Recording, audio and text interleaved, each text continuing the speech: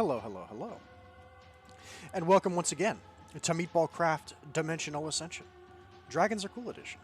They are indeed cool, and if we get lucky, we might have time today to try and hatch one. Although, reports are mixed as to how long that actually takes, so we'll see about that. I've seen documentation that says it takes about 4 minutes of real time for one to hatch, in which case that's certainly doable. I've also seen stuff where it takes ages and ages to hatch a dragon egg, so we'll find out. We got a lot to do today. We're going to the Twilight Forest first because we're getting hard-walled on progression. I need fiery ingots, which is to get those we need to fight the Hydra. To fight the Hydra, we need to go through the maze. Fortunately, we have just about everything we need to go through the maze. I could go there right now, but I'm actually going to make on screen one more thing before we go to the maze. Just for funsies, just to see. And it's a drill. A lot of tech mods add these sorts of things in their packs. They add like power tools, essentially. They add tools that are powered to automate certain processes. Yep, there we go. Let me go ahead and get rid of the numpad 8 and the numpad 9. Wait a second for it to stabilize. There we go. I think it's stable now. Still a little bit laggy. It's loading stuff in. Give it a second. There we go. There we go. They do add certain things in. I'd like to make a drill just to test it against the Divine Shikaxe. We've got a bit of lag still, but it's going to even out in a second. I want to test it against the Divine Shikaxe against the Maze Stone and see how well it does. By the way, I have officially broken bad. At least that's what it feels like. I was forced to get into the chemical stuff in Nuclearcraft to try and get a single unit of, what is it, borax? What is it that you need for this?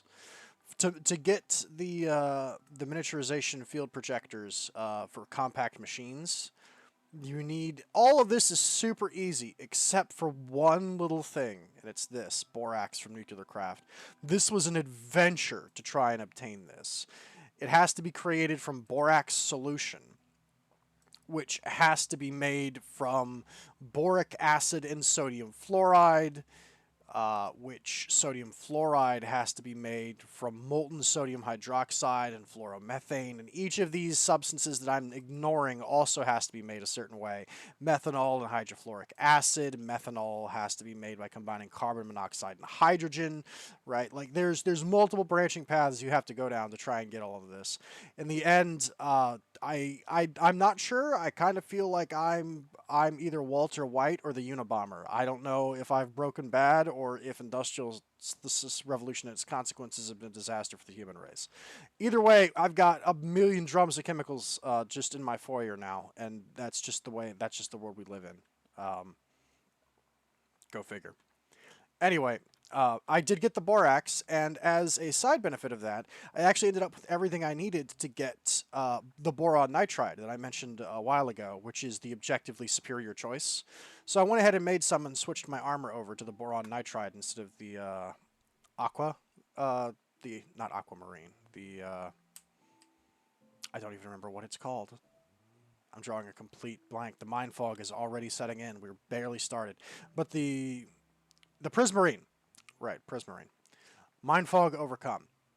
Anyway, I replaced it with a prismarine. I've got a bunch of it right here. I made a stack and a half. I've already used a little bit of it. But that's what that is. Also, weirdly enough, it's semi-transparent. If you hold it in your hand, you can see through it, which I think is a little bit weird, but whatever. Anyway, there's a couple things that have changed. I went ahead and made the arc furnace, which is the biggest big boy multi-block from Immersive Engineering. I mostly did this because we need so many alloys going forwards, and this is one of the machines that can help automate alloy production. I also went ahead and made a metal press, but it hasn't been as useful as I thought it would be. This is the other multi-block that Immersive Engineering provides. That's basic utility. The way it works is you take things like, hang on, like this metal press mold plate. And I'll show you, like if you do, ignore that number, I'll explain that in a minute. Iron. If you take iron and do this, you can insert a thing into it, and then it will just stamp it into a plate for you. This is nice, but it was still honestly kind of slow. It wasn't as useful as I thought it was for bulk transactions, so I've mostly ignored it since making it, which is a bit of a joke. This is where the miniaturization field will go when I build it, the compact machine ones. I've also gotten into deep mob learning. I've pushed into it a little bit. I'll explain that when we get to the Twilight Forest because that's relevant to where we're going. I have got some things. Also, we need to... Where are you? Where are you? Because you were around here somewhere. I had you on a thing. Were you in my inventory? Were you in my backpack? No. Is there room in here for all of this crap? Some of this crap. Not all of it. Take the ores out. Take the valuable stuff out, actually. And we will put that elsewhere. That's how we'll manage it, yeah. Anyway.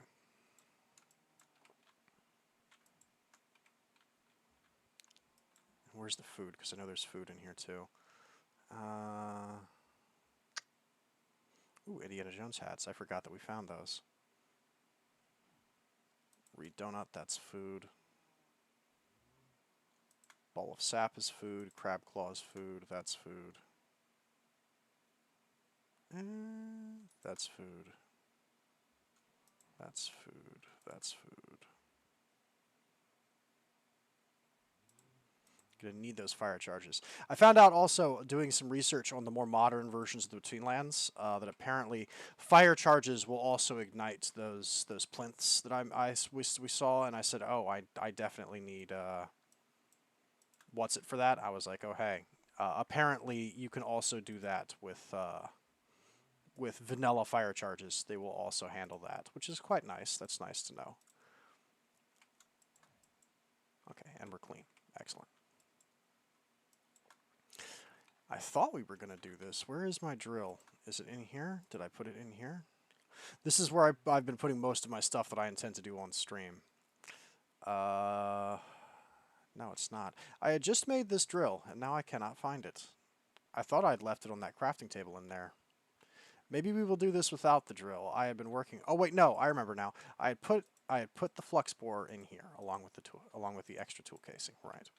So this is the flux bore reinforced. Right, what do we need? We need 3 petrothium, 4 signalum, and the other thing which is being crafted over there. We can do that real quick. Signalum? Yeah. Anyway, there have been a lot of changes to the base, a lot of subtle changes. I have added some things. I went delving into the Dungeon of Arcana to try and find some more things. So I was wrong about what was supposed to be happening. Those charges are for if the dungeon spawns incorrectly and a passage is blocked.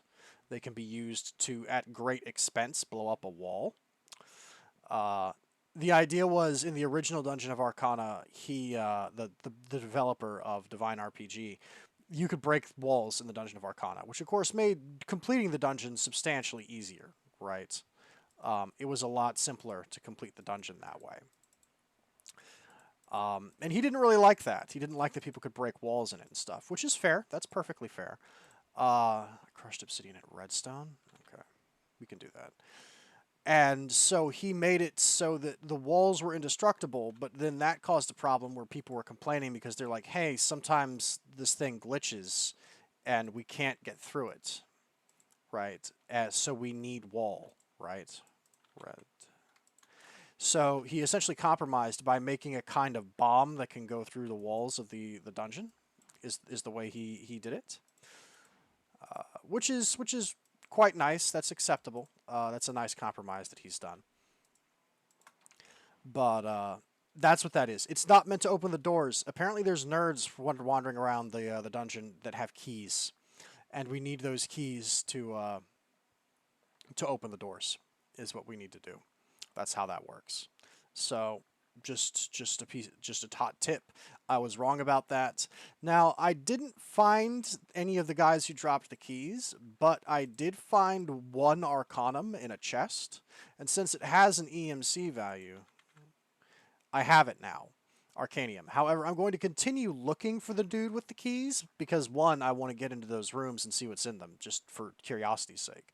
And two, I don't know, some of you may not be that lucky, like, quite frankly. So, I don't know. I'd like to show on camera, like, where all the stuff is. I've already marked a ton of stuff I found. Fluxpore Signalum. Okay, and then the Signalum one is upgraded to Resonant with 3 Lumium and an Enderium gear. Okay, we can do that. I think we can. We should have Lumium. We should have a lot of it, actually. Yeah, we do. 1, 2, 3. And then... End. Let's ender. It did not need any end bars itself, did it? It needed 2. Okay. 1, 2. There we go. Where do we want to put this? Put this in here with the rest of the stuff. There we go. Anyway, we're going to the Twilight Forest first because I am being hard blocked on Fiery. I will show you exactly what it is that we need if we go onto the quest book. It's this right here. So, Wormhole Experiments, Corallus, Ruler of the Seas, also a scientist. I've read this several times before. I'm not going to read it again, but it's essentially saying we stopped him just in time. He was going to build a wormhole that goes back to Earth, and they were going to rape the planet and kill everybody. We stopped it just in time by sheer coincidence. To build a wormhole catalyst and reverse engineer his research, we need to do all of this. I've already done all of this. We have everything we need for this, except for these. The fiery large plates, okay? This is a Tinker's Construct material, but it's made from fiery. It's made from these fiery ingots from the Twilight Forest. Well, how do we get them? Well, I already know. We have to kill the Hydra, right? I've done Twilight Forest before. We need fiery tears and fiery blood, which drop from the Hydra. When you combine them with the iron ingots, you get fiery ingots. There's also fiery ingot essence, which allows us to grow the seeds, grow the fiery ingots using Mystic Agriculture. Which I've already got everything set up to convert some into that, because I'm not quite sure if we're going to get enough fiery tears and blood to be able to do this. So on the off chance we don't, I can grow fiery ingot essence, and then of course you combine them in a donut shape and you get 3 fiery ingots. I've already got everything set out for that in case we need it. This is progression. This is the way we have to go. Okay, we have to go in that direction. Man, it takes forever for Signalum to melt. By the way, I learned this too. I'm gonna do a quick base tour while we're waiting for that. But I've learned this. If you really want this to hurry up, you can actually use the time in a bottle on the smeltery controller. It'll more quickly melt everything, and it'll also force everything in here to combine really quickly as well. So you can time in a bottle the smeltery by interacting with the smeltery controller. Real quick 5-second tour. The new chickens are up, of course. New chickens dropped. Right. I've also added the string chicken here. I put a blacklist on this pipe that just stops string from leaving it. So that way everything is still getting processed. We have tons and tons of these Advent of Ascension and Divine RPG materials now. This is an absolute crap load. It's so much I'm considering, I don't know, like saving one of each of these eggs and then killing off the chickens, because that's just, it's a lot of lag to keep them up. But we have tons of materials now for that. What else has happened here? Yes, that. I should probably explain that in a moment. We're working on progressing in Botania. We're saving up mana. We've got quite a bit, which is quite nice. As a general rule of thumb, from my experience, each mana tablet is worth approximately 2 Terrasteel ingots when you're using the terrestrial agglomeration plates to make Terrasteel. So this is 2, 4, 6, 8, 10, 12, 14 Terrasteel we have in Potentia, which is quite nice. I guess I'll take this, and I also kidnapped the wizard to sell, because this is the guy who sells the identification scrolls. I have kidnapped him and brought him with here, using the Sigil of Phantom Chains, because the Sigil of Phantom Chains just lets you pick things up and put them in your pick entities up and put them in your pocket. So I brought this guy. He's the one who sells the scrolls of identification, and this is a small side room where I set up the Arcane Spa, which is what we've been doing to help combat warp, which is going to be a problem for later, because we are going to Abyssal Craft Dimensions in a minute, later, but we have to do the Twilight Forest first. Anyway, that's probably already melted, but I want to explain what happened here. So, this is the new EMC. It's better than the old EMC. Check this out. That's a lot of commas. That's 42 billion EMC. That's billion with a B. Hey, Rain, how'd you get that much EMC? Well, I didn't AFK for it, I'll tell you that. So, Chisel is a decorative mod. Chisel. It lets you change the appearance of a lot of blocks, right? I've been using it a lot. Like, Chisel is how I got these different patterns, the big tile on the diorites, as well as these sort of prismarine brick style things, the prism, right? It's how you get these the twisted pattern and the pillar, right? It just lets you put patterns on blocks. It's very, very useful for decorations. It's very nice. And of course, this is fancy crate, but it's still dark oak wood. It's just the fancy crate pattern. So that's what Chisel does. It also adds some blocks of its own, such as the anti-blocks, which are very bright. And these are just decorative, right? ANTI. And the way this sort of works is most of these do not have an EMC value, but one of them will, and then you can make these and, you know, use the Chisel to change them to other colors and patterns if you want, right? So one of the things I was doing off screen was I was going through Chisel and I was finding all of the things that had an EMC value, and I was just putting them on my tablet for the future, for when I inevitably end up, you know, decorating my base in the Void World. I was like, I'll need this to make everything pretty. I found something. I'm not entirely sure this was intended. In fact, because it's so good, like, on the one hand, I want to be like, surely Sainagh knows about this, right? He must have done it deliberately because it's a joke. It's a meme. But I don't know. There's also a possibility he didn't. So there's a specific pattern of blocks called, I think it's Valentine. Where are you? Where are you, Valentine? And they're pink. They're pink and white. I might be looking at them right now. Yeah. This. Valentine's block. EMC value of 6. And I was like, I won't really use much of this, but I'll make one. So I made it, and then I noticed something else, which is one of the Chisel variants of this also has an EMC value. And it's the Companion, which is, of course, a reference to the Companion Cube in Portal. It will never threaten to stab you, and in fact cannot speak. You'll notice something amazing about it, though. It has an EMC value of 6,144, which is over 6,000 times bigger than the EMC value of the Valentine's block, which means you can make a bunch of Valentine's blocks, chisel them into Companion Cube style blocks, and then put them back in the table, and you've multiplied the EMC you spent by over 6,000. And I was like, wow, that seems super exploitable. I wonder if there's a way to automate it. There is. So here's what I've done. Each one of these was originally making emeralds relatively slowly and putting them into the main flower over there, dumping them in. That system's gone. Right now, each one of these is making Valentine's blocks at extremely high speeds because they're very cheap. They're only 6, right? Each one has a dedicated pipe taking it to an auto chiseler, which is a block in Chisel that can automate the process. They're really cheap to make. They have an EMC value themselves. And I think they only...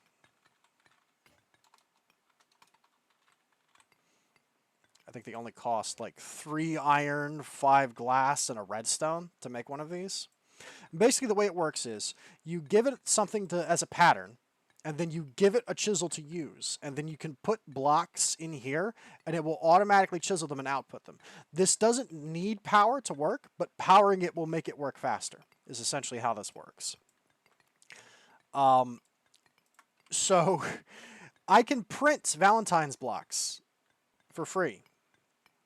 And you'll notice something really important. The chisels from Chisel also have an EMC value, which means I can print chisels too. So chisels can also be auto-inserted into these. So what I've done is this power flower is exclusively making chisels, and it has a buffer of extra chisels here in this chest. Chisels are getting inserted into the back of these blocks, and then each of these 4 auto chisels is also powered, and they are accepting Valentine's blocks from one of the power flowers. then all of them are dumping what they get into a copy of this brown, yellow, brown disposal thing. Look, see, it's dumping everything in, and then as fast as they're being produced, which is one stack at a time, it's making a whole stack at a time, which is a third of a million EMC with each transaction. They are getting shipped out, and I had to carve off the face of this other power flower to fit all the pipes. But honestly, it's massive gains, so it's no real loss. Then this chest has 4 item conduits, one on each of these sides, top, back, and both sides, that also have max stack of extraction speed upgrades so that they pull full stack with each transaction, dumping everything into this energy condenser Mark II. And as you can see, we are making EMC hand over fist now. This is big boy upgrades over what we were doing before. Emerald Chicken, no longer best friend. Companion Cube, new best friend. It will never betray me, and it in fact cannot speak. This is Violet Matter. A stack of this is worth 2.55 billion each. Let me just add a ton more numbers to my tablet for no reason, just because I can. This is so good and so cheap to set up. I'm almost tempted to say sainagh doesn't know about it and that it's going to get patched. I really hope it doesn't get patched, though, because this is hysterical. Thank you, Companion Cube. Best companion. But I just wanted to point this out in case someone accuses me of cheating or something. I'm not, I swear. I'm just on the Companion Cube economy now. We've switched. I've upgraded. We're on the 5G network. Anyway, let me go get that Enderium Deer, and let's get out of here and go to the Twilight Forest. I've also built a reactor. I'll show that off when we get back, because I'm going to need to talk about plutonium and cyanite and some other things that we've done. We're going to have to point that out. But let's go ahead and get that out of the way first, because I don't want to spend too much time here. We've got tons of stuff to do. So let's go ahead and get that done. All right. Also, when we are puttering around, I need to remember to do this, but I want to set up the ice dragon egg that we have to try and let it hatch while we're here. When a baby dragon hatches, it will automatically bind itself to the nearest player. Since I'm in a solo world, that shouldn't be a problem. It should by default go to me, but I don't want to make any mistakes with that. So just to prevent that from becoming too awkward, I wanna be here for it, right? Instead of going AFK, going somewhere else in another dimension, and then it... Are you serious? Come on. Going off in another dimension and having it happen then. Okay, let's do this, and then we have the Divine Shikax too. Yeah, we do.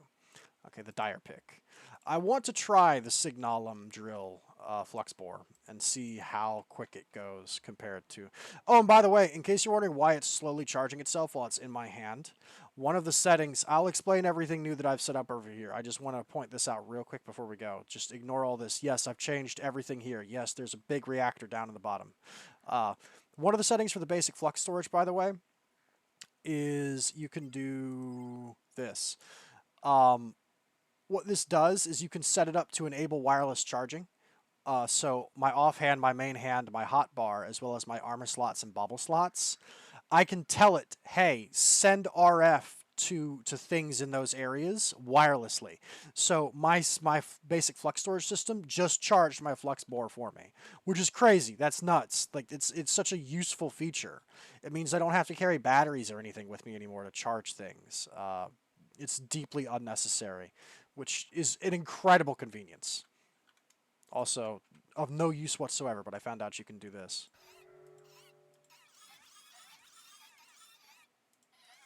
Horrifying.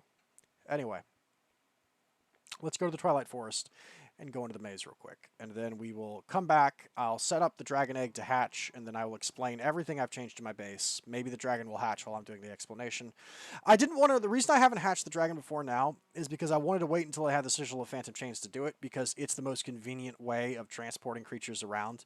Literally lets me turn them into a cloud of smoke like a genie and put them in a bottle in my pocket, which is super, super, super handy. Didn't want to bother with that until we had that. Also, we're very close to being able to make the Ring of Flight, the Angel Ring, but I'm not going to make it. And the reason I'm not going to is because we're going to need king chargers and soul vials for other things. And so instead of using the 2 that we have and then having to find more king chargers later, what we're going to do is I'm going to have to set up one of those spawner things so I can make king chargers. I can spawn them in the world on demand, and then we'll do that thing. Anyway, I've done some things. We've gone to some places, but I have locations for things. And where is it? I also marked a few hydras if we have to fight more than one. Here we go, Minotaur Maze. Wow, you could see it for a second before it loaded in. This is what you're looking for, by the way. If you are doing this on your own, I apologize for the rain. But you're looking in the swamp for a structure that looks like this. It's like a hill with a square hole on the top and holes on the sides. That's where the maze is, and that is progression. Now, we actually can't progress until we do this, and I'll show you why. This is where the Hydra lives, this giant hill right here with a hole carved in the front of it. You fight him in there. It's a great big boss fight. He's really cool. He's much larger than the Ice and Fire Hydras. He's gigantic. He's bigger than the Ender Dragon. However, if we try and go over here, I'm going to get set on fire. Although it's raining, so maybe not. Ouch. Ouch. Ouch. Yeah, it pushes you out. It doesn't want you in this zone. The way you prevent that effect from happening is you go into the maze and you kill the Minotaur. And he's going to drop a food item that you have to eat, and it toughens your body up, is what it claims in the lore of the game, and it makes you able to go there.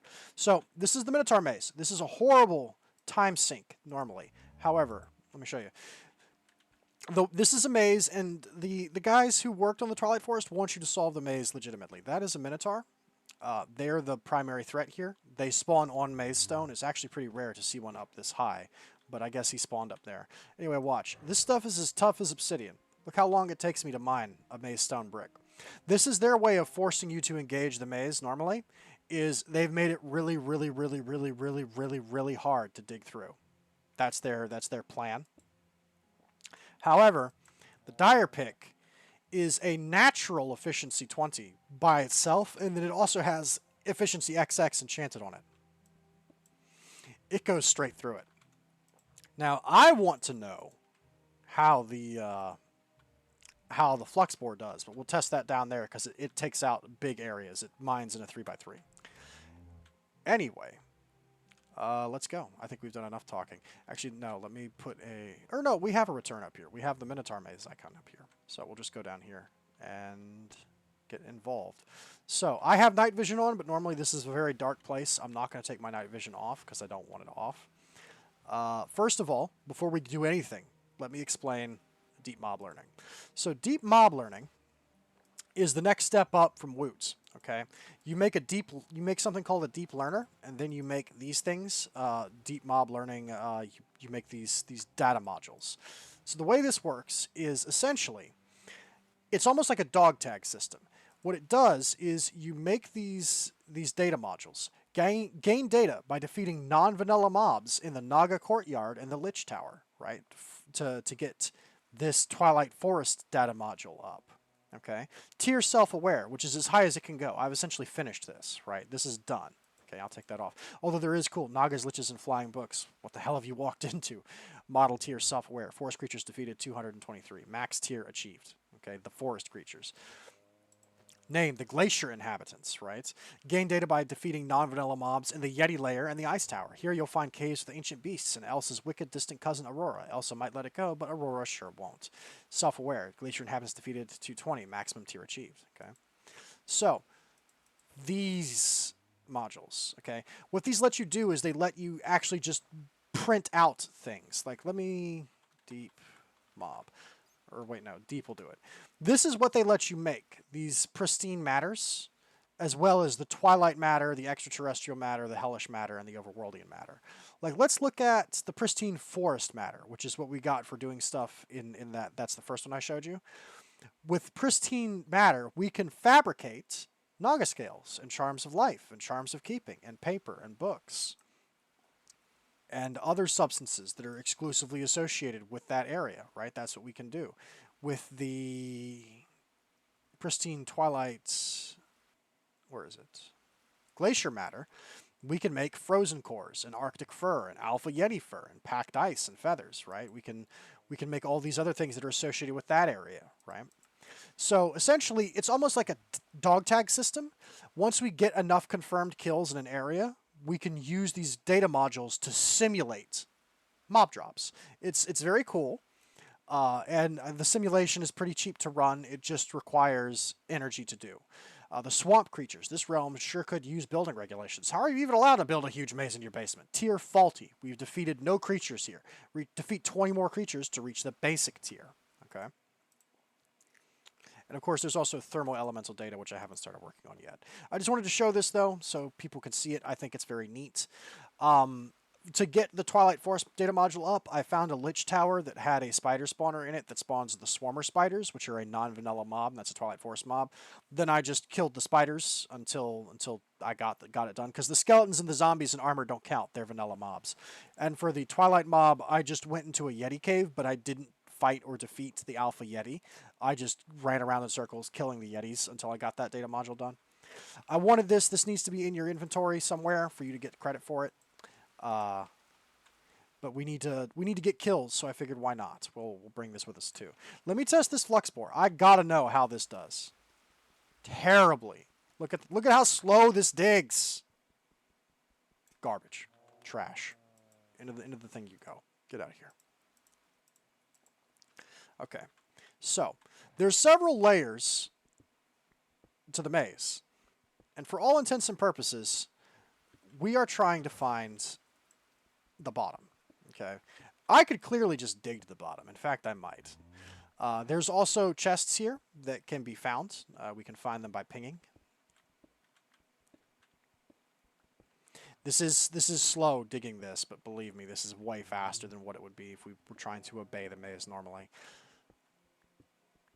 I'm sorry, it's just, if you've never done Twilight Forest, you don't know the thrill I'm feeling right now, just being able to go right through maze stone with a normal pick like it's freaking stone or something. Anyway, let's actually pull out our scanner, because the scanner is both going to help us, and it is also going to show us where the secret room is. It'll give away the secret room immediately. There it is. It was already in my inventory the whole time. Take fluids off. I want chests because that'll give away everything. So first of all, we're going to look down, and this should show us the secret room. Unless we're nowhere near it, which is possible.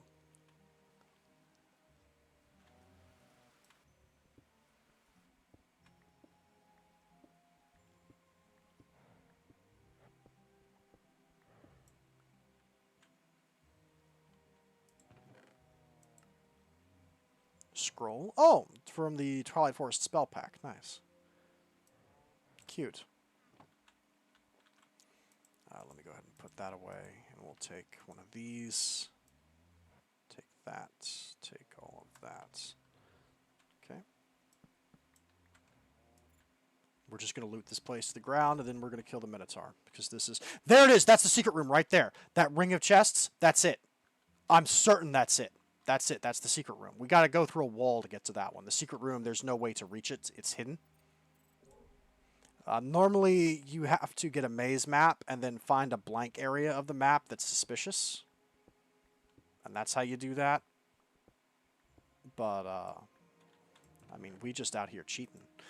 Ah, nice. A master tier Twilight spellbook. Nice. That's one of the, for the plugin that connects Electroblobs to Twilight Forest. Nice. Now that we have that dude on call, we've got that guy in our house. We can. I've already got like a stack and a half of identification scrolls. We have a ton of books to identify. That's on the bottom floor. I think I'll clear them floor by floor. I could go for it now, but I'm not going to. Let's see. What on earth are you? Excuse me. Is this a house that spawned partially in the thing? It sure is. That's hysterical. That's funny. This is the basement of a house, right? Because some houses have basements in them as a secret. This basement, like, was in... That's funny.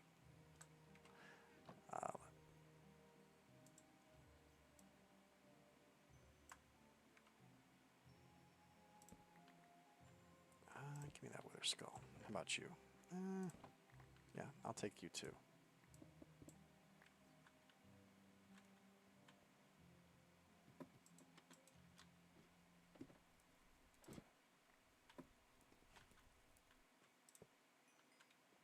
Very funny. How much damage does the Divine Shikaxe do? Not much. Yeah, you two fight that out, actually. Or don't. I'll kill you both, that's fine. We can make that happen too. That's hilarious, though. Just go ahead and throw anything on here that can go in. Throw it on the table. I don't care. And then the rest of it can go in the backpack. There we go.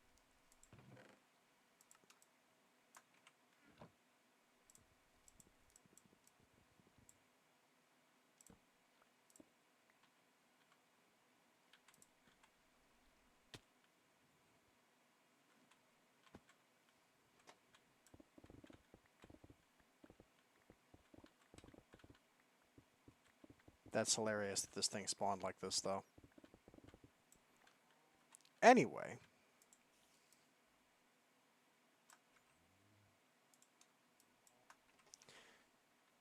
Ping that again.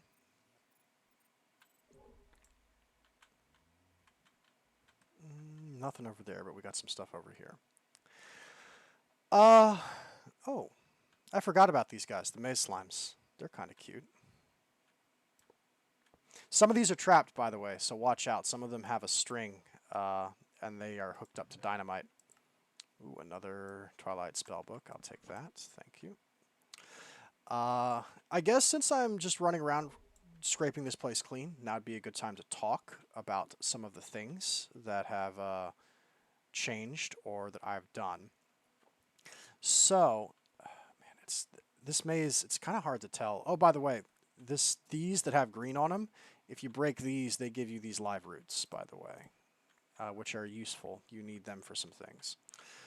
The reactor that I've built. He does a pretty good job of pushing you into the legacy reactor from Extreme Reactors. It is an important thing to build because we need plutonium to continue. We need plutonium ingots as a crafting ingredient. Aha, this is the way down. This is how we get down. So this is tier 2. This is how we descend. So I'm going to go ahead and say floor 1, 2, 2 right here. Okay. Were there any more chests on this level specifically? I think that's far away. I don't think that's anything to do with us. That's to do with us, though, I think. Yeah, these are.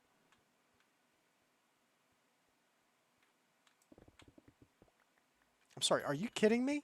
How many houses are intruding into this place? You've got to be joking. This is such a scuffed maze. What on earth? Screw it. I'm not even going to take it. It's just basic, like, trash. The double chest over here is actual maze loot.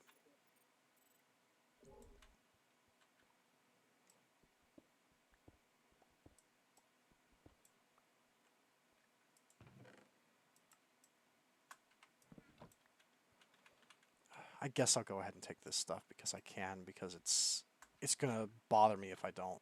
Anyway, the legacy reactor. As far as I can tell, it cannot blow up on you. There are certainly reactors out there that can. There's even some in this pack that if they are mismanaged, if they are not handled correctly, they can melt down, they can blow up like a nuclear bomb. Bad things can happen to you for mismanaging them. That is entirely possible. As far as I can tell, the legacy reactor is safe to build. I think it appears to be safe. Okay? It doesn't seem as though it can melt down and explode. We do kind of need these jars with fireflies in them, though they're valuable. They're used as an infusion stabilizer in Thaumcraft. It's compatibility between Thaumcraft and Twilight Forest. As far as I can tell, it can't blow up. As far as I can tell, it's not horrifically radioactive. It's not creating spill or nuclear waste in any way. It none of those things seem to be a problem with it. So it's essentially just a multi-block that converts Yellorium into energy and then gives out cyanite, which is essentially depleted Yellorium as a byproduct. All right, all of you need to get out of my way. I am busy. I have things to do. I'm shopping. I've got to pick up cheese and a gallon of milk, and we got to get like some seasoning salt out here too. I'm making chicken on Tuesday. Y'all need to get out of the way. I've got stuff to do. There we go. Anyway, so it essentially turns Yellorium into RF, and it uses, and then it outputs cyanite, or not cyanide, yeah, cyanide, as a byproduct of that. It's the waste. It's depleted Yellorium, essentially. Is this... I'm sorry, I have to check. This is... Okay, this is one of these treasure rooms. Okay, so it was a good thing I did check, because the maze actually does stretch over here. So, what was in that? Oh, ironwood. Oh, maze wafers. Nice. We need maze wafers, actually. We do need those.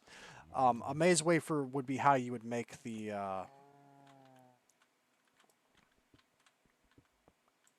how you make the maze map if you need it, which I don't because we're cheating with radar.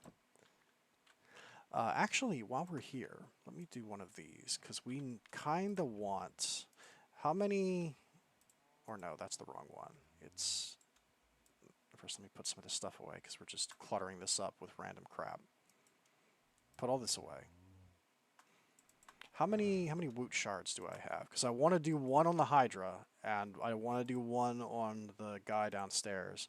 We have one extra for now, so I'm actually going to spend it on a Minotaur because these dudes have, I think, good drops. Where'd you guys go? Come here. We'll see more later, so it's not that big of a deal, but I definitely want to woot shard one of them.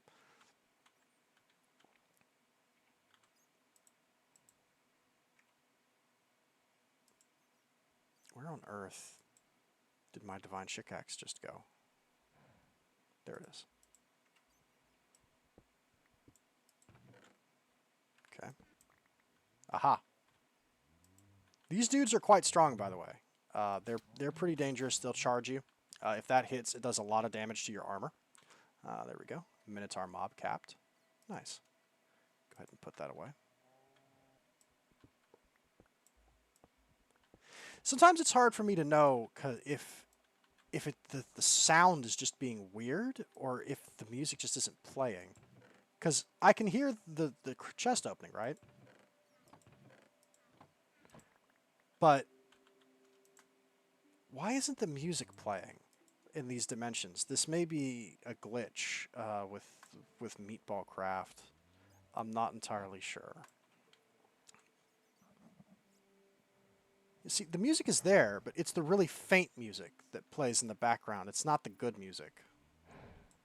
I don't know why that's not playing. Anyway, I can always actually, you know what, I think I can always come back here later and completely clean this place out. Ooh, we got another master spellbook. Nice. Let me get this one last spell, this one last chest, and then we'll move on because we've got a ton of stuff to do today. But this is essentially the maze. Normally you have to play this by ear normally. And you don't have the power to break these walls because they're just too tough. But with the power of God and anime on our side, we can do whatever we want. So, yeah, that's more Electroblob's wizardry stuff for the compat. That's the scrolls. Nice. Let's go ahead and head back. Yeah, there's a few chests here that I've missed, but that's fine. We don't really care about that. Wow. You just punched a hole straight through the floor with that, didn't you?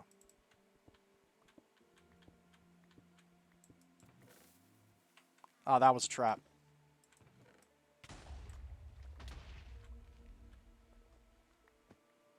Also, there are layers of bedrock between the floors that he did to prevent you from just digging straight down. So you do have to actually find the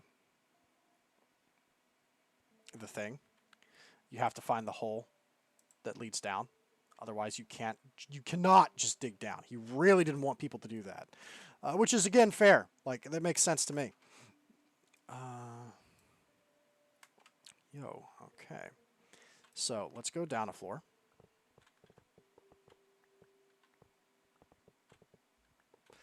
Really wish the good music would play.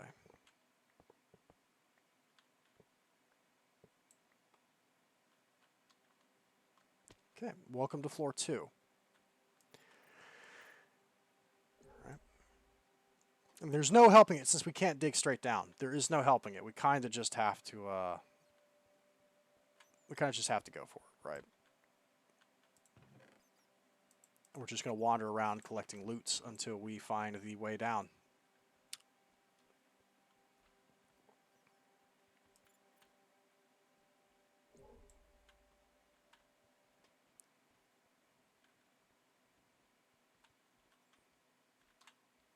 I think we're actually on the same floor as the secret room. We might go get that, actually.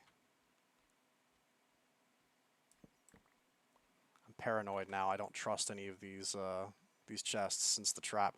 I knew some of them were trapped. Some of them are trapped with they're trapped chests.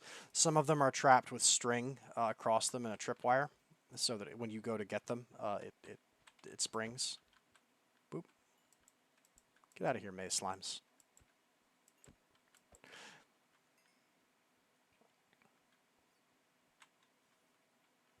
I think the secret room was over here. Yeah, secret room's way over there. Now, the secret room is hella trapped. It bears mentioning. The secret room is extremely trapped. Can we just go straight through this wall? Yeah, we can and we will. And it is meant to, it's some Indiana Jones to your stuff, right? It's meant to screw you. However, there is loot in that room. Valuable loot. Slime beetle. Okay, there. I will come back here later and both clean all of this out and get the full data module upgrade done. Because we got to kill like 200 creatures in this maze, but I'm definitely not going to do that on stream. That's super grindy. Okay, this is the secret room. This square right here, if we had a maze map, this area would be blank. So here's what we're going to do. To defeat this, I'll show you how to do it. These chests are ringed in TNT, and then there's a bunch of sand blocks floating over top of pressure plates. And they'll fall on the pressure plates and break and activate the pressure plates and set off the TNT, and you'll lose everything in this room, and also maybe die. To defeat this, you go all the way down to the bedrock, and you come in from the bottom. Okay? You with me?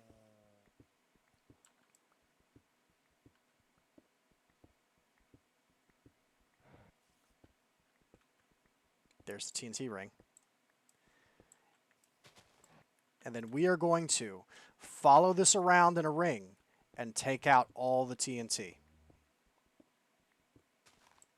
Okay. Before we go in, before we do anything, we take out the TNT. This takes a very long time to do your first time in normal Twilight Forest play, because you don't have something like the Divine Pickaxe. You have to mine this ring out manually yourself, which takes forever. It's like you're trying to dig through a wall of obsidian, right? And you are, essentially. But this is necessary. You have to do this if you want the stuff in that room. And you do. There's some good stuff in there, trust me. I'll show you in just a minute. But this is how you defeat the room trap, is you come in from bedrock layer, and you cut this ring. And you stay like one step away from the dynamite, but you come in from the side and you sideswipe the dynamite away. And then once the ring is complete, you will know that you have completed your great work. Okay, this trap is now disarmed. Now we can come in. There we go. Now this, yep, see all these pressure plates? I think there's also sand above this, right? Yeah. See, sand will fall on the pressure plates and activate them. So if you come in from that level, if you come in at this height, it's designed to screw you if you come in one slot higher, right? Because if you do this, if you come in one slot higher like this, you'll knock out this, right? And you'll be like, oh, hey, I found it. boop, right? And that's what's supposed to happen. But by coming in lower, you avert that. So here's the room. This is the stuff. Give me all these crystals. Let's see what's behind these doors.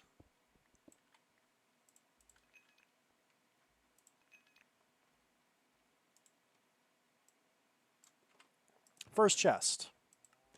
We got ourselves a steel leaf sword, steel leaf shovel, some maize wafers, a potion of healing, a potion of regen, an emerald, and a bow. Okay, it's not great, not terrible. I'm not going to use any of it. We got ourselves more steel leaf sword, steel leaf shovel, maize wafers, and a bow. Okay, again, not terrible, not great. I'll take it.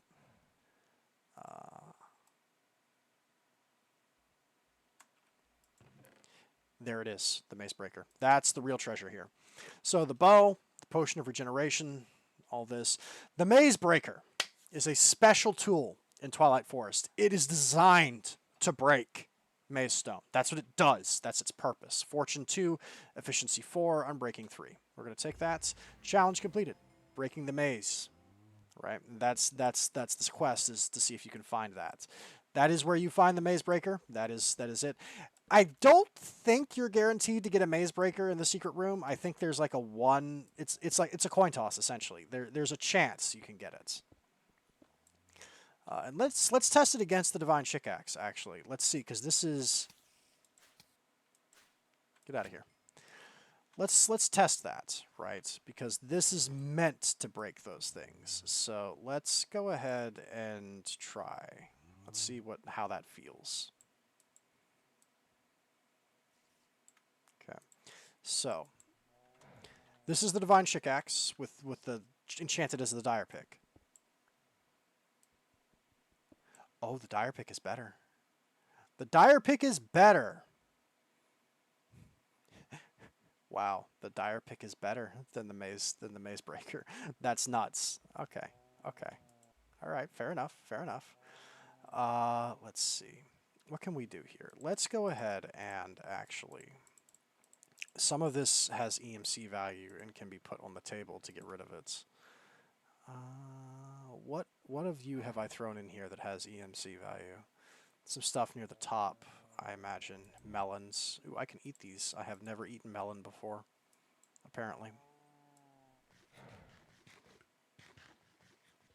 Nice. Let's see. The cooked chicken, I guess that is taking up space. Technically, we can get rid of that. We can get rid of all these stone brick things. Yeah. Yeet. And then we can get rid of that, the seeds. The arrows can be gotten rid of. Don't need any of that. We don't need the sticks, the charcoal, the paper. Yeah, that's fine. That's great. Okay. Let's go ahead and do one of those. Then we'll do one of these. Now we're clean. Okay. Let's push on and try and find the hole down to the lowest level. Because that's where we find the minotaur, not one of these things. But that's where we find the other guy. Cave spiders. This is the easiest time I've ever had in the maze. The dire pick is ridiculous. Dire pick, outrageously good. Also, these can be trapped too. Maze map focus is very important as well. If you wanted to make a map of the maze, you would need one of those, a maze map focus. If you combine it with a blank map from the Twilight Forest, you can use it to create a map of the maze. However, I think it only works on the floor of the maze you're on, so don't use it up high, right? Use it on a lower. Is this trapped? Some of these on this level can be trapped. No, you're not trapped. You're fine. That maze map focus is actually quite valuable. I don't know if they're used for other things. They can be. Depends on the pack. He may have a custom recipe that needs maze map foci at some point. Let's continue to go over here, I guess. Yeah, there's stuff over here.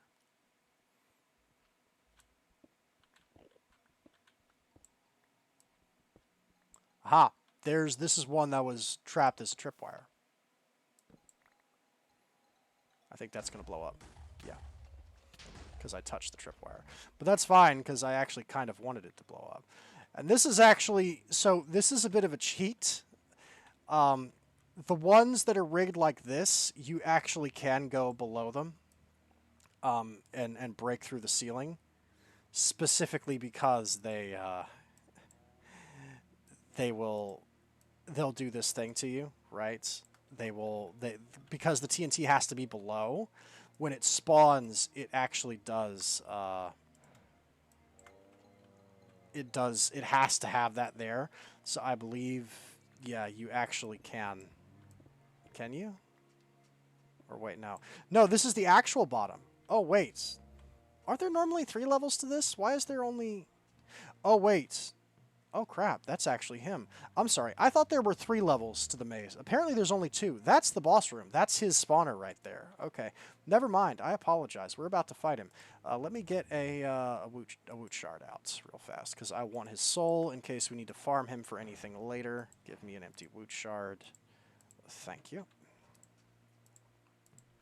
Also, the good music is playing now, which is appropriate. We're getting like the Legend of Zelda, the whistling pipes and stuff.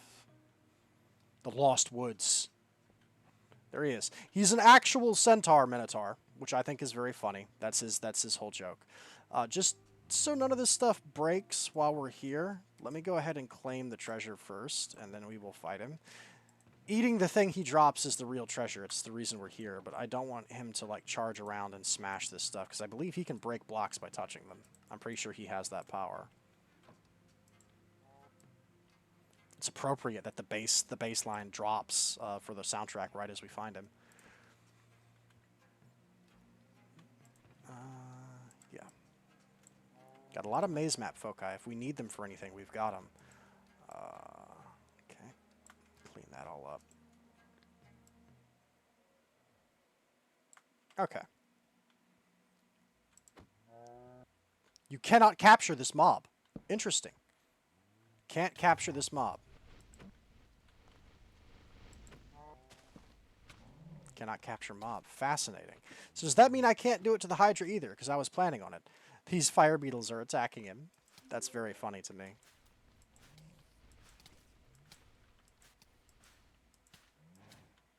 Interesting. I assume that means that I won't be able to cap the Hydra either. Oh, we reached the basic tier on the data module because we're killing so many things. There we go. He's dead. Into the maze. All right. I will return here later off screen and completely clean this area out, just because I don't feel like that's... I will take some of this, though. I think, does mycelium have an EMC value? It probably does. You got an EMC value?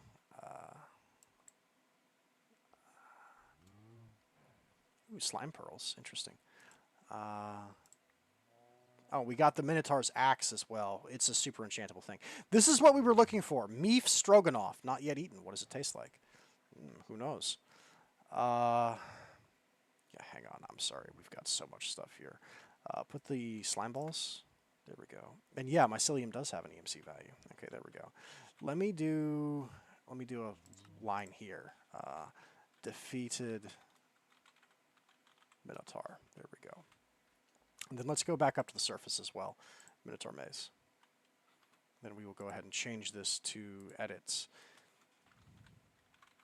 Minotaur maze cleared. There we go. Okay. Okay. That took a little bit longer than I would have liked. I think this means that we won't be able to cap the Hydra either, which is sad, but that's okay. I kind of get it. I'm surprised there's no compatibility there. We have to eat the Meef Stroganoff, which is like beef stroganoff, except it's made from Minotaur, so it's Meef. I feel a little bit uncomfortable eating Minotaur meats since they are a sentient being, but I mean, we're torturing people's souls for fun and profit, so I guess sentient, it's not cannibalism, but it's sentientism is beneath us at this point. There we go. Mighty Stroganoff. And we get to keep the bowl. Very nice of them. Let's go ahead and pull out another empty backpack. Yes. And put this away and put this over here. Nice. Okay. This axe can be super enchanted, and I think one of the quests for the Twilight Forest is that's part of what they want us to assemble. The Twilight Forest, where are you? Where's the Twilight Forest? There it is. Tools of the Master Thaumaturgist. Right. This is part of that. Is the block and chain is also something we get from the Dark Forest. We can get night metal and make the block and chain, which can also be super enchanted. What does the diamond axe turn into? In the Carbonite Empowerer, we can turn it into the Axe of Savagery. Sharpness 20, Mending, Unbreaking 10, Poisonous 4. That's pretty spicy. We could actually do this. We'd have to build the Carbonite Empowerer, and we'd have to get Carbonite from the tower, but we have pretty much everything we need for that. Anyway, enough talking. Let's go kill the Hydra. I'm assuming this means I cannot Woot Shard the Hydra, but we're going to try. We're going to try this way. Now that we have eaten the meat stroganoff, we are immune to the fire effect. It has fallen, and we can go through now. We are whitelisted for entry into this biome. And you are going to see the Hydra in a second. He'll spawn when we get close. He's quite big. He's very big, actually. He's so big, I suspect parts of his head are going to break through the ceiling of that, because that's not quite the correct size for him. It's a little bit low hung. Let's see. Yep, that's his spawner right there. You see it? Way down there. That spawner, I'm looking right at it. It's right above my cursor. That's going to spawn him as soon as we get close. Okay, do we have everything we need? Yeah, we've got everything we need, I think. I might want to pull my backup wand out. Wand of the Ice Mage. If you're wondering why I have 2 wands of the Ice Mage, I'll explain that when we get home, because we're going to have to go home and talk about some things. You know, he's not as big as I remember. He's still pretty big, but he's not. I thought he was about twice that size. He's actually a little bit smaller than I remember. This is the Hydra. He's invincible. His head does not take damage, or his body doesn't take damage. You have to shoot him, hit him in the head. Right now, he can't see me because I'm invisible, so he's just trolling sheep and chickens. But the moment I hit him, oh, he takes so much damage from magic. Electroblobs, why are you so good?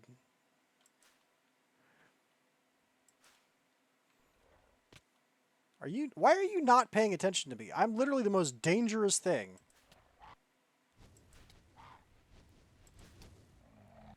He just completely ignored me until I killed him. Wow.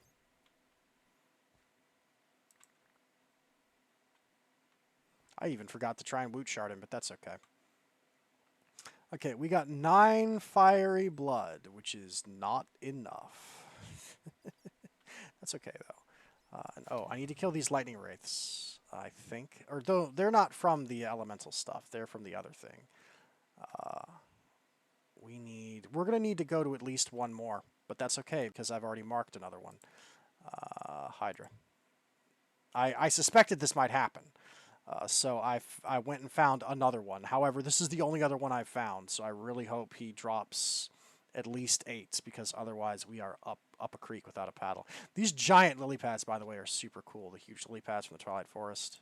You guys have an EMC value? You don't. Hey, sainagh, you want to do me a favor? Give the giant lily pads, the decorative plaids from the Twilight Forest, give him an EMC value, because I think they're really freaking cool. No reason besides that. I just think they're neat. That's all. I just think they're neat. Yeah. Fiery blood. He didn't even give us any tears. He did give us the Hydra Chops, though, and I think we need to eat one of these as well. They're also super just strong in general. I think they're just really good. Yeah, they are. I don't think you need to eat it. You just it's a superfood you can get from him by killing him. You get like half a stack of them from killing him. Let's swing around the side. I will try and Woot Shard him, but if they won't let me take the Minotaur, I'm guessing they won't let me take him either. That would be my wild stab in the dark, is I'm not going to be able to take the Hydra.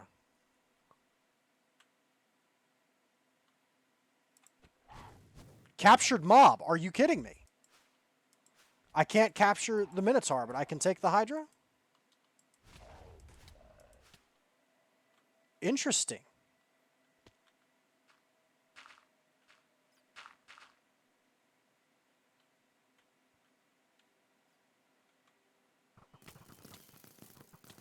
Wait. didn't count for some reason. Something weird's going on with that. I think it's technically because it's the Hydra heads that are the thing that is alive. Its body isn't even real. That's very strange. I think that might be the problem, is it's the Hydra's heads that are technically the mob, and I have to kill one. I'm going to go ahead and clear that Woot Shard, because that's a little bit strange. We did get more fiery blood, though. Is that enough? I don't think that's enough, regrettably. Well, no, it's enough to make a seed, which means my backup plan is going to kick in. Okay, we're going to call that done. We're going to go home. We could push on further into the woods now, and there's a really cool dungeon there. But we are on a timer, and I've got a ton of stuff I want to show. I'm trying to avoid having these things run into 3 hours. I really like the 2-hour format. It's also easier for me to review the footage when it's 2 hours or less, but I get the feeling we're just going to start consistently slamming into 3-hour-long episodes just because. Let's take the fiery blood that we have, and let's convert it into seeds. So, here's the way Mystic Agriculture works, okay? M-Y-S-T-I-C-A-L, mystical. So, the basic building block of Mystic Agriculture is that Inferium essence that we keep finding that's popping out of things, okay? It comes out of walls and enemies drop it too, all right? It's this, Inferium essence, okay? Everything in Mystic Agriculture is made out of essence, and the purpose of Mystic Agriculture is to create magical crops that can then grow and produce that substance. So let's look at nether quartz seeds, for instance. Or actually, no, let's look at stone. We'll look at stone seed. Here we go. Stone seeds. These are a tier 1. Okay. To make these seeds, we need 4 stone, 4 inferium, and then we need tier 1 crafting seeds. Tier 1 crafting seeds are made by combining 4 inferium with a base crafting seed, and then the base crafting seed is made, sainagh has a special recipe for it in this pack. It's made from honeycomb, crystallized emberstone, prosperity shards, and seeds, right, to make these, okay? Once we have stone seeds, we can grow them in anything that can grow a crop, right, like the phytogenic insulator. And then it will produce stone essence as a byproduct. That's its crop, is it gives stone essence. Stone essence, you can make a donut with it and get 32 cobblestone. You can make a solid block of it and get 32 stone. You can go 4 stone essence surrounding another quartz essence and you can get granite. Or you can do this configuration and get diorite, this one to get andesite. You can surround it with any stone to create more stone. You can do this. You can combine stone and fire essence to make flint, or stone and dirt essence to make gravel, and so forth and so on. And stone essence and nature essence to make moss stone, right? This is, and you can also, he has, I think these recipes are his inventions as a way to get you the raw ore if you want it. You can surround stone essence with these Advent of Ascension and Divine RPG substances to make the raw ore for them as well, if you should need them for any particular purpose. So the idea is we make crops out of these essences, and then we can turn them into things, okay? So certain things, more valuable substances, mystical, will require better essence. Inferium is like tier 1. It's the basic stuff. To get to tier 2, what we need to do is we need to, and you can make other things out of them, like you can make inferium apples by surrounding an apple with it. What we need to do to upgrade this, though, is we need to surround 4 inferium essence around an inferium infusion crystal to turn it into prudentium, which is the tier 2 essence. Each of these crystals has to be crafted, and again, sainagh has a special recipe for each of them. This is how you make your basic inferium crystal. You notice it has a usage on it. It's 256, which is 4 full stacks, okay? Cannot be upgraded at 0 durability. Do not passively automate until you have unlimited durability. If you try, it'll just delete your items, okay? Which is a fair warning, that is true. So each time we tier up, we need to make a new tier of crystal to deal with that. So let me show you. Infusion crystal. So we have the inferium one, then we have prudentium, then we have intermedium, then we have superium, then we have supremium, okay? Then there's 2 more after this, which is, I think this is like a debug infusion crystal, uses left 1000. That, just ignore this one. That one's like a dev tool. There's also this Master Infusion Crystal, which has unlimited uses, and it works as all of the others below it, because you can't use a Prudentium Crystal to upgrade Inferium into Prudentium. You must use the Inferium Crystal to upgrade it to Prudentium. The Master Crystal is infinite uses, and it essentially replaces all crystals prior to it, okay? And you'll notice something important. I have everything I need to craft the Master Crystal, except Fire Ingots. Fire Ingots was holding us back in a lot of ways. So Fiery is itself a superior tier thing, okay? And I've already got this set up for this. So we can do 1, 2, 3, 4. We can just do this. And this should get us... Oh, wait, no. I'm dumb. It's not going to do that because we need iron. It doesn't do it from the blood. Iron. Da-da-da-da-da. I'm dumb. Excuse me. Pardon me. Idiot coming through. We got to do this. There we go. Fire, quest complete, Fiery. So this is going to let us make Fiery Ingot Seeds. Okay. Now, we wouldn't have had enough to make the plate. We would have had to go and explore and kill a ton of hydras to do it that way. Instead, we're going to turn what we found into seeds and start growing our own. And this way we have an infinite amount of Fiery to use for industrial purposes. I have made 4 phytogenic insulators, and upgraded them to resonant tier, so they're maxed out. I've been using them to create platinum, because platinum has tons of industrial applications, and I needed huge amounts of it to get into nuclear craft. This is how I did it, I suggest you do it as well if you're following along. Definitely make platinum seeds for Mystic Agriculture, and then start doing that. For sure, start doing that. Because it gives you platinum essence, and then look at all this platinum I have in the... This is just... I'm bleeding platinum now because of this. I got stacks on stacks of platinum. But let's go ahead and start this. Okay. We're going to need to put one in here. We'll put one in here. And then we have the really good fertilizer. I made a ton of it. It's pretty easy to make, actually. You make rich Phytogrow, and then you can run it through the energy charger to turn it into fluxed Phytogrow, so it's pretty easy. And then I'm just going to fast forward some of this. We're going to go ahead and... I think this will manage it? No, not quite. Oh, we've already got more, though. We've already got extra seeds, which is what we want to see, because it means we can start another round. These will rarely give out seeds of their own, so you can spread this. See, I've already got another round of it going. Did you produce seeds? Did you produce seeds? No. And this will start making Fiery.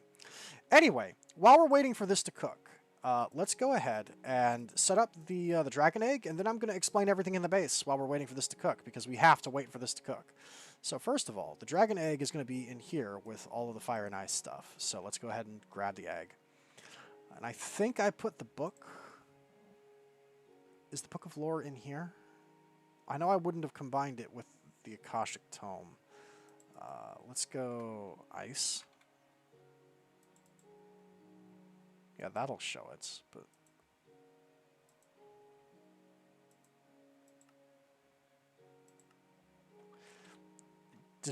I thought I took down the lectern. I hate how it stutters sometimes like that. Is the lectern still up? It's still up. I have the book on the lectern. That's where it is. Okay. Alright. This book should show us exactly what we need to set up to try and hatch the baby dragon. So let's go ahead and look this up. We are looking for ice dragon eggs. Tame the dragons. Fire dragons. Ice dragon eggs.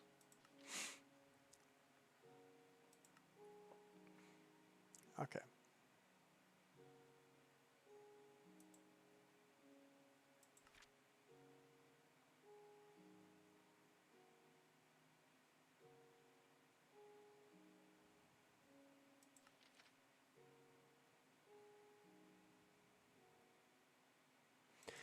I think you just submerge it in water and ice is how you do it. Is that really all there is to it? I'm not sure. That might be it. Hang on. Let's go ahead and go upstairs, because I think I have ice on the table, don't I? I see. Yeah, I have ice on the table.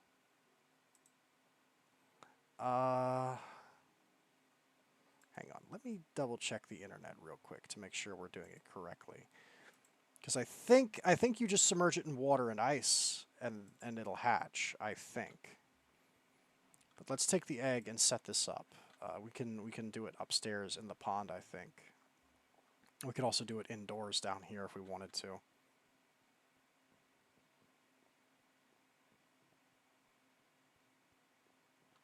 And then while we're waiting, I will go on a more explicit base tour and show off everything that I've done and explain everything. Because I kind of don't want the dragon to hatch off screen, because I feel like it's cool to hatch your first dragon. I kind of want to show it. It does also need to be raining to hatch the thunder dragon eggs. I think this will work.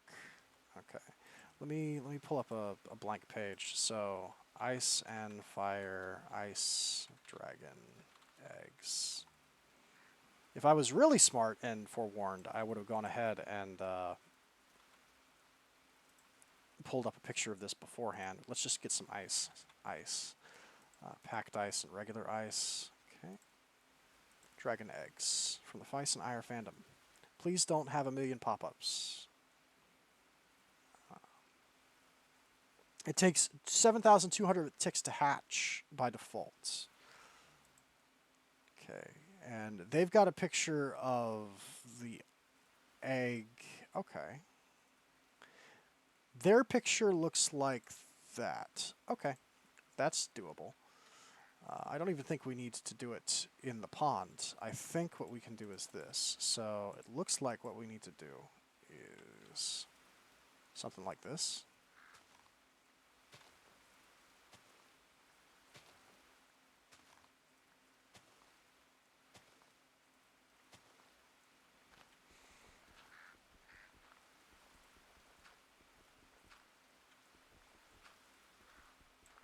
I swear.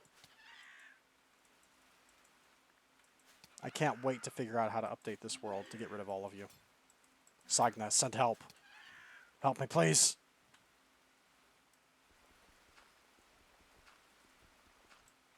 Okay, so I think the way that picture looks, we need to do something like this. We put the egg down, and then we hit it with one of these.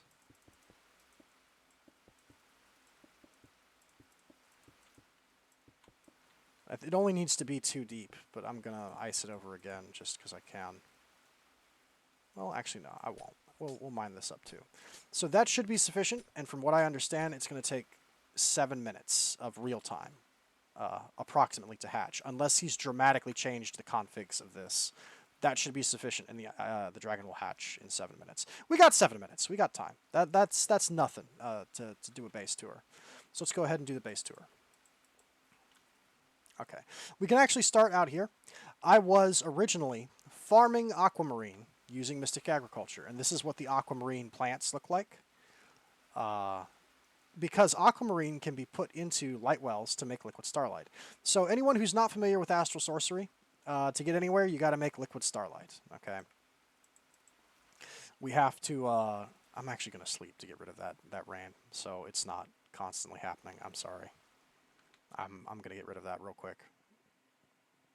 But in Astral Sorcery, there's a block called the Light Well, which is essentially like an urn. Oh wait, we can only sleep at night. I'm just going to have to put up with it. Never mind. Actually, wait. We can use at times night, sometimes day, toggle rain. We can use the there we go, toggle downfall. We can use the feed the beast configurations to stop it. Yep, that cleared the rain. There we go. Thank you, feed the beast. Anyway, to get anywhere, you need liquid starlight, all right? Now, I was originally growing aquamarines, but I found out that actually, if you check light well, okay, there's different things that can be generated in it. Generally speaking, the simplest way to explain this is you put fiery things in the light well, it generates lava. You put water things in the light well, like ice, it'll generate water. And then if you put things from Astral Sorcery, like aquamarines and rock crystals in the light well, it'll generate liquid starlight. Okay. Some people who get involved with their custom packs will create custom interactions, so I always suggest you check the light well just to see if someone's been cheeky. Sainagh has in fact been cheeky. There is something here that does not belong, and it's this. The Darkstar Crystal, Content Tweaker, found in a high place, EMC value, 10,000. Now, this thing is almost indestructible. I set up 4 of these, and that was like a week ago. And these things have been running. I come on and do a little bit of work on my base and progression like every day. These things, all but one is broken, but the amount of liquid starlight these have given me is astronomical. That is 14 million millibuckets. So that is, if we put our thumb over the back 3, that is 14,947 buckets of liquid starlight just from these 4. And because they have an EMC value, you can just print them. You can just make more of them off of the table, right? So I wanted to show you this. These things there is a place they come from. Okay, they come from the Aether. I was actually on the structure that made them, but I didn't notice them. Those things that are floating in the sky that look like crowns that are made out of Darkstar blocks. Some of the walls are 3 thick, and if you dig into them, you will find, 1, you'll find spawners for cockatrices, but 2, you will also find chests that have these Darkstar Crystals in them. That is where you get these. This is essentially infinite liquid starlight once you find one of them and put it on your table. So that's that. I don't think I've explained this on stream. I know a ton about Astral Sorcery, but I don't get to flex with it very often. So let me go ahead and actually explain some of this too while we're here. In Astral Sorcery, we're looking for different kinds of crystals, essentially, is the way this works. And let me go ahead and get my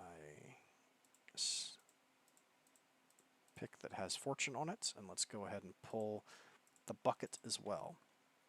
Okay, so this is called a crystal cluster, and the way you make these, I'll show you, is you create liquid starlight, right? And then you find some rock crystals. And then what you could do is liquid starlight can be poured over top of crystals to increase their size. They will absorb the liquid starlight over time. But you can also convert regular crystals into celestial crystals by pouring liquid starlight on them and then throwing 1 stardust on them as well. And they'll form these crystal clusters that grow over time. The reason I do this over and over again is for 2 reasons. 1, if you mine a fully grown crystal with a fortune pick, it will double your dust. You see how I had none and now I have 16 because I had 8 laid down. So I spent 8 stardust to get 16 back. I doubled my dust here, right? And that's where all of this dust has come from, right? In fact, I'll demonstrate it. I'll take one of these crystals and put it in here, and then I will do this just to show you. So if I were to rock crystal, right? See how this has a size of 118? Watch this. If I throw this in here, and then I take some liquid starlight, and I put it on, you'll see these particles will start to glow, right? It's glowing. It's absorbing that liquid. And when it's done, that size stat will have increased slightly, okay? Now, okay, so that's one stat. What about the other stats? Well, purity and cutting are 2 other stats you can influence. Look at this. You see how it has a cutting of 61 and a size of 452? Watch this.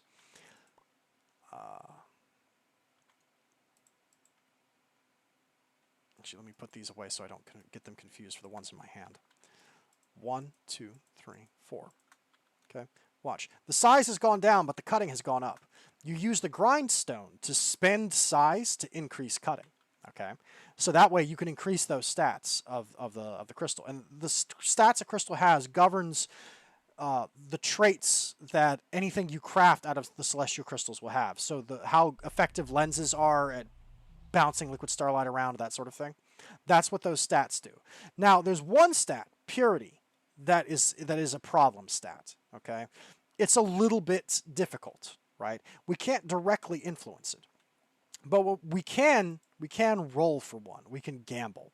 And how do you gamble for it? Well, when you put liquid starlight down and then you throw a crystal, either a celestial crystal or a rock crystal, into it, and then you throw stardust, the particles will become purple. You see how there's purple particles mixed in that, right? Instead of the rock crystal is straight blue. In fact, it's easier to see if I do this with the rock crystal. If you do the rock crystal and then this, you'll see there's white sparks and purple. It switches to purple, right? It's a more radical color change. When that's done, it will form a crystal cluster, okay? And then it will start to grow. And when it's done, when you break it, you get those celestial crystals instead, which can grow to bigger sizes. That's why they're an upgrade on the rock crystals. The celestial crystals are. These crystals can be bigger. In fact, I think these crystals, you see how small they are? 88, 201, 286, 345.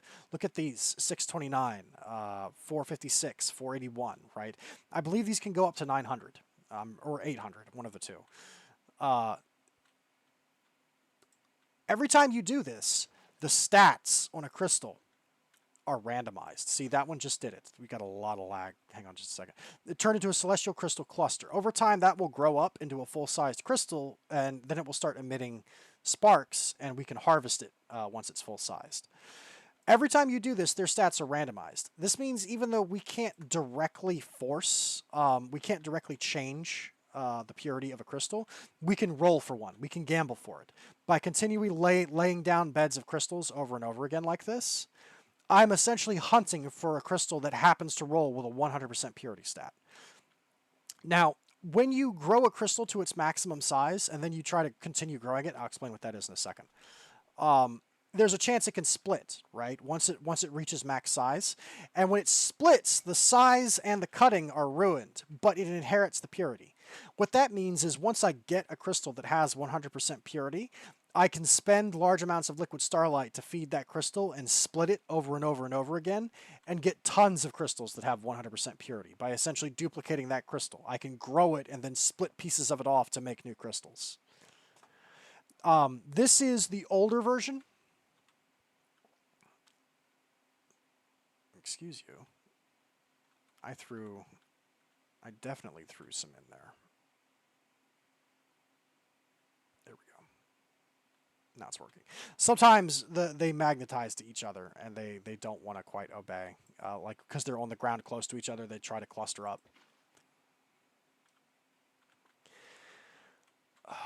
Now then, let's talk about that box over there. And in fact, I have something we can put in it, just to show. So, like I said, I'm doing this to both build up a stockpile of stardust, and I'm also looking for a 100% purity crystal that I can start duplicating. Because once I find one, then I can start getting crystals with max stats. Because I can increase the size and the cutting, but I can't change the purity. Anyway, this is one of Sagna's custom multi-blocks. I made this because I realized that I needed tons of gravitites, okay? Which is this ore from the Aether. Now, gravitite can be created. You can make it in the Gravitite Enchanter. How does one make it? Well, it costs 1,500 millibuckets of liquid starlight, so 1.5 buckets of liquid starlight, a block of platinum, and ambrosium. And that makes enchanted gravitite. So we can essentially turn platinum into gravitite. We can't make gravitite, but we can make platinum and turn it into gravitite. Ambrosium shards can also be made in the Gravitite Enchanter by turning golden carrots into ambrosium shards. It costs 1/2 bucket, and of course they are made of golden carrots, which has an EMC value. So that's fine. That works out for us, right? We can just make them off the table. I needed enchanted gravitite for this. Turbine housing, okay, from Extreme Reactors. We needed steel leaf, we needed enchanted gravitite. I made a full stack of this, which means I needed 4 full stacks of enchanted gravitite. I was not going to go mining in the Aether for 4 naturally obtained stacks of gravitite. I made platinum growing seeds, and then I did that, okay? That's why this system is set up. However, the Gravitite Enchanter can do other things, right? It's not just about that life. It can do other processes. It's used to make certain things. This is one of his custom multi-blocks, right? This isn't normally a real thing. He made this for this pack. It's used to super enchant certain things. Like the Holy Sword from the Aether can be super enchanted. If we rub enchanted gravitite, golden apples, dragon eggs, ambrosium shards, and then a bunch of these gems from Astral Sorcery onto it, we can get the Dragnipur, which is a legendary sword. I don't remember where it's from, but I've heard of it before. Crazy, crazy stats. Look at the enchantments that thing has, right? Nutty. We can also use it to super enchant certain things from the Aether, right? Like the Ice Ring and the Ice Pendant can be turned into these mending 20 unbreaking versions of themselves. When you want to save on gear that rocks, get deals on must-haves for your next adventure. Yeah, see. I don't know if you heard that, but a very loud advertisement just popped up, which is why I don't like going to fan wikis. That scared the living daylights out of me. I thought I was being mugged in my room. Good lord. Anyway, total train of thought lost because of random pop-up advertisement. Curse you. Curse you, corporate capitalism. Anyway, right. This can be used to super enchant things, which I have one of them. I have something that we can super enchant, all right? And I wanted to do it because, I don't know, it's kind of a neat thing to do. Where is the backpack with all the valuable stuff in it? It's here. So we have the ability to make the super enchanted ice pendant. It costs 4 angelic stone, an ice pendant, another star, and 16 ice stone. So I'm going to go ahead and put these in the item slots. Okay. Then they should all disappear in a moment. Yes, they're all gone. And you can see it's processing. Status processing 60, 70, 80, 90. Boop. Missing fluid input. Why are you missing fluid input? Uh-oh, wait a minute. Does that require more than what I possess? Hang on.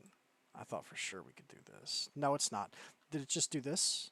Yeah, it outputted it here. Ice pendant. There we go. There's our first super enchanted item. Or not our first. We made the dire pick, but check that out.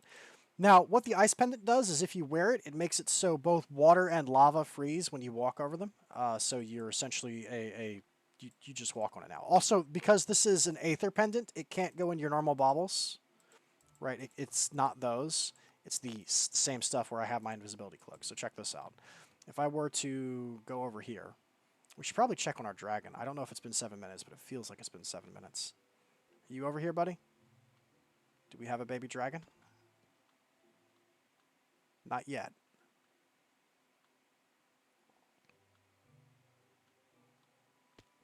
We're getting there, though. If I were to walk over this pond, check this out. It gives me Ice Walker, essentially. And I think that's temporary. I don't think that's permanent. And giving it unbreaking and mending, essentially, huge levels of unbreaking and mending, essentially just means it's basically permanent for all intents and purposes. It'll last for a very, very, very long time. Actually, it doesn't appear to have taken any damage at all. Is it legitimately permanent? Because it might be. I don't know. I kind of want to take it to the Nether and try that out and see what it looks like. Anyway, I have that now. That's a thing we possess. I might take it off because I do need to go into water sometimes, and there's no real way to toggle that, so it can potentially be a bit obnoxious. But it's a thing. It's a thing. We have it now. I'm going to go ahead and put it up in here. Anyway, let me finish laying down the liquid starlight real fast. Let me finish this. Need to put there and there. When I eventually get a 100% purity crystal, I will let you know. I'll bring it up on an episode when I end up with one. But it takes a while. You have to sit here and roll the dice. Now there's a new version of Astral Sorcery. There's a more recent version where the crystals work differently, and everything I've just described to you is not true. There's a real easy way to check if you're on the version where everything I explained to you works or not. It's to look for the grindstone. Go Astral and then grind. If you have the grindstone, you are on the older version of Astral Sorcery where everything I've just explained is true. If you don't have a grindstone, but you instead have something called, I think it's called the Resonant Chisel, you're on the newer version of Astral Sorcery, and you can't do a lot of the tricks I just explained here. That's not how it works. It works differently in the new version. In the new version, essentially, crystals have random traits when they're mined up, and you can use the chisel to basically split crystals apart into their component traits. So if you have one that has trait A, B, and C, you can use the chisel to turn it into 3 smaller crystals, one that has A, one that has B, and one that has C, and then you can recombine them in any order that you want. So you can make an AB crystal or an A or a BC crystal, right? Is essentially how that works. It's a totally different system that he's got for it. None of what I described works if you're on that system, and I apologize if you are, because I prefer this one, even because I'm a weirdo. Who doesn't mind wasting huge amounts of time doing random things. Let's go ahead and put that away. And let's put this away. Let's go ahead and get ready to continue because we have places we need to go and we have things we need to see. We got to get into some Meatballcraft stuff. I've got several things set up for that. Let me go ahead and recharge my wands too. We should have enough fiery essence by now to go ahead and make the plates. We can start in on that. Go ahead and finish this. Let me finish this. Then I'll explain when I get upstairs. I'll explain why I have all these wands and sorcery things. The answer is woot. The answer is I wooted a wizard and ground him just to see what would happen. And the answer is you get tons of wands out of wizards if you torture wizards to death. Go figure. There. That's a pretty decent amount of fiery essence to start with. Do we have any more seeds? Yeah, we've got seeds. We've got enough to start the fourth one. Let's go ahead and start the fourth one. Let's go ahead and top each of these off on the fertilizer as well.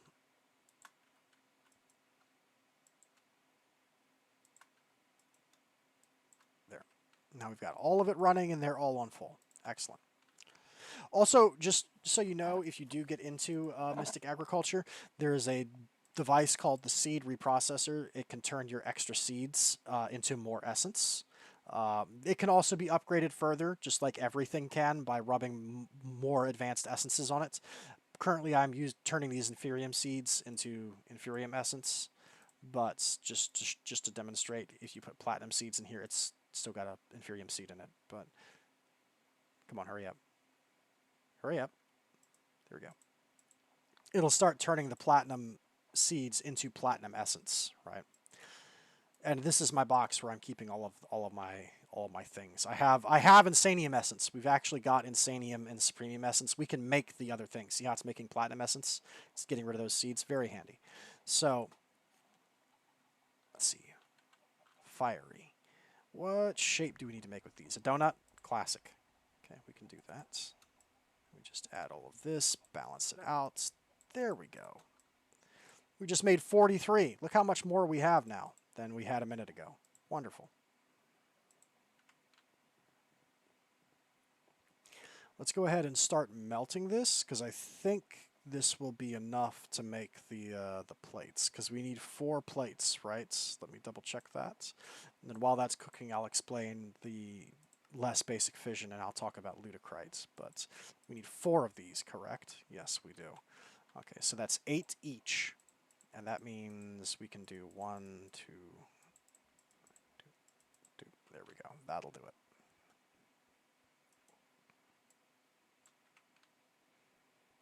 Then we'll go ahead and turn this off because we don't want that to be a thing. We will take the large plate cast out, and then we will go ahead and put this in here instead of gears. We don't want gears. Put this back, and you'll turn that on, and that will, when that melts, that'll go ahead and turn them into plates. And just to demonstrate this, just so you can see it, check this out. If I were to use the time in a bottle,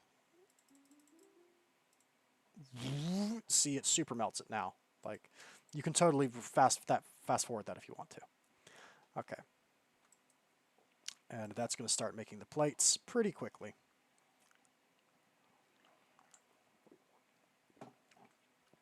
And we should now have our 4 fiery plates. Excellent. There's a lot of lag in this system. I think the game is a bit angry at me from the chisel system I have set up with the Valentine blocks. It's a little bit laggy over there. Perhaps understandably so. I should probably take the emerald chickens down, and I think I will. Actually, I'm going to take the emerald chickens down because they are entities, and they are taking up entity space. They are taking up processing power to think about. The emeralds are no longer the source of our EMC at this point. I converted this into an emerald chicken super farm, but I think I'm going to remove all of these guys now to try and lessen the lag a bit. I'm going to do this off screen. But I had a whole system set up where these guys were funneling all of their eggs in here, and then everything that has an EMC value, the feathers, the eggs, and the manure was getting thrown into the chest, and then the eggs that don't have an EMC value were being thrown in the trash. Like, I had a system set up. This is all worthless now because of the Valentine block, but let's go ahead and make this. We should be able to just do it, I think. Worm hole. Catalyst, yes. Oh, wait, no, it's made on the bigger one, excuse me. There we go. What are we missing? Ah, the gravitites and the ludocrite, of course. So, I need to explain the ludocrite real quick, but don't worry, we have ludocrites. Or rather, I can claim a quest reward and get some, and that's where I'm getting my ludocrite for this, is the quest reward. I had this as gravitite ore. To make gravitite, you have to put it in the altar and cook it with ambrosium shards to get enchanted gravitites to actually refine the ore. You have to use the Aether block for that. You cannot use normal means of processing it. It does not work. I tried it. I actually put a Gravitite into the ore crusher from Tinker.io, which claims it can handle it, and it claims that it can use the thing over there to process it, but it can't. You just destroy it when you put it in here. You end up with a substance you can't use. So don't do that. And then we will go ahead and go into our quest book. Because I made this lesser basic fission quest, I made the turbine controller, which is one of the reasons I needed those turbine housings. I made this, and this gives you a ludicrite block as a reward. So we get a ludicrite block, which we will then immediately break into 9 ludicrite bars, and which we will then immediately use to make our wormhole catalyst, because we need that. There we go. All right, progression. Wormhole experiments. We've unlocked 3 new things. Experiment 1, Tier 3 mythical resources and advanced equivalency. Ooh, we need to do the mythical. I can do that now, and I want to show you. Okay, so Experiment 1. Have I finally found allies? Well, sort of. During an earlier recursion of CORALIUM, it seems some testificates were able to get their hands on wormhole tech and ran experiments very similar to mine. These testificates, though, appear to have seen too much. The world of Terra Piata is... I may have mispronounced that horribly. Tierra Piata is full of people that have witnessed the might of the Shire Empire, and just seeing what they can do has scarred them for life. Well, I'm already scarred for life, so... And as an extra plus, those PTSD certificates willing to help the efforts against the greater powers of the universe have started breeding bees that they say will be helpful later. So we can make the Terra Piata Warper. I figured this would be the first one we would have to use because I have pretty much all of this. It's going to be a pain to assemble it, but we can do this. This is doable. So... we have seen, or we have on hand, all of these substances, and this is used to make the Terra Piata Warper. Opens a temporary wormhole. Careful, you will not be able to get back with this. Thanks to Galacticraft for the texture. So I might make this off screen, and I think we'll use this next time, and I will bring Astral Sorcery teleportation platform stuff with us to be able to return, to go back and forth at will. But I'll prepare this off screen, okay? Tier 3 mythical resources. Minerals aren't the only thing that holds Shire power, it seems. I can sense that the ability to generate tools and weapons able to match Shire tech is the key to defeating such powerful foes. More experimentation. Purple steel and bedrock mini bricks. Advanced equivalency. The druids from the Betweenlands do have some advanced knowledge of alchemy and equivalency. Blue matter is a more powerful and more expensive version of red matter, which is pretty great. I should already... Right. I need the Valenite gateway to make blue matter. So we need to craft this as our next multi-block. Our next custom multi-block. It costs a red matter, 32 spirit fruit, and 64 Eternus fuel, as well as 1/2 of a bucket of liquid CORALIUM to make deep blue matter. Okay. And that appears to be quest progression. And we also get more statues of CORALIUM to replace the one we spent. Excellent. So, ludicrite ingots. Ludicrite ingots are made...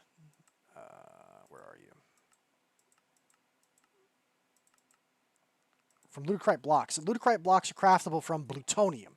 We can either use plutonium, blaze rods, and blocks of enderium to make them, or we can use plutonium, nether stars, and blocks of emerald to make them.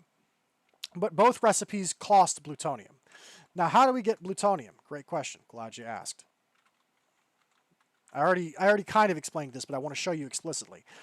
We make a donut of cyanite ingots to get plutonium. Cyanite is a byproduct of reactor fuel. By using yellorium or plutonium in the reactor, we get cyanite back out of it as the byproduct. As far as I'm aware, this block, which is the reactor that I built, cannot explode, cannot melt down. It is baby's first reactor, and it's pretty safe. All it does is we put fuel in, which I need to do. I need to put more fuel in. It's running low. And it outputs, see, we got more. We have some cyanide already. But there we go. I think I can put more in. I'm just going to go ahead and top it off because I can. There we go.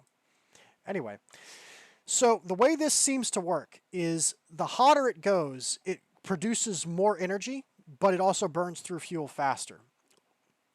Right, and that's the balance here. So the radiation level and the coursing and the casing heat, this is just essentially they're dueling stats that determine your outputs, right? The more radioactive, your higher levels of radiation reduces fuel burnup. So we want the core to be radioactive, but we also want it to be cool, right? We want a balance of it. We don't want it to be too hot, but we don't want it to be too cold either. This is about correct.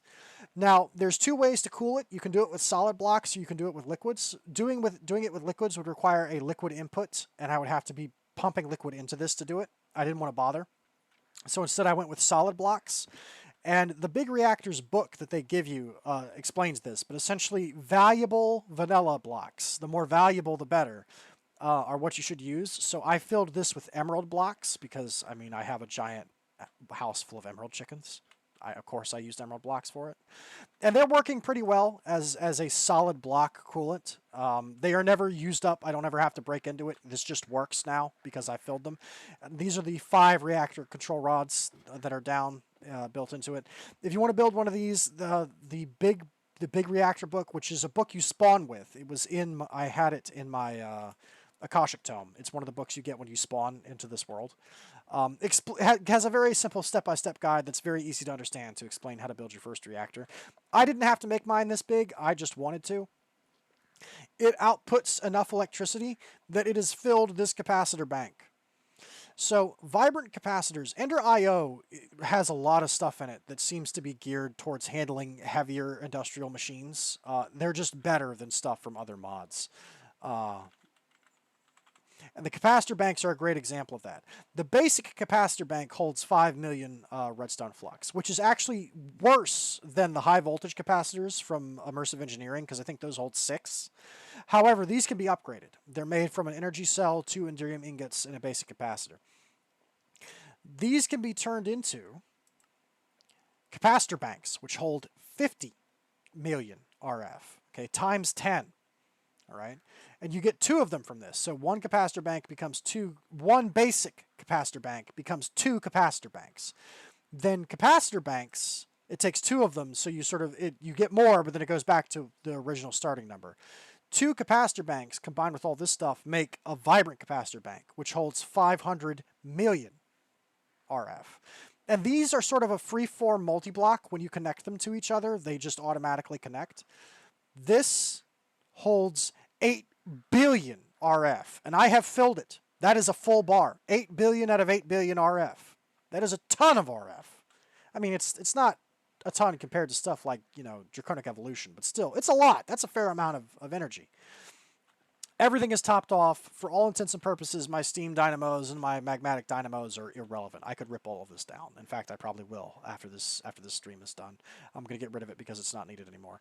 We're eventually going to move away from the reactor and into the reactor turbines, which are even better. We can use these to produce steam from thermal expansion, and then feed the steam into a reactor turbine from Extreme Reactors to make energy. But to do that, the reactor turbine stuff needs plutonium and cyanite to craft it, right? So you have to build a starter reactor first, because cyanite and plutonium are needed to make the turbine. Anyway, I think we've touched on all the important bits. Let's go check on our dragon. And then we will go and do some other activities because we need to. And I can also now make the Master Crystal because I have fiery ingots at my disposal, but I'm not going to do that just yet. Let's go check on that dragon and see if he's hatched yet. These Coralis statues look pretty cool. The statues, I think you can craft like realistic versions of them too, like models if you want action figures of the bosses from. Is this Divine RPG? No, it's Advent of Ascension. You can turn them into like little action figures to put in your house if you want them. There is a green dot out there next to the thing. I think that's the dragon. I think it's hatched. I see a green dot out here. Or wait, no, that's just the guy. The egg still hasn't hatched, has it? Not yet. We're still waiting. It's fine. Let's go ahead, and I guess since this is a single-player world, it's technically safe. I don't want to risk it. Let me do one of these. I'm going to encase him before I leave, because we have other stuff we need to do and that I need to show you that I think is funny. But let's go ahead and...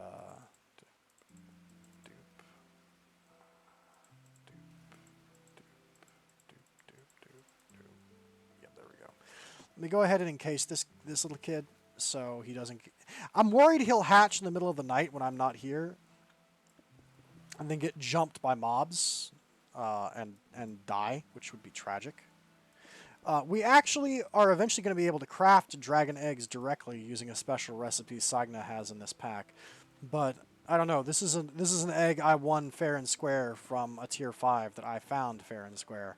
So I kind of have some attachment to this one. I don't want him to die, so we'll make a quick 3x3, a 3 tall wall here around him just to make sure. So this way, hopefully nothing happens to him.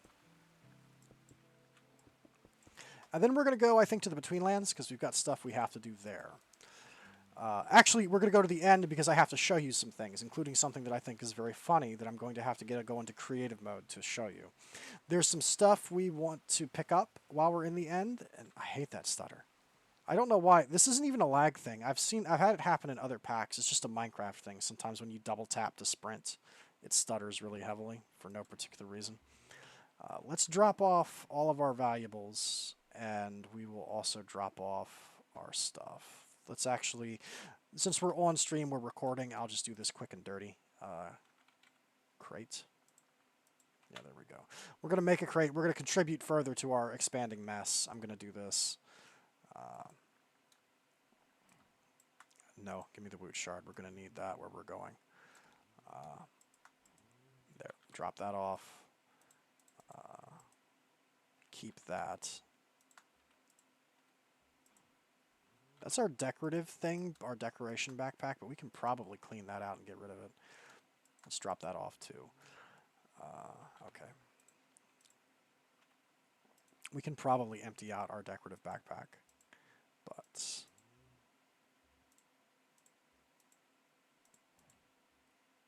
Okay. There we go.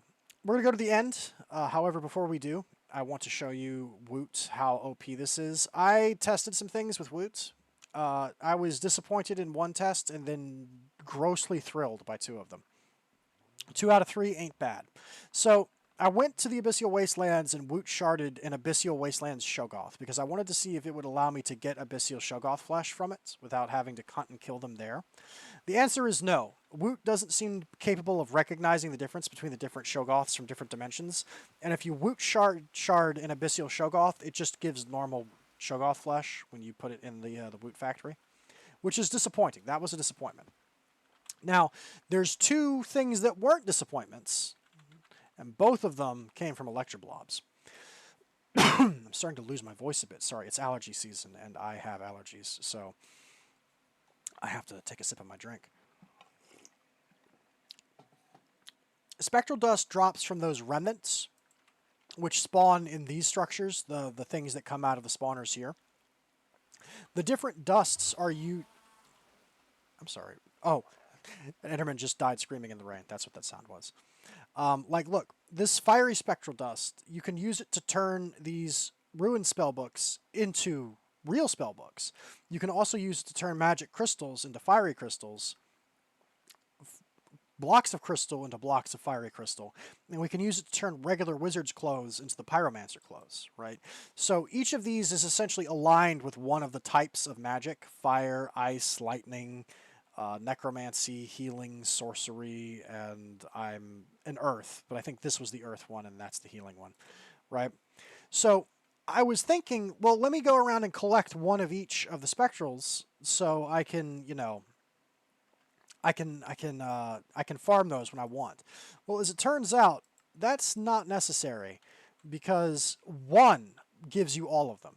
It is apparently a system where when you only need to catch one remnant, and it is capable in the Woot farm of dropping all of the types.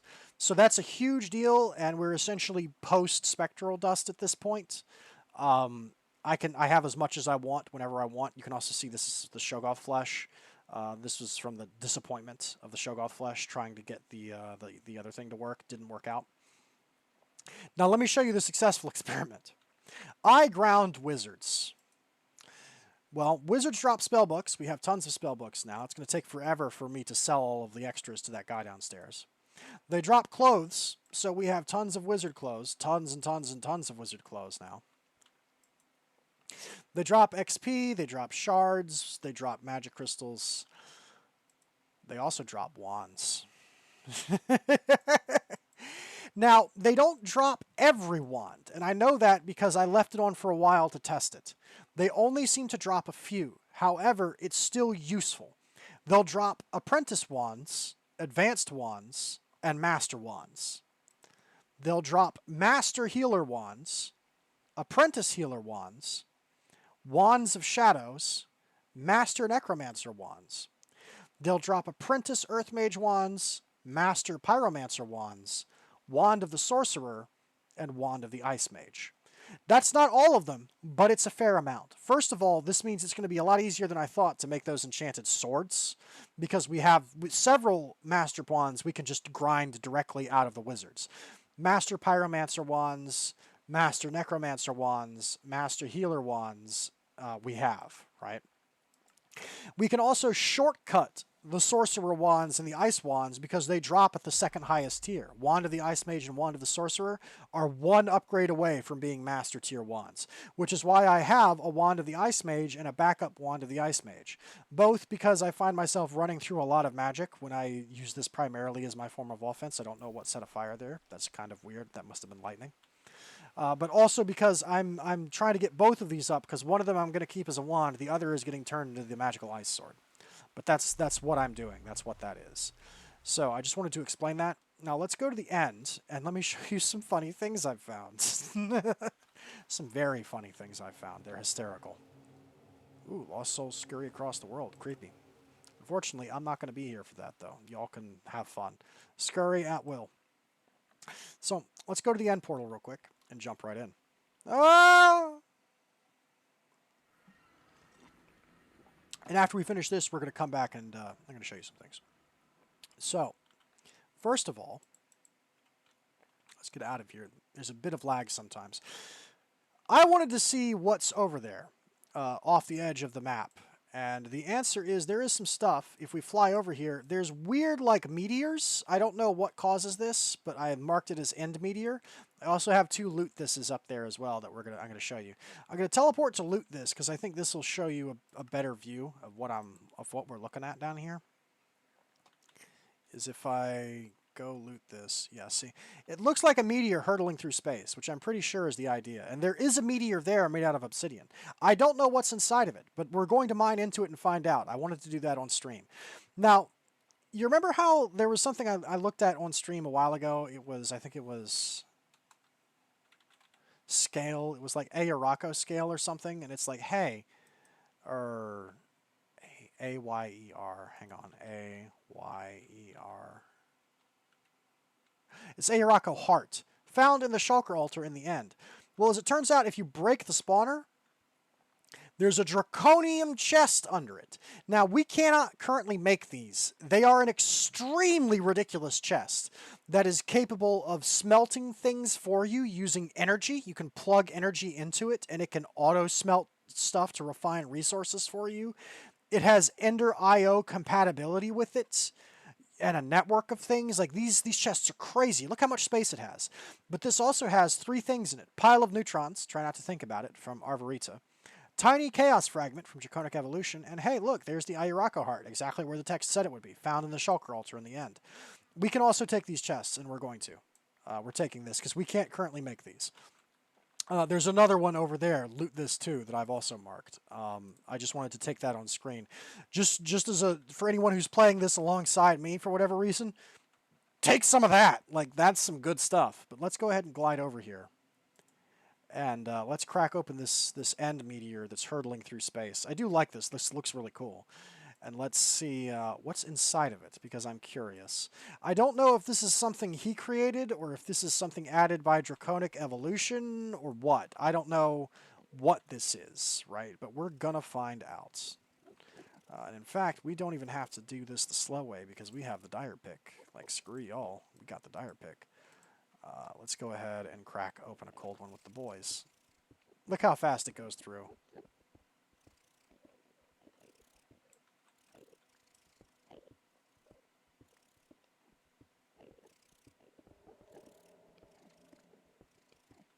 Is there actually anything in here? This must be Draconic Evolution that adds this, because it's full of the Draconic Evolution ore. But is there actually anything inside this meteor, or is this just a funny thing?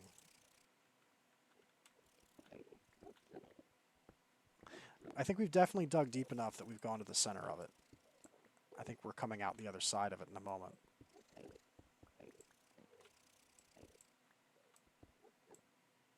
Yeah. I don't think there's anything in this meteor. I think this is just a structure that Draconic Evolution adds to the end, probably. Let me dig down right here, because I think this might be more accurate to the middle. Was there anything down this side? No. Okay. This looks like it's just a bunch of free Ender Draconium if you need it. Like, this is just a bunch of Draconium dust. That's fair. I'm going to leave that marker here because that makes it easier to get to it, but I will go back to the loot this too. Ouch. Excuse me. We'll go ahead and loot this as well, so we now have 2 of these chests. Thank you very much. Okay. Now then, I'm going to turn on creative mode, and you'll realize why. I'll explain why. See these deaths?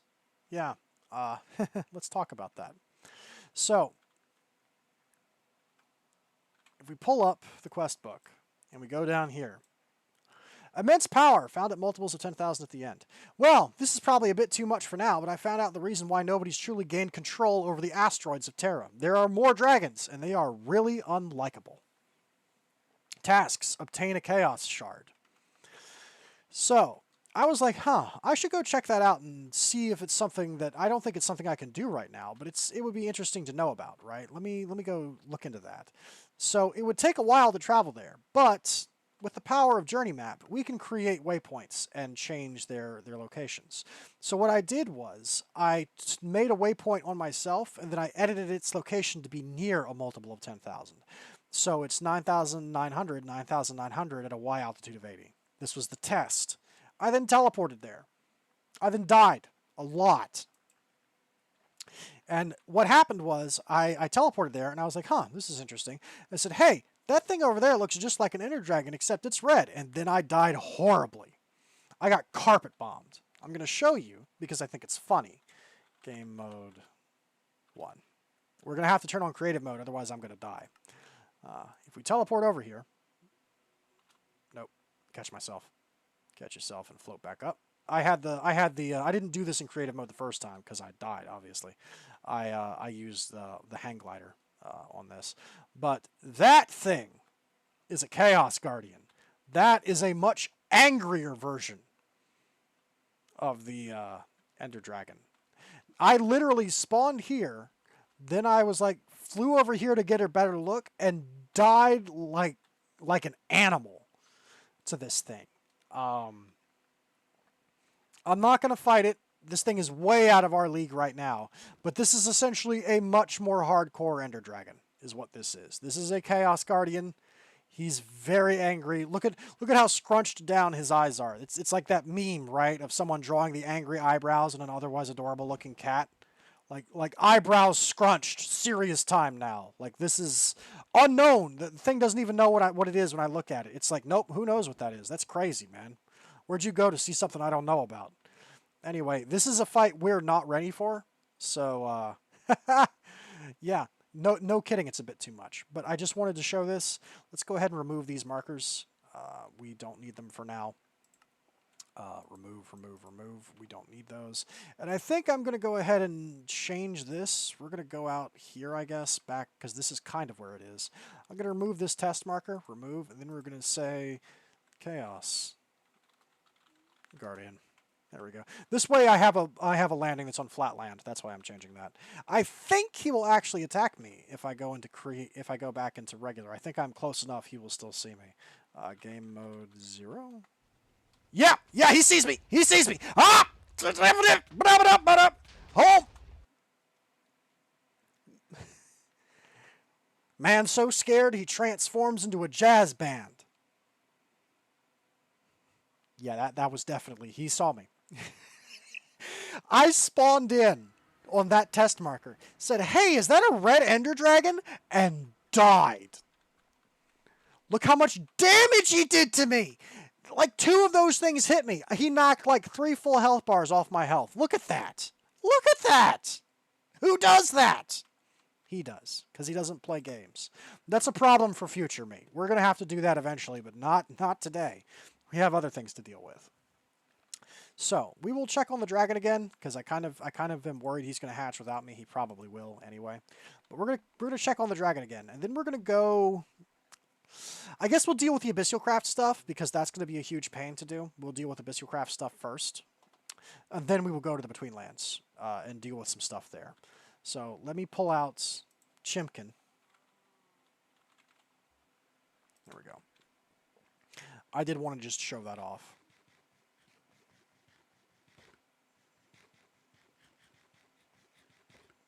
Jeez. I got walloped by that guy. Good lord. Anyway.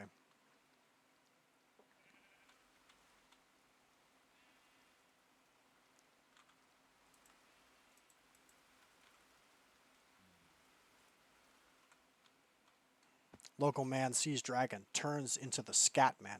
But eat him up, put that out. Run! Get out! Scooby-Doo running noises intensifies.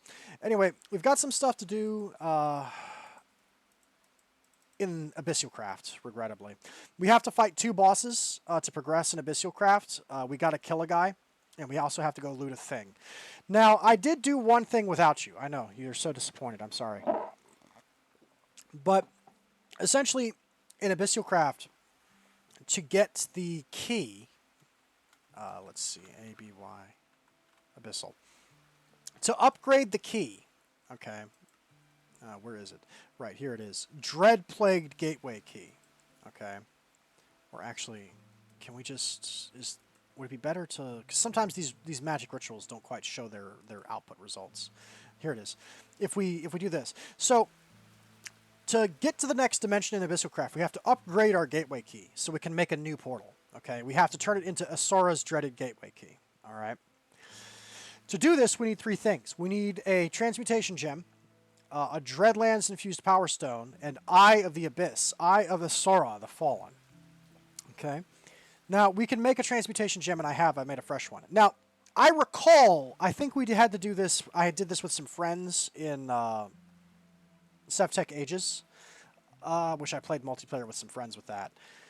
I think it actually needs a fully charged gem. Like, it won't take one that has uses taken off of it. It needs to be a fresh gem, 10 of 10.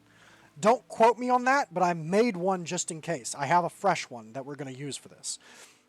So you can make this, but how do you... And this is a drop from a boss, but how do you get the Dreadlands Infused Powerstone? Well, the Abyssal Wasteland Necronomicon tells you where you get it. What you do is there's a stronghold in the Abyssal Wastelands that you find using these Powerstone trackers, which are made by taking an Eye of Ender and surrounding it with CORALIUM gems. It turns it into 4 Powerstone trackers. You find that stronghold, and then somewhere inside of it is... Where are you? Here, Dreadlands Infused Powerstone is this thing. We can also make them later using things from the Dreadlands, but we have to go to the Dreadlands first to be able to do that, right? I went ahead and did that.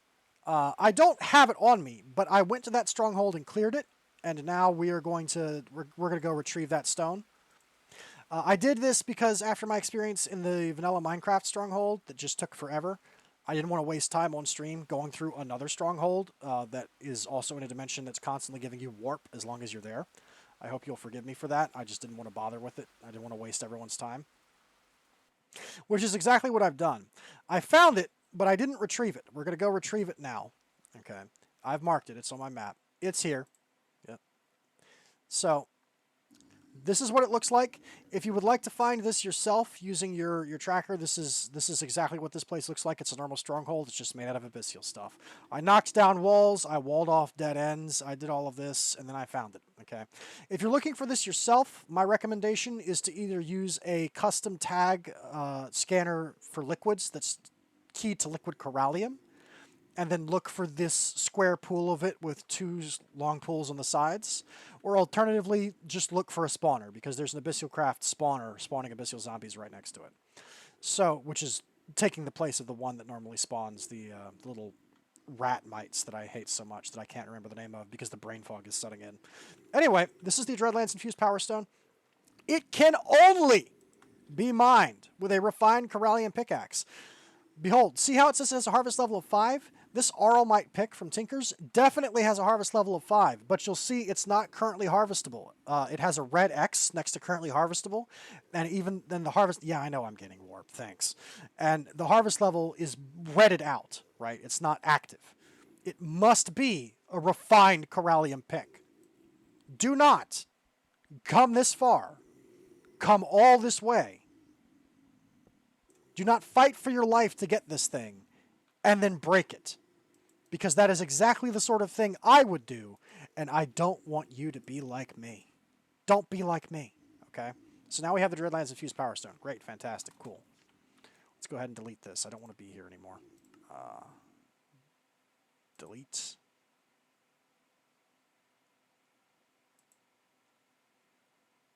Oh, right, and I wanted to show this off, too. I think this is cool. If you go all the way down to the bottom of the Meatballcraft, there's a room down here that spans the width of the entire dimension. This is super creepy, and I assume this is something that sainagh has done, but I don't know why it's here. I did some exploration in here, and I cannot determine why this is here. I don't know why it's here. It is, but I don't know why. It's very creepy, though, to realize that at the bottom of the world, there's just an endless corridor of hallways and stuff. It's kind of, I don't know, not okay. It's a little bit messed up. Anyway, this takes us back to the start. I don't actually have a thing that takes us back to the start. Oh, hey, there's an Abyssal Shoggoth. I should probably kill you for your flesh. I don't want to, though. I just want to do this and get out of here. You gain warp constantly while you're here. I have so much warp from having to find that place and then explore it to try and find that Power Stone. You don't even know how much I have. But I've also made this platform. By the way, for the record, if you're making rituals here, you need to use the Abyssal Land cobblestone to make this. If you try and make it out of normal cobble, it doesn't work. It wants the stuff from its own dimension if you want to form a ritual here. Anyway, we need to fight 2 bosses. Okay, so let's go ahead and get that started. Yeah, I know I'm getting temporary warp, thanks. So we need to fight this guy first, I think, is the one. Yeah, because he's the one that'll upgrade the key. And that is 1, 2, 3, 4. Do I have the book with me? I don't. Of course I don't. I'm going to have to go get the book. I forgot. I put the book back on the pedestal to recharge it because I wanted to be ready. And then, of course, that actually ends up slowing me down because I'm not ready. I wanted to be ready for this stream, and then I forgot that. Let's go to the Redwood Lab, which is still a flying Redwood UFO saucer because the tree is still gone, and I'm not going to replace it because I don't want to try and grow a tree up in the middle of my lab. It's just the UFO now.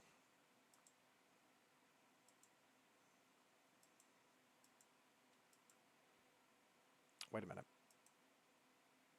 Did I come back here for no reason? Where's the Abyssal Nomicon?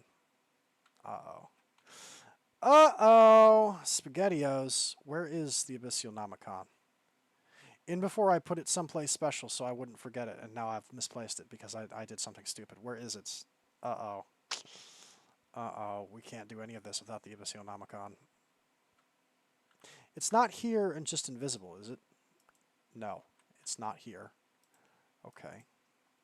And it's not, just to make sure I'm not blind, is it in the bag? Receptacle. I don't know what this is, by the way. AOA3 Shaddy. This dropped from something. And it's got a familiar inside of it already. I don't know what that is, but it's Advent of Ascension, obviously, from AOA3, but I don't know what a Shaddy is. Choose new collector fragments, the wizard book, compressed mana runes, the flux bore, the gateway key, fire charges, the data modules. No, it's not here. Where on earth is the Abyssal Nomicon? Hang on. Oh dear. If I can't do this on stream, I might have... I'm not going to fight bosses off stream. That is a rule I'm trying to set for myself. I want to show all the bosses because I think they're cool. Did it get chucked in a box somewhere? Hang on. That satchel's empty. This satchel has crap in it. That should probably all be emptied out, but the Abyssal Nomicon isn't in there. You're not in here. Hang on. Let me search real fast. Did I put you... You're not in here.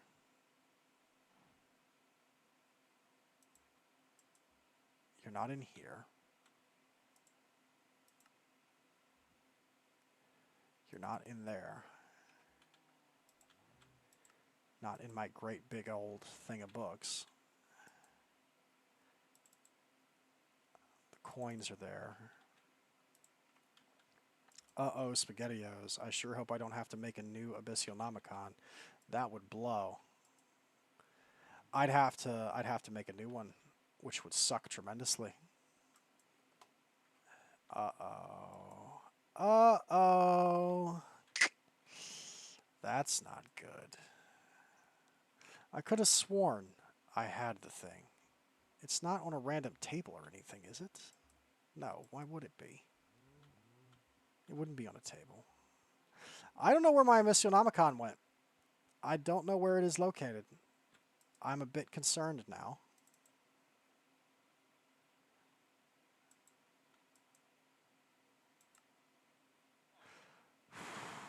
That's not good. Okay. We might have to take a pass on fighting those, unless I wanted to cheat and give myself a Necronomicon, which I'm not going to. Actually, how much would it cost to... Why? SSAO. Because we have to make more of these anyway later. There's a recipe that requires them. If I wanted to make a new Necronomicon, we could actually do that pretty quick. And then the Necronomicon is what? Made from the skin, which is that. I have extra. Do I really want to do that? Yeah, you know what? I will. We'll set that up and have that cooking in the background, and we'll see if we can fight these in a minute, is what we'll do. Let me go ahead and... Because I'm going to need to make several Abyssal Necronomicons eventually, because we need them to craft something else much later. So it's not a total waste to make one. So that's 2 runium, 2 rotten flesh, and 2 pure fluix crystals. Okay, we can do that. We can make an extra real fast.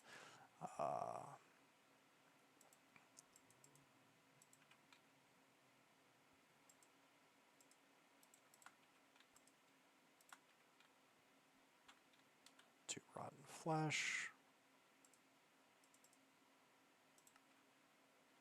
Come on now, don't play games with me like this. Actually, I could just chuck them in the hoppers. And then 2 runium. These chickens have been laying runium non-stop. 1, 2.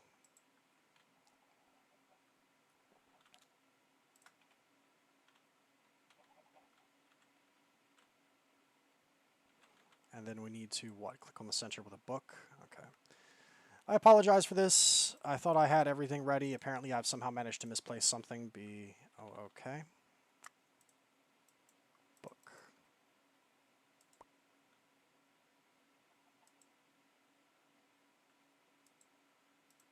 Excuse you?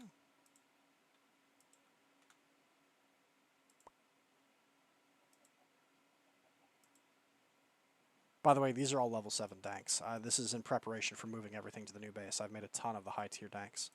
Why are you not doing this? I've had trouble with this in the past where it just pops on through. Why? Combination crafting, right? 2 runium chunks, 2 pure fluix crystals, 2 rotten flesh. These are pure fluix crystals, right? 2 rotten flesh, 2 runium chunks. Why are you just running straight through it?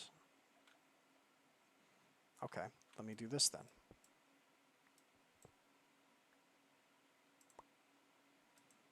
Ah, there it goes. It was trying to start, but maybe because it's a custom recipe that he's created, it just runs right through it. It doesn't wait. Okay. Now, to get to the other things, let me go ahead and just... We'll hold on to that.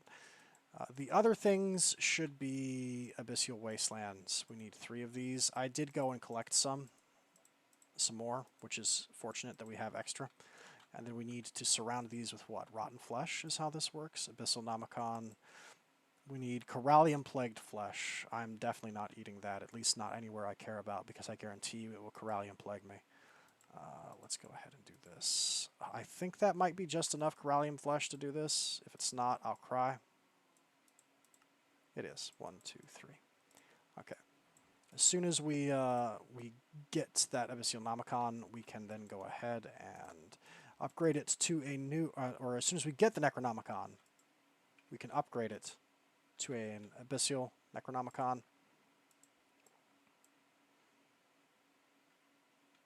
Sorry, excuse you. Excuse you? There we go. There. There. There. We have a new one, and I've gained warp because I just made another one. That's fine. That's fine. I don't care. It's fine. I accept the fact that I've gained some warp. We're dealing with demons here. I'm going to get hit by a warp event here pretty soon. Hopefully I won't be in my base if that happens, because those can be a little bit dangerous. Let's go ahead and dump all of the valuables that we've obtained, all the new ones, into this chest.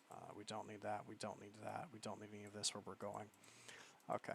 Now then, let me, Jay, go back to the lab and set this down on that pedestal. And it's got to charge because we need a fully charged one for these rituals to work, which is unfortunate, but I do have something we can do in the meantime. We're not totally without activities that we can do while we wait for that to charge. We have a call stone that I don't know what this is going to do. I'm pretty sure it's something that sainagh put in this pack, and I have no clue what it does, but we're going to find out. So let's go ahead and I guess we'll put this stuff away for starters, because we're going to need all this later. Excuse me, excuse me, excuse me, excuse me. Okay. There we go. Thank you. All right. So, quests. Skeletal Callstone. Your first Callstone. Callstones summon gungeons, so don't use them in your base. Now, the letter D and the letter G are pretty close to each other on the keyboard, so that's a forgivable typo, but I also am aware of the video game called Enter the Gungeon, which is a dungeon that is full of guns and monsters that use guns to try and kill you, and you also use guns to fight them. So I don't know if this is a typo or if this is actually going to summon a gungeon that I have to go into. Either way, I'm not doing it here because the way it's worded makes it sound like it literally summons the dungeon on top of you, like a structure. So we're going to take this into the nether and go to the roof and do it there, because that seems to be the safest place to potentially summon a giant structure. We will do that there, and we will run through the gungeon real quick while we wait for that Abyssal Nomicon to charge. That is unfortunate. Once again, I apologize. I thought I had a handle on that. This is taking longer than 7 minutes, I have to say. But this looks exactly like what the picture on the internet was. If it doesn't hatch by the time this stream ends, or this recording ends, I will probably do more research into it and see if I'm doing it wrong. This may be an older version of Ice and Fire where the hatching rules are different. I will look that up. Yeah, Crow, welcome to Helm. You're here forever. Anyway. Also, someone commented, because this is how you know where we are on the timeline here. As of the recording of this, someone has recently commented on one of my latest videos where I mentioned, I wonder why those signs are there saying, talking about cheaters. Essentially, what he was referring to is, he explained it, demonical structures. Here we go. Apparently, the way this works is I am able to harvest this. I'm actually supposed to. I can go over there and grab those blocks. This is a dungeon that has keys in it, and I actually have these keys on my favorites. I've favorited them. They're here somewhere. Right. The Vengeful Key opens the door to the Crystal Will Monolith, and then the Retaliation Key opens the final room in the Crystal Will Monolith. Okay? Vengeful Key and Retaliation Key. Apparently, it's possible to just teleport into here. There's ways to get into the room without using the keys. And essentially, they tried a lot of different methods of getting around this, of stopping people from doing it.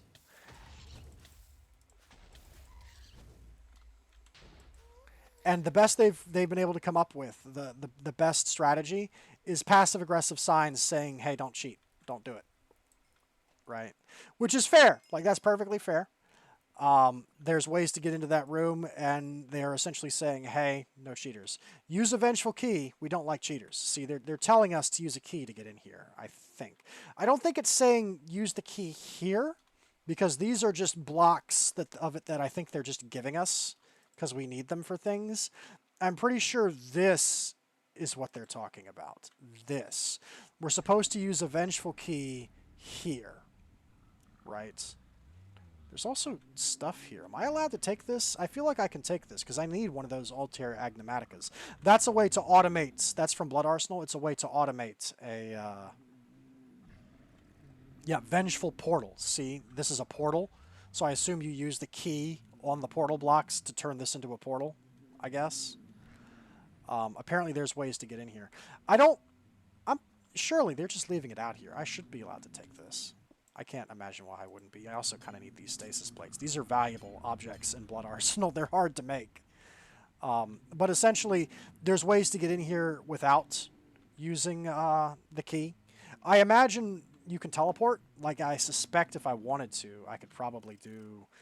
I just want to test this. I'm sorry. I'm not going to take anything if this actually gets me in here, but I want to try and see if this works. If I were to do test real quick... Right, this is the same thing I did to get to that location in the end.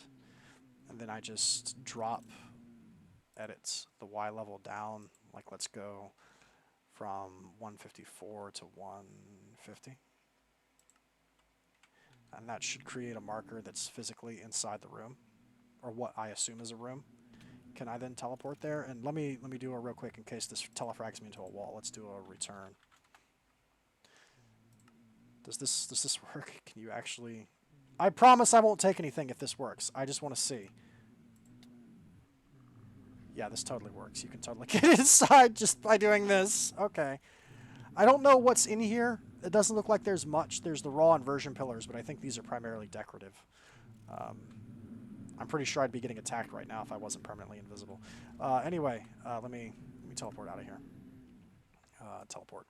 Yeah, there's different ways, especially with Journey Map. Journey Map is very cheesy in some ways. If you really want to use it to cheat, you can. But you're supposed to come here with a Vengeful Key, which I'm totally going to do. We'll make one eventually, and I'll come here and get it. But for now, let me claim those demonic blocks real quick, because I'm pretty sure you're intended to take these. They're just here, right? And this will be looking to getting into some more advanced blood alchemy. And then let me use that skeletal callstone here, and we'll see what pops out, what it turns into. And hopefully by the time I finish the Gungeon, whatever that is, the thing will be finished charging, and then we can do the 2 Meatballcraft bosses, and then if we have time, which we might not, we need to go do 2 bosses in the Between Lands as well. Interesting. This, I think, is stuff that is needed to get into the more customized stuff in blood alchemy. Let's go ahead and do one of these. We're just going to dump all that stuff in here. Very shiny, very cool. Thank you. But I'm pretty sure this isn't cheating, taking this stuff. By the way, if it is, someone in the comments yell at me about it, but I think we're allowed to take this. It's doing what I just did and cheesing your way into the thing that you're not supposed to do. So this says it summons a dungeon. I'm going to take it at its word that it does that, and I'm going to build this in the air. Yes, we're going to go up some, because I know we're already on the ceiling of the nether, but I want to go up some because I don't know how big this thing is going to be. I don't know what we're about to summon. So let's just go ahead and do it, like, I don't know, up here. Yeah, I like this.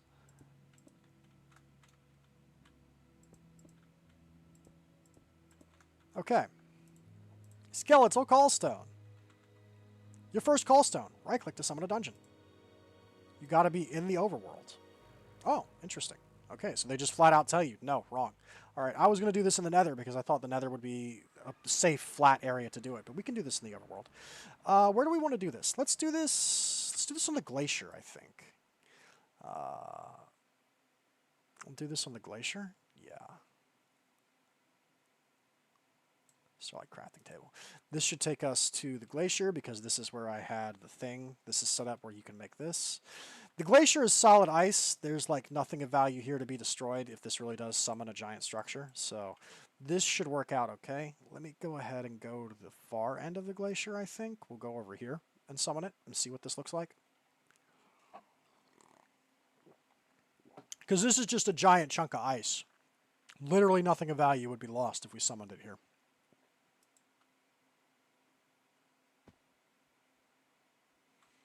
Okay. Yeah, we're about in the center. Object successfully summoned. Whoa! Hello. Gentlemen.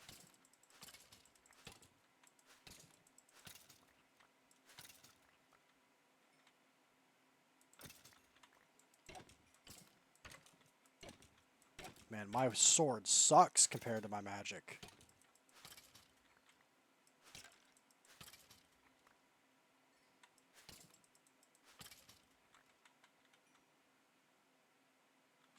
Interesting. They have dropped... Oh, they dropped Gravemaster's keys, so I don't have to make more of those. Oh, that's so nice. We also got AO3 Spike back, AO3 Orbling. Oh, do these things that they're dropping, are they containing the pets that you can summon from the keeper guy? The eggs? If so, that's pretty cool. Sentient meatballs, some more gravestones from CORALIUM if we want them. Okay.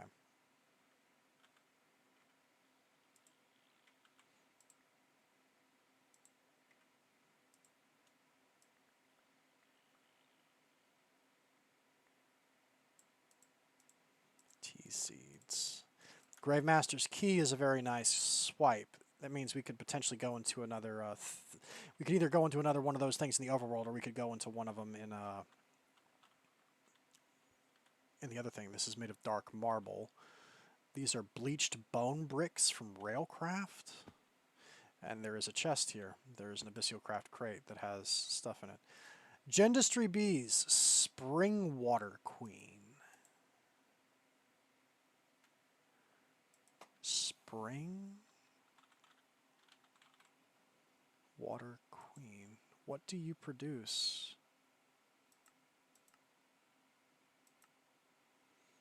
Hot Spring Honeycomb?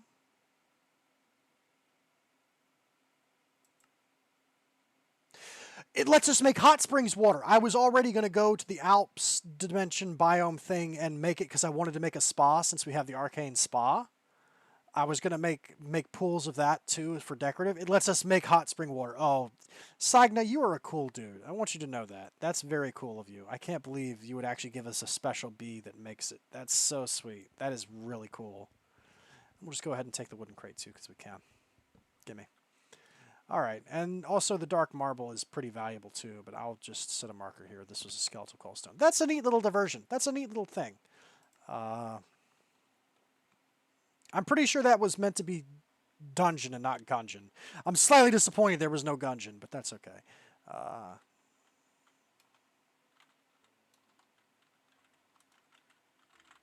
we'll mark that skeletal coalstone. Let's go ahead and go and see what kind of charge the thing has on it. Let's see if it's fully charged. Energy does get stored up in the pedestal, so there was like a floating charge of quite a bit that could flow into it. So maybe that was enough to just fill it up most of the way from there. Hopefully it's full, and then we can go use this. Let's see what kind of charge we've got on this thing. It's not quite full. It's getting there, though. It's more than half. Let's go to the Betweenlands. That's what we'll do. We'll go to the Betweenlands. There's two places we can go in the Betweenlands to do some stuff.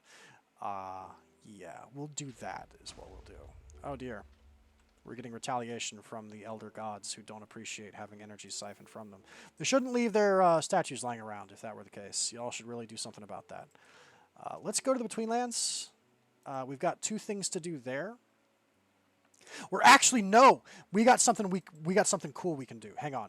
We do need to go to the Betweenlands, but we can go to Erebus and fight the Antlion Queen because I found her. I found the pyramid that's got her inside of it. And if we can get that antlion egg, we can make the breaker because I have the stuff needed for it. As you can clearly see, I made the 8 compressed mana runes. 8 compressed mana runes surrounding the egg is how we make the breaker that's used to get into that dungeon in the Deep Dark that has a demon inside of it. We can go do that. That would be cool.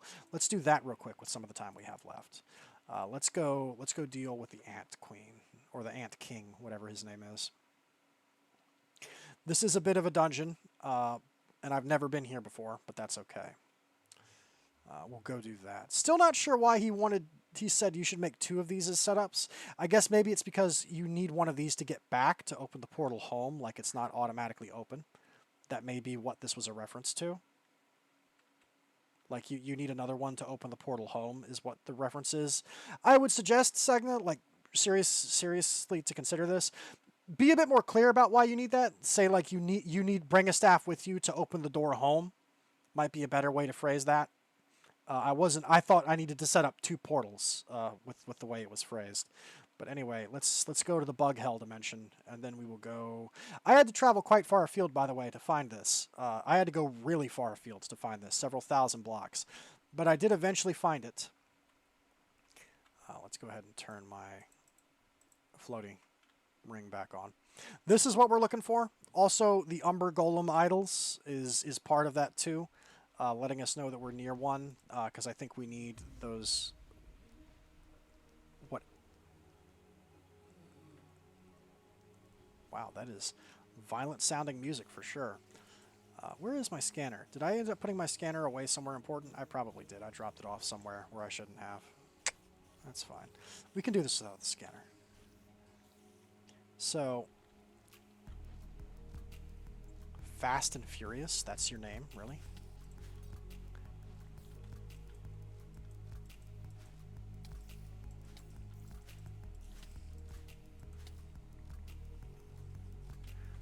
Why are they dropping name tags? Dig, slow down, weakness, fast and furious, levitation, blindness? What? What is this?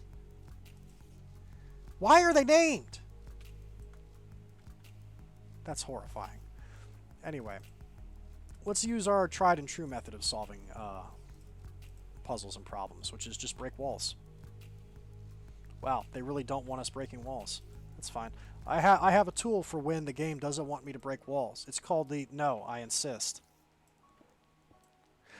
They really don't want us breaking walls. They really, they hit me with that reverse Uno card. They were like, no, we insist.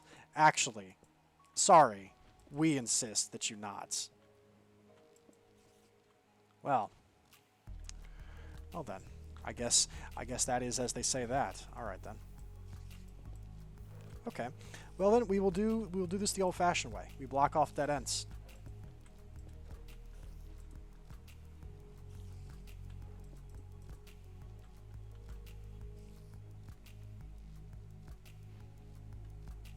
I'm assuming that we're looking for these idols, and we have to kill them because I think we need. If I suspect what this is we're going to have to find these guys and kill them and use whatever they drop to open the door to where she is. Or where he is, because I think it's a king and not a queen. It's the king ant.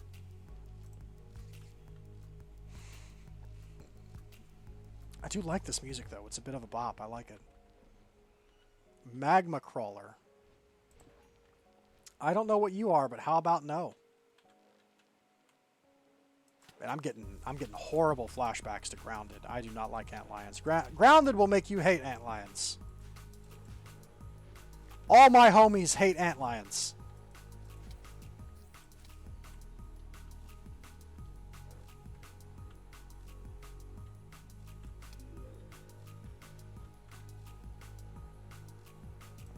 This is a bit of a bop. I like this.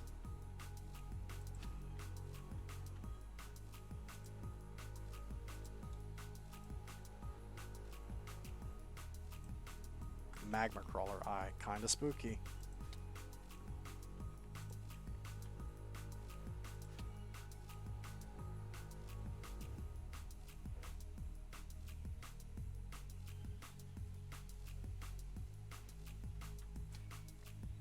How far does this go? Am I actually doing this correctly? Oh, yes, I am. Greetings. What did you drop? Gold scarab, sulfur, yellow hearts. Okay, I'm guessing the scarabs are probably what I'm going to need to open some kind of door. Because there's more than one of these dudes. There's several. And I'm guessing I need their...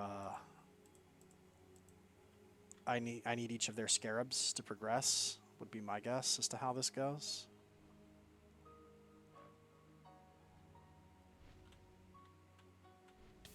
Ouch.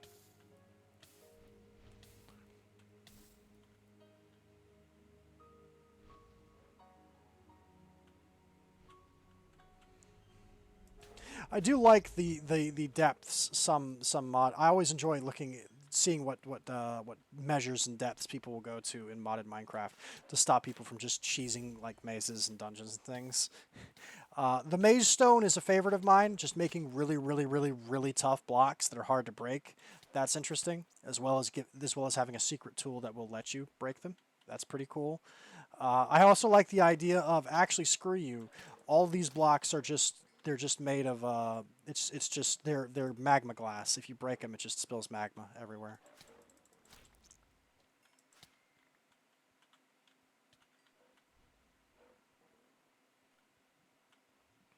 Although I wonder what would happen if we hit him with one of these. I do have the ice pendant. Just turns it to obsidian immediately.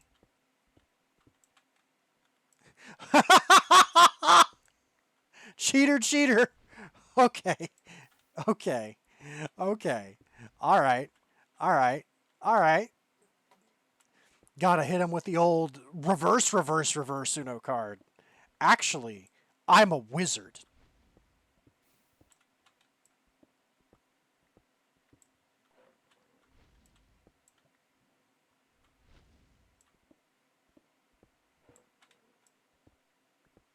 Oh, that's great. 10 out of 10. And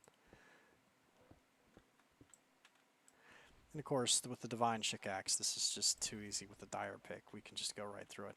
Let's run the perimeter real fast until we see another Umber Golem thing. Because I think there's more than one of them. Sudden unnatural hunger consumes you. Yeah, that's the warp talking. It's going to aggressively drain my health bar. Umber Golem, Idle Guardian. Actually, do I need more than one of these, or is one sufficient? Yeah, we do, because there's 4 of them, right? So there's...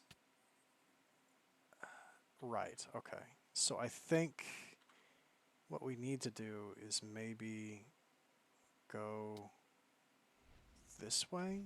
We gotta sort of zone in on where they are in the maze.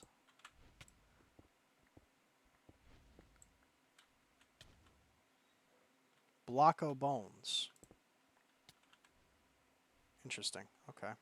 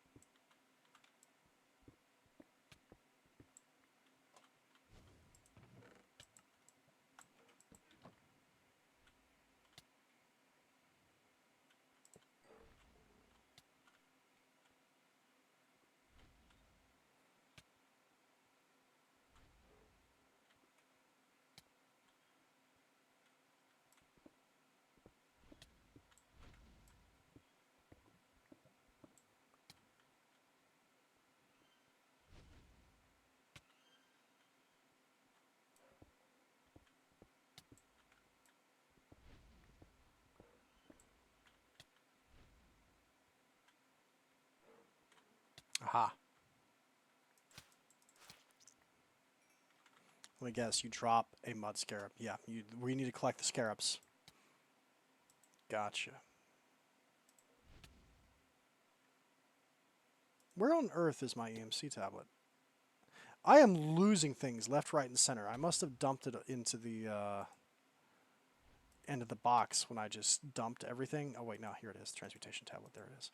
If we go ahead. We can put exoskeletal plates on the table because we need them for later. The books can go there. The iron boots can go there. I know it must be really obnoxious to listen to the damage ticks. I apologize, but eating isn't really going to help as long as I have the cannibalism thing. I'll eat anyway just to stop it. You see, it says your hunger cannot be satisfied with normal food. It's trying to talk me into eating rotten flesh is what it's attempting to do. That's what it wants. But I'm not going to do that. I don't have any on me anyway.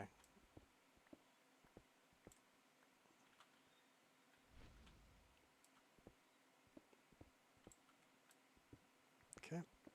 Let's home in. The sun suddenly becomes overbearingly bright and burns your skin. Ah! Avert your eyes. Anyone who's watching. We essentially have double night vision on at this point. Fortunately, the sun isn't really real in this dimension. If I was in the overworld, I believe I actually burn in the sunlight now because of this. This would actually cause me to become injured by sunlight, like a zombie. Instead, it just deep fries your vision for no particular good reason, just to screw with you. I think because they have to spawn in, I think that red dot way in the corner that I'm moving aggressively towards, I think that's them because they spawn in before like other creatures do.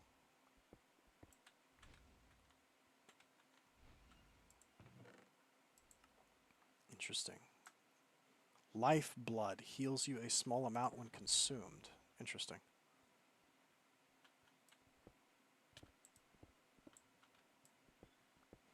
Yeah, this is them. They're in the corners. They're already spawned in. Yes, correct. Yep. I should probably be looting these guys, because I imagine then I could grind them for jade scarabs, mud scarabs, gold I could get the scarabs, more of them, to open these directly and not have to solve this little puzzle. But I don't want to. I can't be bothered. Right now, we're on a bit of a crunch to get everything done in one episode. I suspect we won't be able to. Okay. But I'm going to try. We may end up overrunning, but I'm going to try. I know we're aggressively coming up on that 3-hour mark when I kept saying I wanted to try and keep it restricted to 2. Dragon still hasn't hatched. We still haven't done a couple things that I wanted to do. We did get the fiery stuff, though. Like, that's the important bit. Interesting. A Umber Golem statue? Maybe we can use that to spawn Umber Golems. Cool if so. We're just going to go through walls. It's a good thing I have the, I made that thing. It's making this substantially easier. Let's just continue to go through walls.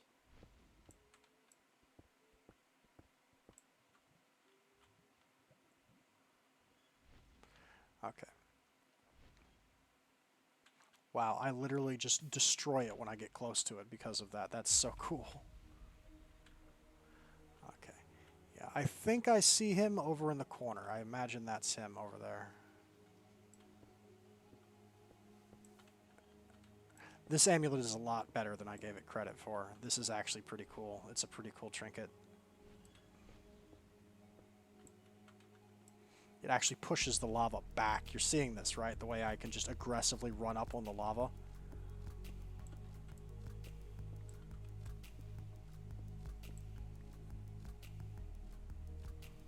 Come on, Umber Golem. Where are you at? There you are.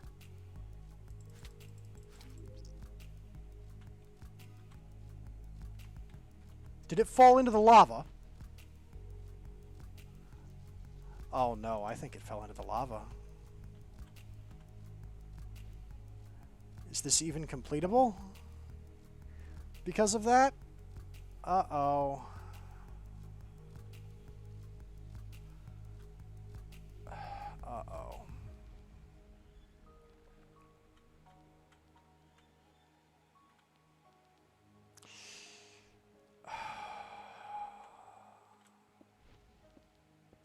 Can more of them spawn? Or is that? Hang on, let me run around real fast and see if any of them have respawned. If they have not respawned, I might have to resort to giving myself whatever scarab he drops just to continue this. I don't like cheating, but when stuff like that happens, you don't have much choice. This is the only pyramid I've found. I have gone on long expeditions around the spawn trying to find one of these. These are quite rare to find. I have not located another.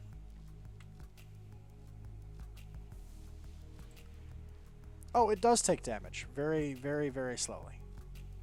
I don't see any more Umber Golems, which is unfortunate.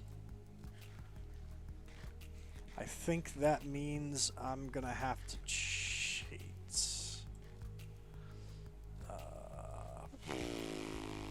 Sorry guys, I don't like cheating. I really do not, but that is really bad that happened. Okay, let's go ahead and put everything that we can on the table real fast. Throw that away, get rid of that. Put the enchanted stuff away. We don't need any of this. We don't need that. Put that away. Put the golem statue away. Okay, I'm going to have to creative mode this. So we have the jade, the gold, and the mud. I'm sorry, I apologize. Look away, avert your eyes.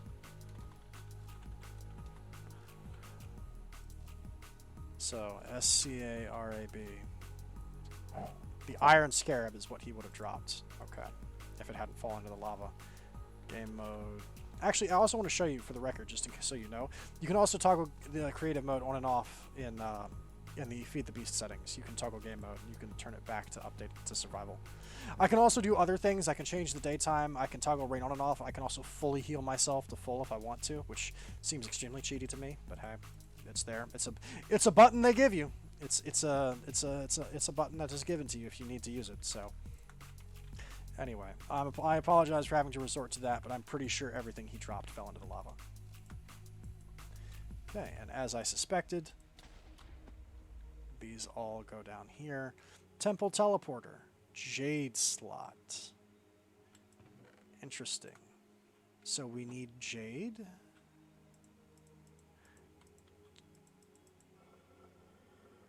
Temple teleporter. So there's 2 temple teleporters. Okay.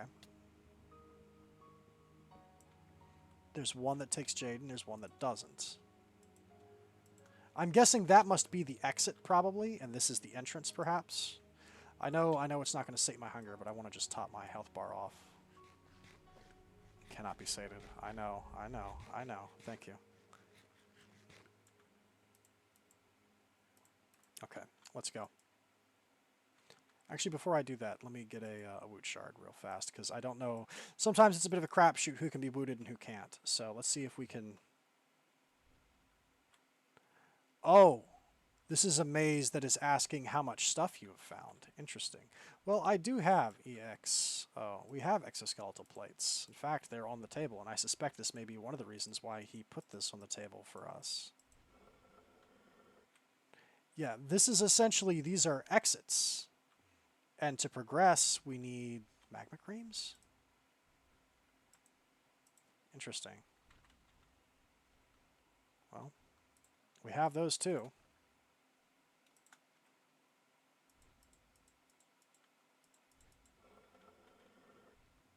I'm worried I'm going to run into something we don't have. Magma crawler eyes. Aha, we picked some of those up on the way in. I don't know if I have 8 of them, but we can find out. 6. No, we don't. We're going to have to go find some magma crawlers real fast and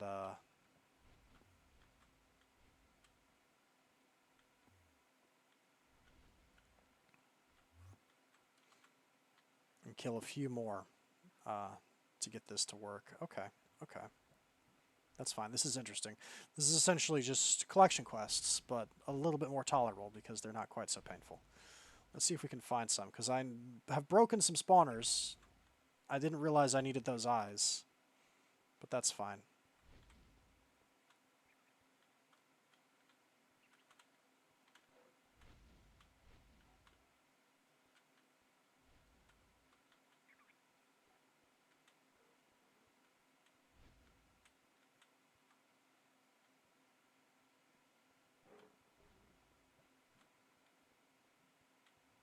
I would not have broken the spawners if I realized I needed those eyes. I hope I didn't cheat to get in just to end up getting screwed out of it anyway. My worry is I might have to go find another thing. What are you, an antlion spawner? You're useless. I need a magma spawner. I really hope I didn't give myself an iron scarab to fix that, just to end up getting walled out of here again because there's no magmas left.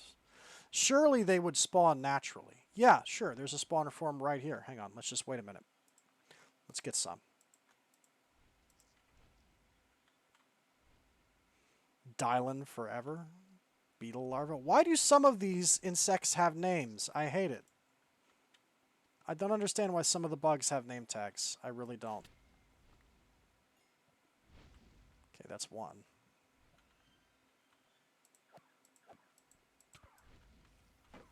Let me kill him with this to see if I get more. 2? No, you don't get more when you kill him with looting.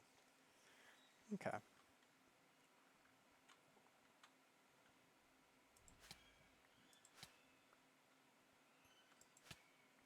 That should definitely be enough. Because we had half. Back to the pyramid we go. Yep. Yep. Yep. And yep. Yep, we only needed 2.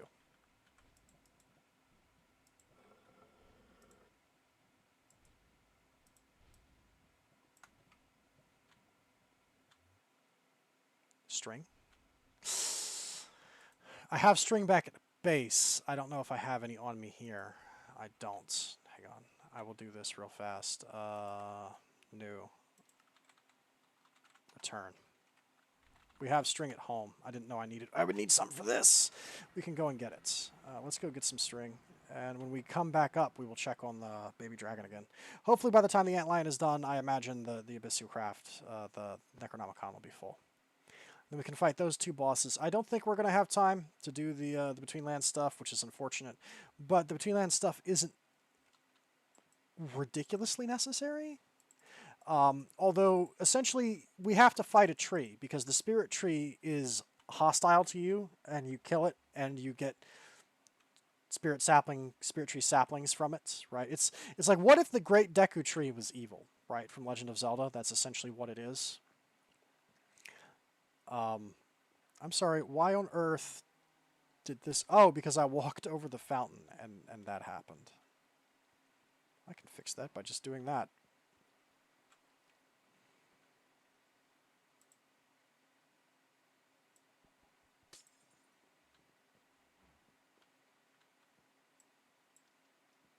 That should have fixed it, but there's a lot of latency here because of crows and other things. I'll just walk away from it. That should have fixed it.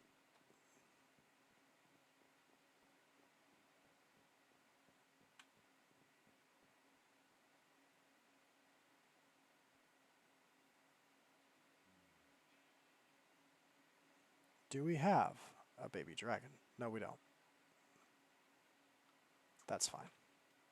I might look that up to see if there's an older way of hatching the eggs, and I'm doing it wrong. I am following a picture that is on the Ice and Fire wiki. That may be incorrect, however. Okay.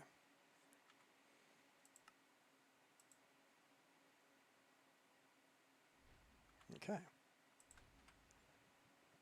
Go ahead and remove that return.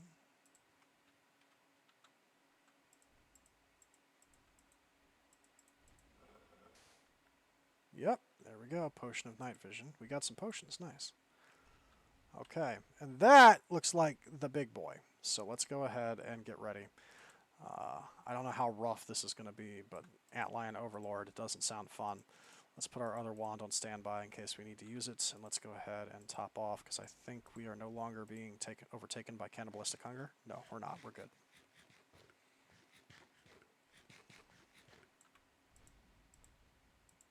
All right. What's up, big man? You're hideous. I hate you.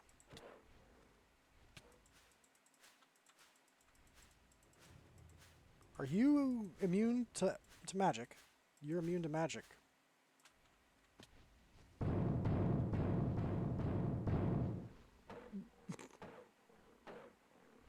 That is a hilarious sound that makes.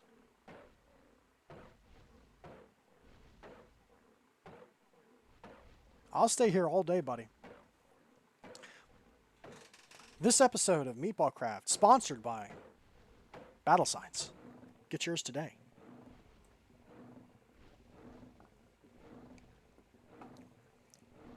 I get the feeling this is only a phase 1. That feel, or wait, no, he's actually dead. Never mind. Ouch.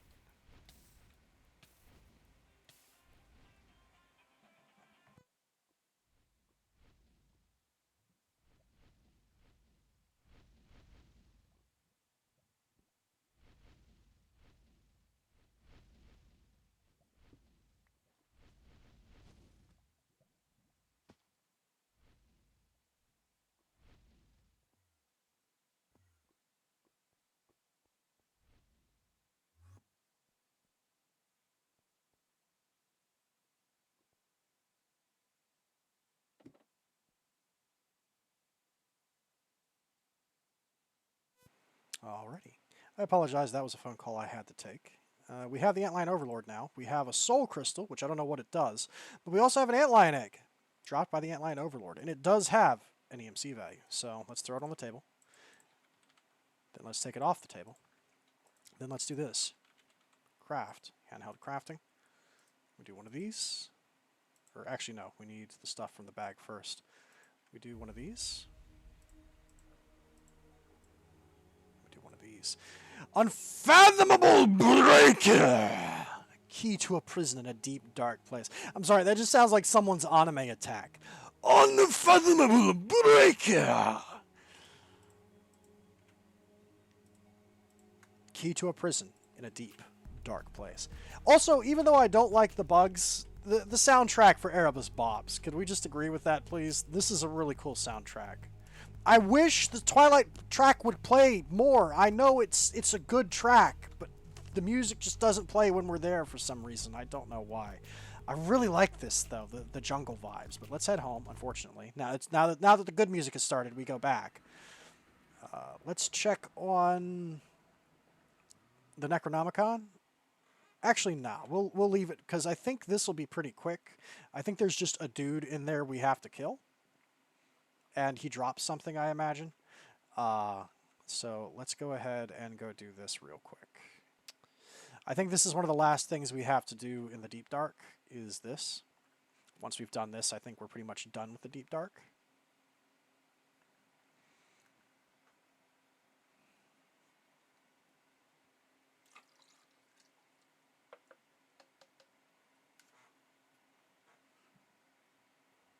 Could you hurry? There we go. I was about to say, could you hurry up and teleport me there?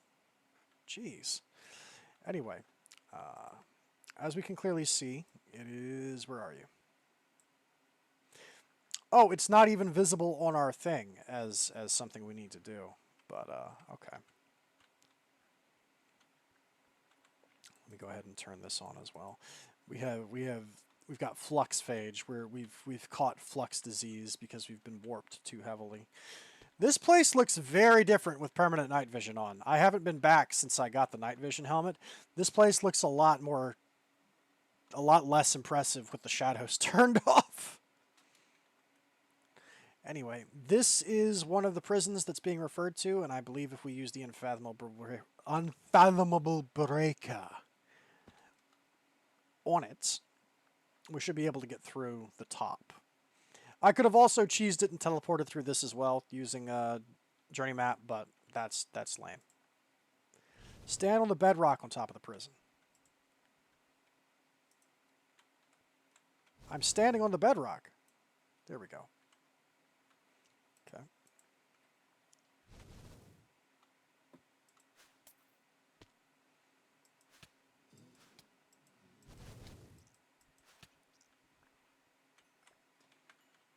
How horrifying. I hate it. Let's go ahead and put all of this crap away. I'll look up what soul crystals are used for later. Also, let me get another woot shard, please, because we may want to woot one of whoever this demon is inside the prison. And he's sealed in with maze stone too. That's cute.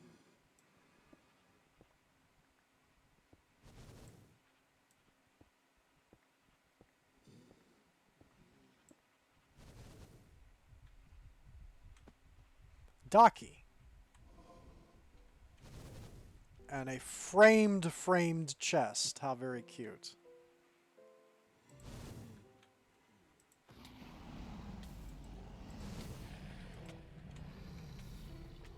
Oh, you sell stuff.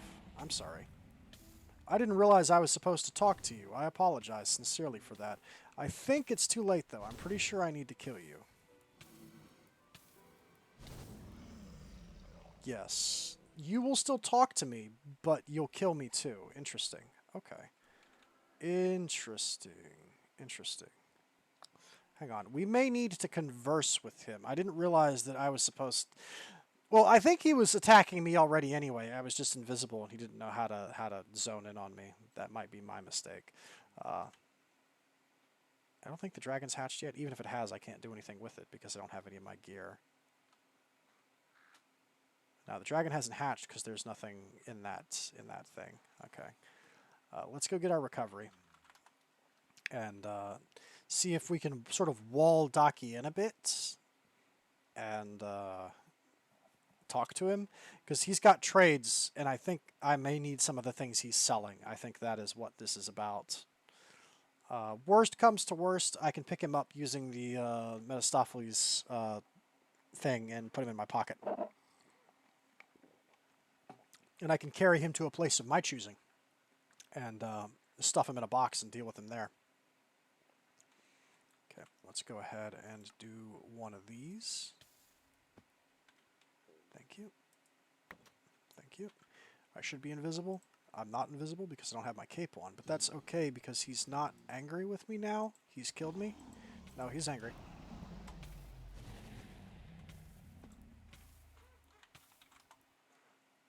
If I die at home. Okay, I think...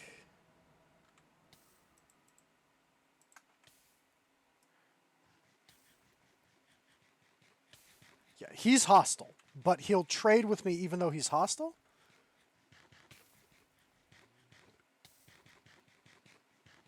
I'm not quite sure what's going on with him, but I think I just need to sort of use blocks to block him in, and then like talk to him through a hole, maybe, and he'll give me what I need. This fire is lasting forever. Excuse me.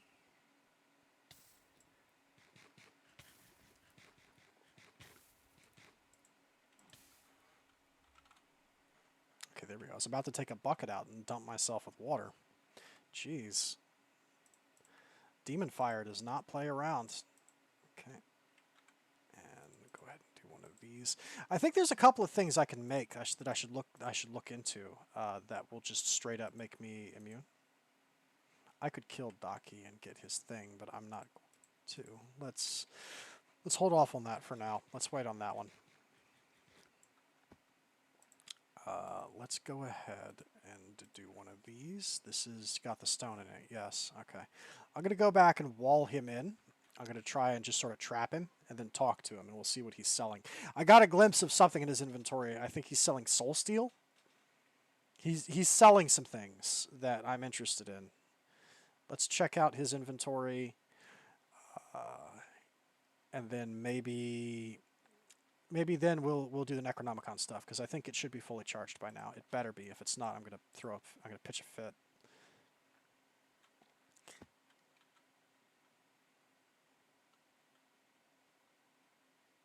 Okay. I can see clearly now. The rain is gone. The darkness in the deep dark has been washed away.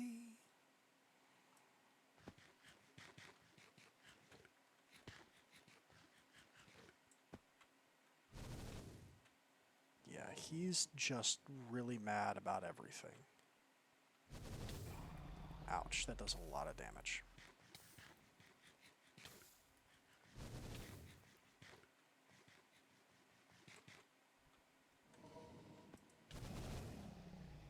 Actually, you know what? I might do this. We might do one of these instead. No, he's going to kill me again. Here's what we're going to do. I'm going to take the chest and the moose, and then I can talk to him off stream instead of trying to wrangle him on stream like this. I'll figure out a way to corner him, and I'll die as many times as it takes to make that happen. I might push some centipedes down there to distract him. This fire he uses lasts forever. Holy cow! And I'll get him cornered then. right? And then we can have a civil conversation with him. But I want whatever's in this chest. What's in here? Sigil table, Bewitchment altar, demonic keystone, a poppet. So it's everything you need to get started on witchcraft if you haven't done it already. Okay, that's cute. That's pretty cool. That it's essentially a starter kit for bewitchment. It's a demon heart, a poppet, embittered bricks, sigil table, which I haven't built one of these yet, so that's nice. And the demonic mana stone. This item is reusable, found in the demonic prison in the deep dark, and that's used to make certain things, including primal mana, which we need a lot of. I'll figure out how to talk to him later. We'll work out that as a problem later. Let's resolve that in the future. Just go ahead and drop all of this in here. Thank you.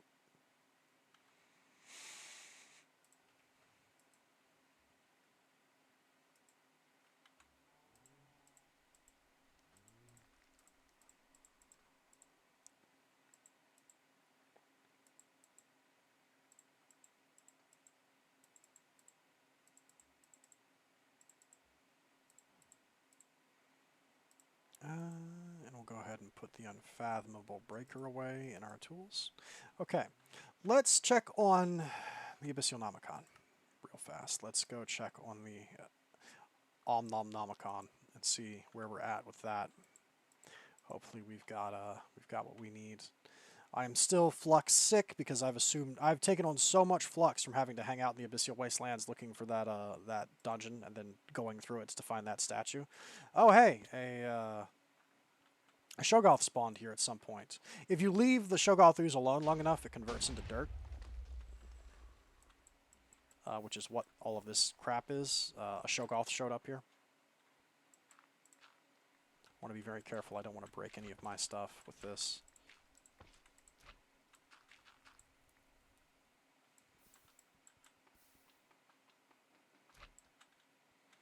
Anyway, let's see what kind of charge we've got on this thing now. It's full, thank goodness. Okay, let's go ahead and do the Abyssal-craft stuff, and then I will try and speed run the. I don't think we'll be able to do the sludge one, the Sludgian thing in the Between Lands, but I will make a run at the Spirit Tree. We'll try and jump the Spirit Tree and take its lunch money. Then I think we'll stop for the day. I think we'll have to stop. Let me check on the thing. Do we have dragon? Has the baby dragon hatched yet? Please. The baby dragon has not hatched because there is no marker on the map inside the thing, green or gray. Very sad, very unfortunate. I'm going to have to look that up. I'll figure out if I'm doing it correctly and it just takes a lot longer, or if I'm doing it incorrectly. I will find an answer to that question. Let's go to the Abyssal Wastelands real quick, and let's get this over with. So there's a boss we have to fight, and then there's a boss we don't have to fight. But we can fight him, so we're going to, just to get him out of the way. All right, that's essentially how this is going to go. I hear a spectral dragon coming after me. Yes, hello. These guys look just like the Ender Dragon. They're basically ghosts. They're also pushovers. You can just slap them. They're not a threat. Let's see. Push that in there. Okay.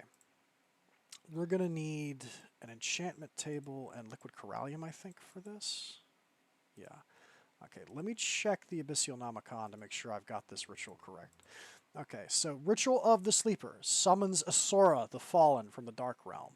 The afterlife is commonly referred to as an eternal slumber in which a sleeper is an entity beyond life and death. So 4 gold, a transmutation gem, a liquid corallium bucket, and an enchantment table. Let me try and use, or actually no, it's still in the box back home, unfortunately. I can't use it for that. Let's use this. We'll have to use this one, and maybe we can summon him.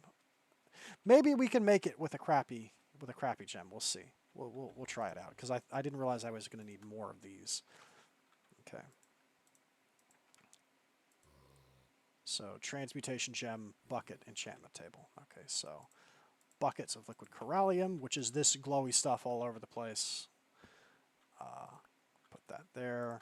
Put this here. Put that here. Okay. This is going to summon him. I've got an Ender Shard for him. Do we have another Ender Shard? I could deprogram one of the ones I've already obtained if I really needed to. No, we have a second one to capture the other boss as well. We're good. We're gold. Alright. I'm going to need you to get out of here. Seriously. And actually, did something need to go in the middle? No. Alright. This is going to summon a Sora. There he is. Big boy. Ha ha, foolish human, I am unleashed. Captured mob. Are you unleashed? I kind of feel like you're getting your pockets run, buddy. Oblivionaire. Asora, you will pay for this, mortal. Besides, you'll never get past the Dreadlands. Have fun digging your own grave. This dude's name is literally Oblivionaire. That's like the name of a 12-year-old's OC in Sonic the Hedgehog. He's a dark hedgehog. I named him Oblivionaire. He's magical. He's from the Oblivion realm. You cannot defeat him. Wow. Who knew that the Elder Gods were just a bunch of edgelords with crappy OCs? Jeez. Chunk of CORALIUM, refined CORALIUM ingots, sulfur. Got a shader from that. We have capped a Sora, so we can grind him if we need to, which I think is good because that'll give us, I think, CORALIUM Plagued Flesh and CORALIUM if we need it. Now, we have another guy we can summon here with this. So let's go ahead and do that too. This dude drops, he's an optional fight, but he drops, from what I understand, he drops a really cool sword. Ritual of the Sleeper. That's Asora's dreaded gateway key. Helmet of the Depths, Chestplate of the Depths. Ritual of Shadows, this is it. 4 obsidian, the ODB core, the liquid CORALIUM bucket, and the Oblivion catalyst, as well as a liquid antimatter bucket. Okay.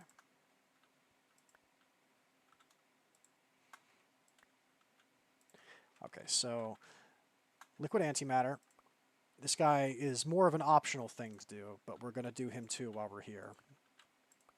He drops, I'm very, very sure he's the one that drops this. Sackthough's Soul Reaper Blade. We are essentially about to throw hands with Sackthought, is who we're about to fight. Okay, so the obsidian's down, that's down. We needed the ODB core, right, and then we needed the Oblivion catalyst. And I've got another Woot Shard available for this guy if we want to catch him, which we do.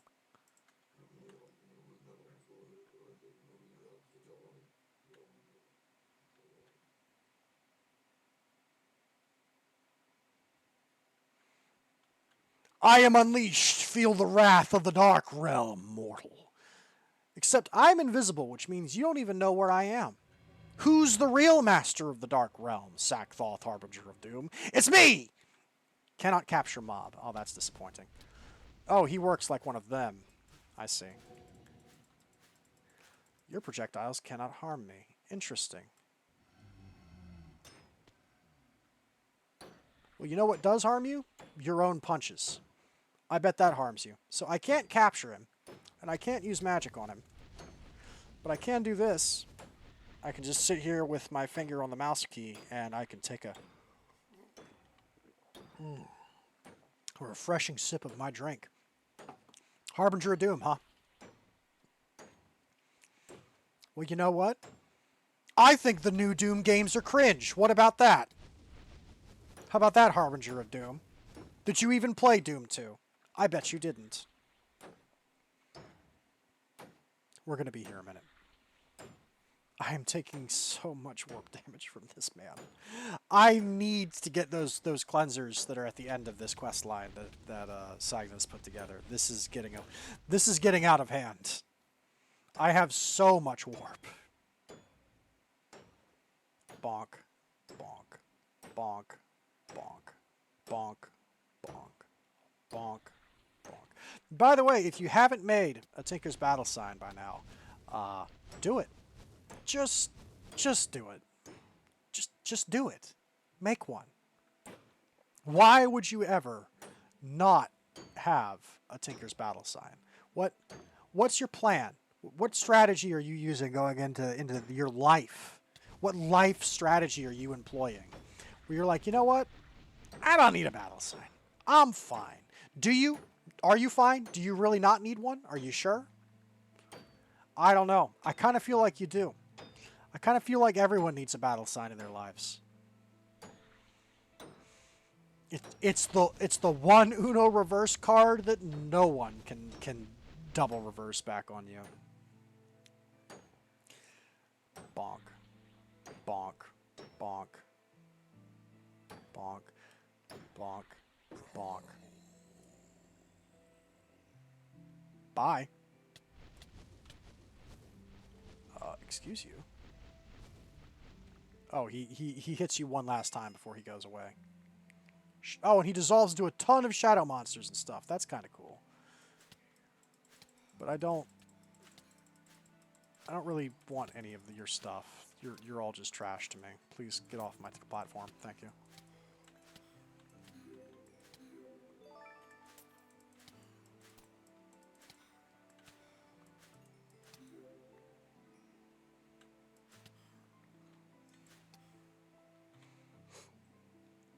There we go.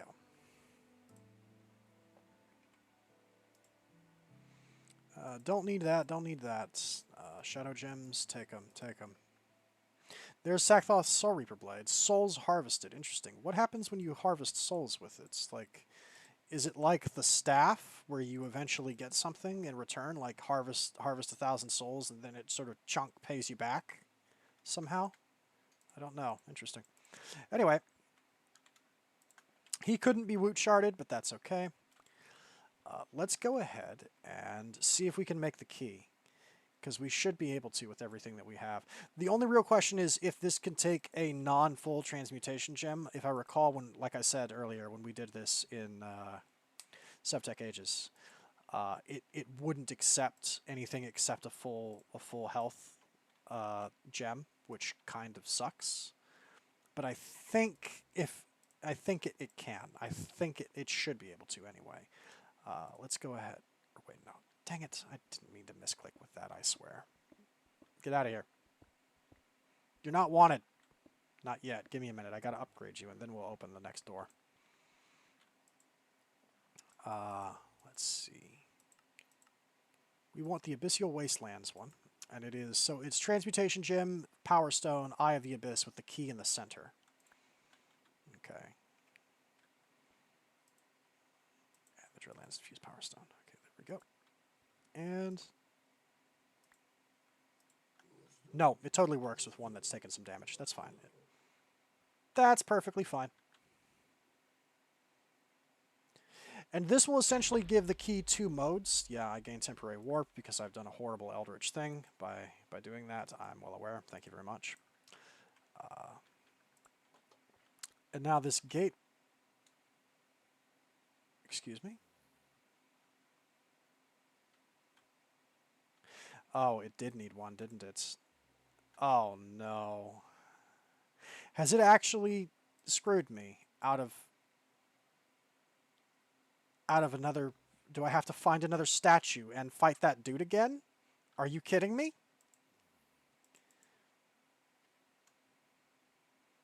Oh, ooh, I'm mad.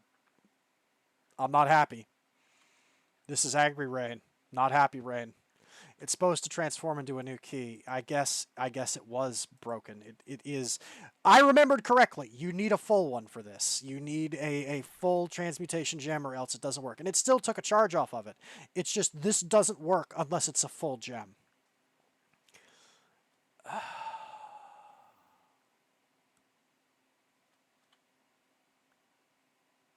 That's legitimately upsetting that it would waste my time like that. That's not Cygna's fault. This is Abyssalcraft being weird. This is Abyssalcraft being unpleasant, is all this is. Abyssalcraft is a very old mod, it should be said. It's a very old mod, and I've already complained about the portals in it. I've made it clear that I don't think it's put together terribly well, and in all honesty, it's not. There are things in it that are just very unintuitive and frustrating, like the bad portal design that can lag servers. There's just a lot of stuff about it that's not great. I don't know why all of my sheep and my scarecrows are potioned, but I'm not going to question it. Has this dragon hatched yet? No. I think part of the reason this may be happening, now that I think about it, is this chunk isn't loaded, is it? Oh no, it totally is loaded. Never mind. I don't know why that's happening. He's had plenty of time. Alright. We need to cut this, but I think we're going to go do one more thing, which is I did some exploring in the dungeon, and I've uncovered some stuff. Let's go ahead and I guess... yeah, we'll do some stuff in there real quick, and then I'll probably cut it here, and we can pick this up again in the next episode. That is infuriating. What just happened? I'm not pleased at all. I'm not happy. Okay. Okay.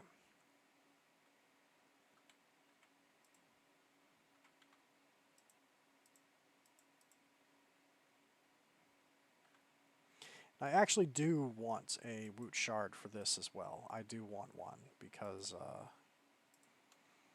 if this thing can be captured, I want it. And we'll make one for us. We'll make a thing for Asura and run him through a few cycles and see what this does.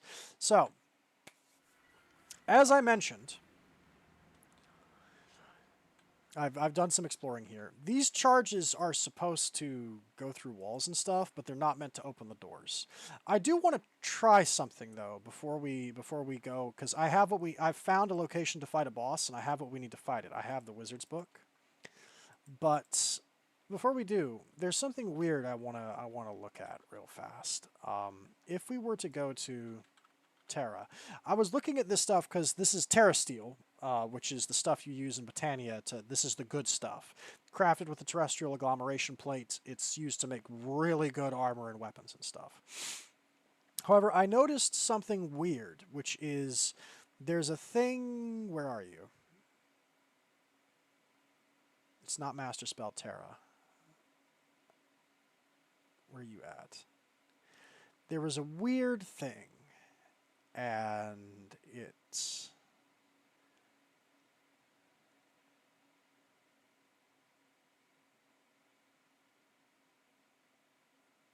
actually, this is how I found it. Is I was looking if there were any other ways to make Terra Steel, and there is.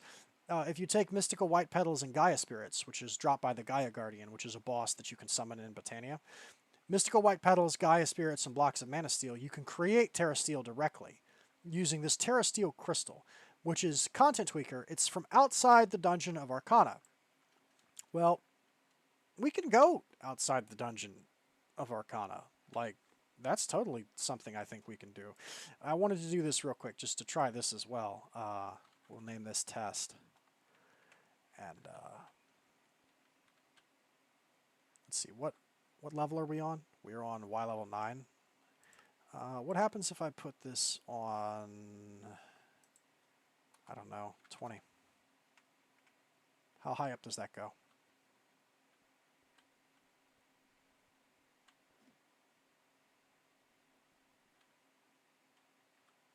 Or wait, no, I think that just, I changed the wrong value. Wait, no, I didn't save it. That was the problem. Save.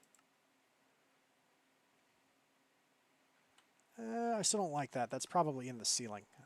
Edits. Let's try 30. 30, I like 30 a bit more. I want to try this real quick just to see what happens. It says it's from outside the Dungeon of Arcana. Well, well, well. There's a structure. This is where all the ancient entities are. The whole time I've been in the maze, I've just been seeing ancient entity health bars in the background, wondering what on earth. They're on the roof. Okay. Interesting. Why can I not... Come on. There we go. There's also, like, these things around here. Hang on. These may be signs. I should probably check if there's signs here, but that's definitely artificial. That's something that he's added, because I very much doubt that's supposed to be here. That's part of his pack, along with the fact that there's freaking ancient entities here. Oh, hey, look, there are signs here. Do you have a Gaia Tesseract? No. No? Well, you should not be here. Hang on, what's a Gaia Tesseract? Allows you to escape the Dungeon of Arcana. It's made on a Gaia altar out of a greater Gaia spirit, Arcanium blocks, ever-watching eyes, Parasectus wings, and Dremic skin. So there's a usable item we're supposed to do that what? Does it just break through the bedrock of the ceiling, or does it let us teleport here, I guess? So this is a place we're not supposed to be yet, I think. Okay, that's fine. Razorbacks are spawning. I'm guessing this is some kind of loot building. Ouch. Heat traps. Look at how much health those Death Hounds have. Holy cow. I am glad I'm invisible. Yeah, this is some kind of loot building because there's alchemy catalysts here, which I could take, but I'm not going to because I'm not supposed to be here, so that would be cheating. But there's alchemy catalysts here, and yeah, mutated grass, a fabulous mana pool. There's a free terrestrial agglomeration plate, which I'm not going to take because I need to make my own first. That would definitely be cheating. A bunch of diluted mana pools. This looks like it's just a house that's full of loot, and I'm guessing somewhere hidden in one of these houses is probably that item, right? That lets you make mana steel on a craft, or the Terra steel on a crafting table, I'm guessing. Okay. Leave it. All right. So this is a place we're not supposed to be. I won't come back here until I'm ready, until we have the stuff, but that answers that question of what's up here. There is indeed something up here. Okay. Remove that test. We don't need it. Teleport to... We don't need to go to the home portal. So there's different people hidden in rooms in this maze. One of them is Captain Merrick, who was in this room, although I think he may have wandered off a bit.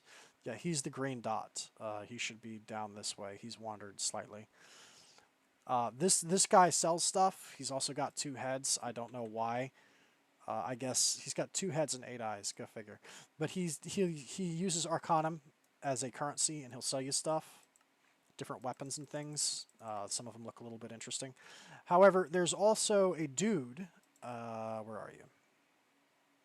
Lord Vaticus. And this guy, or at least he was here, he may have wandered off too, but he has some trades as well, but the big one that's important is he will sell you a wizard book if you have some Arcanum to buy it from him. And I did, in fact, buy a wizard book from him because I found Arcanum in the maze.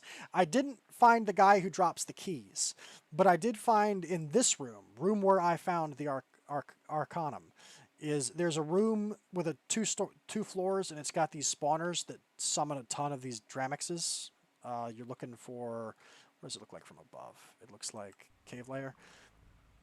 It doesn't look like anything in particular, I'm sorry, but this is what you're looking for, is the ladders in the wall. If you go upstairs, there's a row of, like, I think they're called magma forges. They're a vanilla Minecraft furnace, but they cook things for free. They don't require a fuel. I took them home with me because I think that's cool. I found Arcanite and food in this chest. So I haven't found the guy who drops keys yet. I have not found him, so I have not yet legitimately gotten Arcanite the way you're supposed to. But I did find one, and since it has a value on the EMC table, finding one was all I needed, and then I was able to get it. But I have the wizard book, and you're supposed to take the wizard book to... where are you? The Dramix altar, which is this, okay? And then you use the wizard book on the Dramix altar to summon a boss, which is what I'm about to do. It is on our quests that we do this, actually.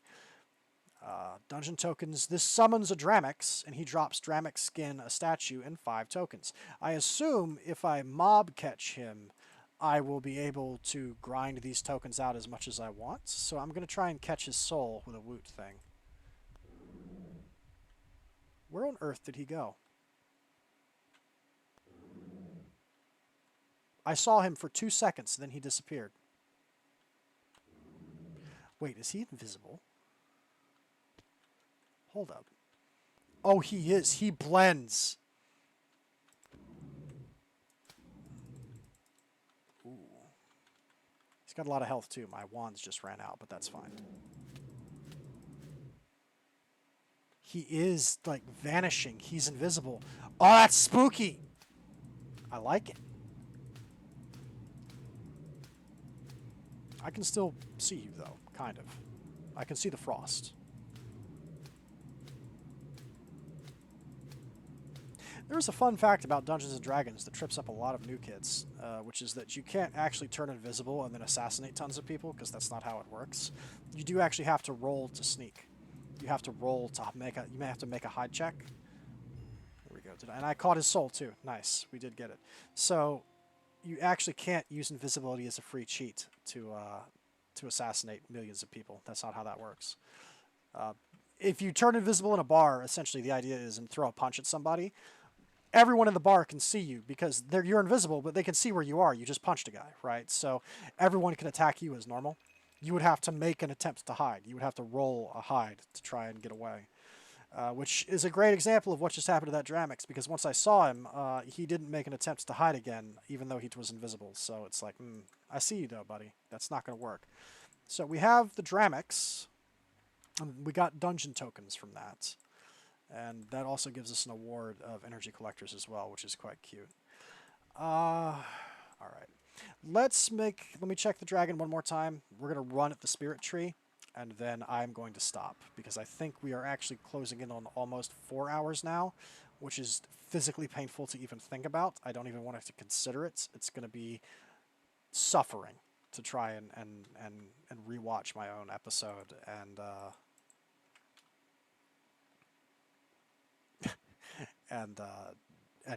make notes about what we've done and what I've talked about. But let's go ahead and go run the spirit tree's pockets, and then we will stop. Egg still has not hatched. That's fine. It's not fine, but it's fine. Where's the bag where we're putting everything away? Here. Okay. There we go. And I should mention, by the way, the sludge thing. In fact, I think we'll do it when we're here. I won't complete the dungeon while we're here, but I'll start it. I'll show you. I thought I needed octane ingots for this. You can, but apparently I looked it up on the Betweenlands wiki. Apparently, vanilla Minecraft fire charges can also ignite those braziers. So that's good to know. So first of all, if we come back here real quick, and we go to Sludge Plains. Now, I have to confess I was a bit of a dumb something or other. I thought when it said, over here, too deep, found at the bottom of the sludge plain clearing biome. I thought that this meant you had to go to the bottom of the Sludge Plains biome. You don't. That's not what it's talking about. Apparently, this dungeon that we found that has the braziers, the Brazier Tower dungeon, that's called the Sludgeon. And that is what they are referring to when they talk about that. Okay? Rest in peace, my cooked chicken. You will always be remembered.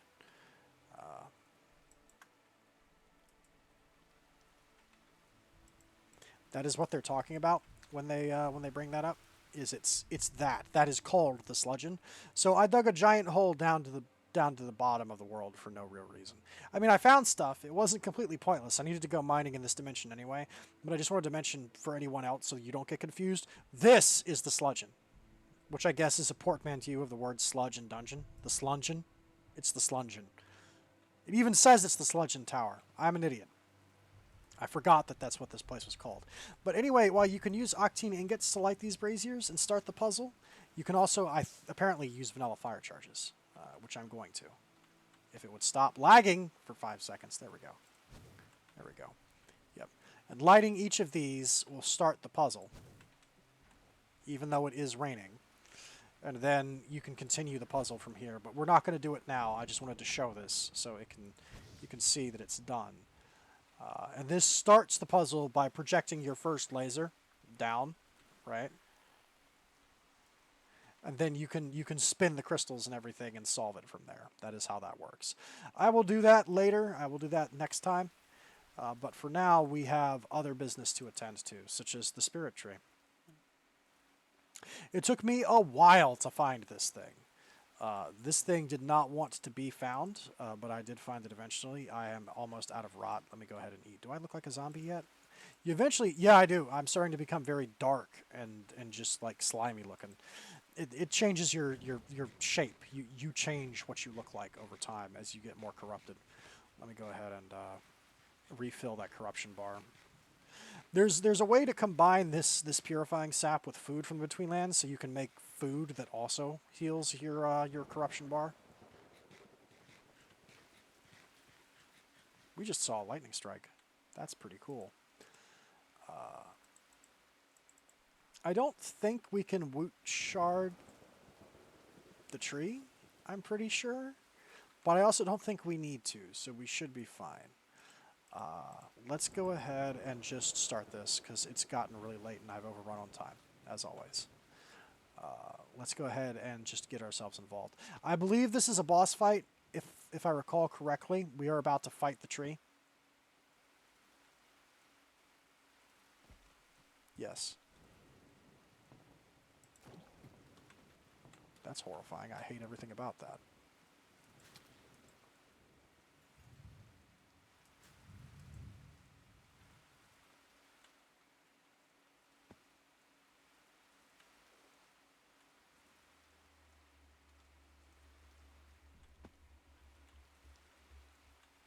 Yes, here's the spirit tree. He's currently not happy.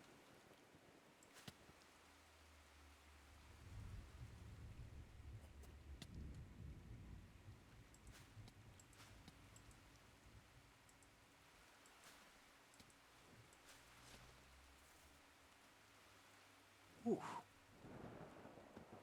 He's trying to fight me. I almost want to get a woot shard for this. You know what? I am. I'm going to get a woot shard for this because I want to know if we can catch him.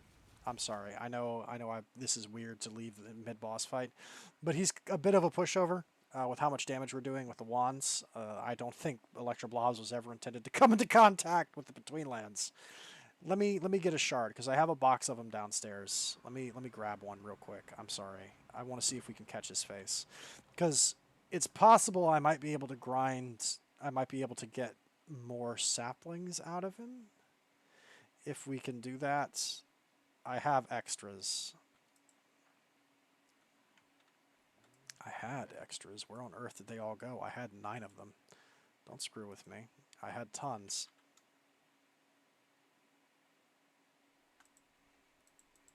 I made a bunch of extra woot shards. Do not tell me I've gone through them all already, because I won't believe you. I guess I must have. Well, screw me. Let's make a few extras real fast, and then we'll go back and finish that fight. So we need... come on. Shard die. We need the hammer. And give me... there we go. Give me an eye. Drop it on the die. Have it fall off the table because of lag. My base is super laggy. I'm going to take down all the extra chickens. I'm super taking down the chickens. The chickens are no longer worth my time. There we go. Now we have some more woot shards. All right, let's go back real quick and finish him off. I'll take his face and we'll see if we can put it in a woot shard and copy it, because I don't know, it may be able to drop Betweenlands loot, and I can put it in the woot grinder. We'll see. There's so much lag in my base now. Part of it is because of what I'm doing with the chisel, but there's also just tons and tons and tons of crows everywhere as well. I might have to put all of my creatures away. I'll pick up all my cows and sheep and put them away in chests using the thing, and then I might have to use an admin command and use kill all entities to just wipe the slate clean. Kill all creatures to just clear out the base and everything within chunk loading distance of it.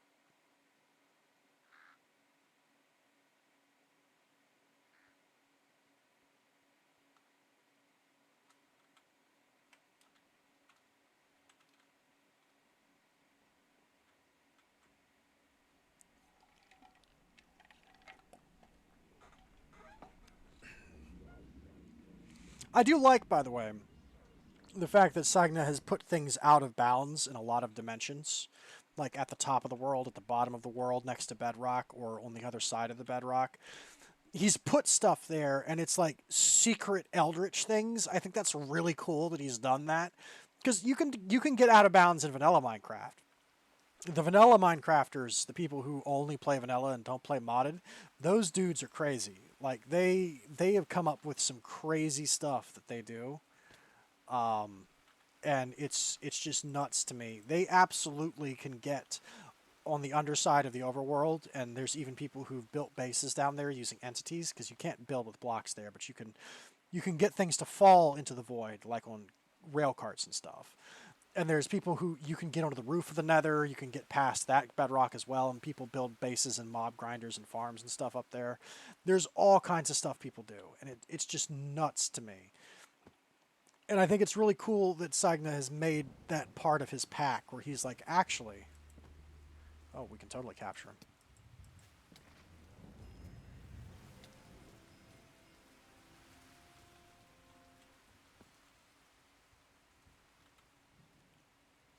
Okay. We got a spirit tree from that, which doesn't have an EMC value. We also got a bark amulet. And we did catch his face, so I could theoretically make that into a thing if need be. I don't know what this is, but it's pretty spooky.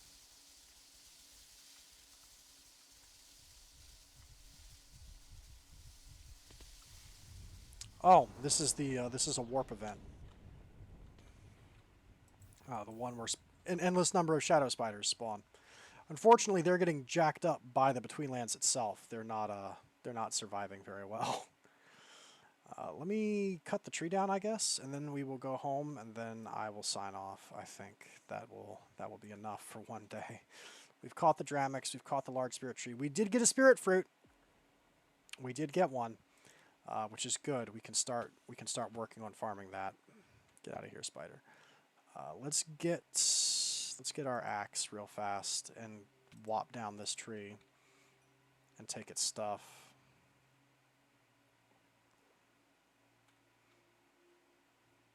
Yeah, because it's starting to rot. It is dying now. This tree is dying. It's no longer alive because I just killed it. So let's go ahead and take it down.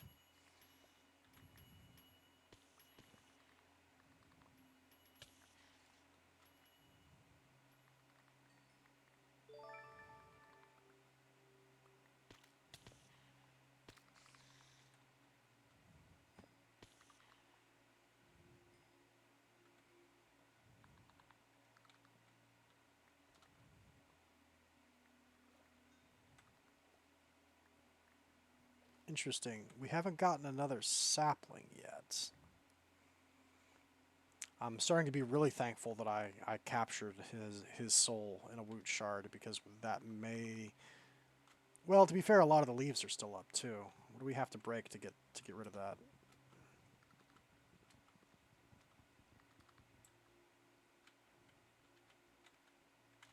Oh, jeez, the lag. I'm just walking off edges. Or wait, no. This isn't solid to begin with.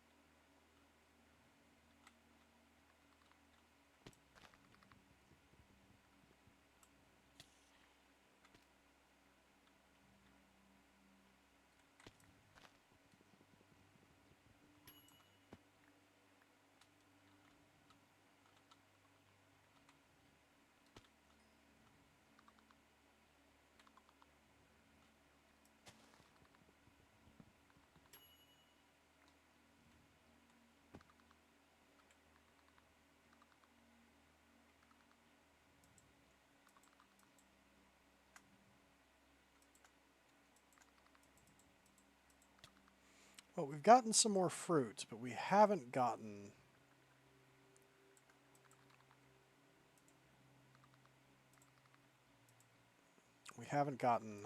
any more saplings. Let me go ahead and clear all this, and we'll see if we can get anything to drop.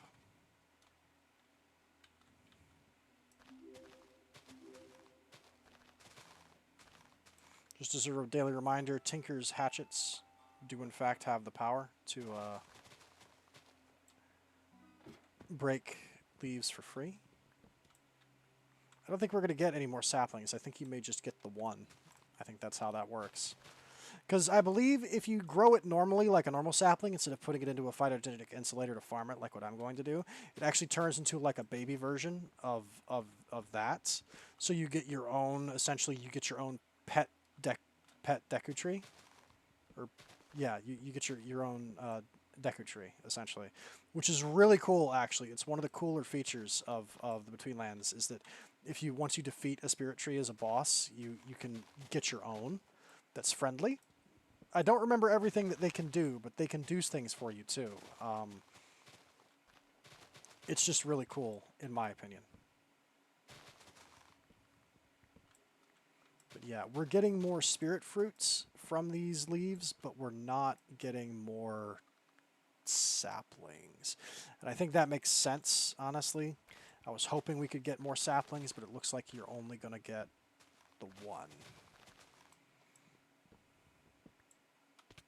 Ouch. All right.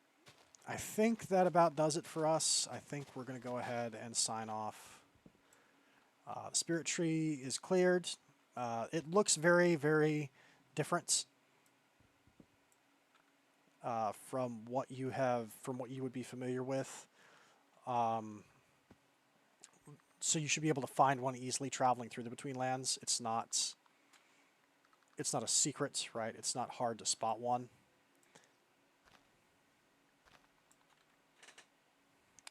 But yeah, I think we're going to go ahead and cut it. I think we're done here. We're done for now. Although, yeah, give me... You guys too, you termites. Get out of here.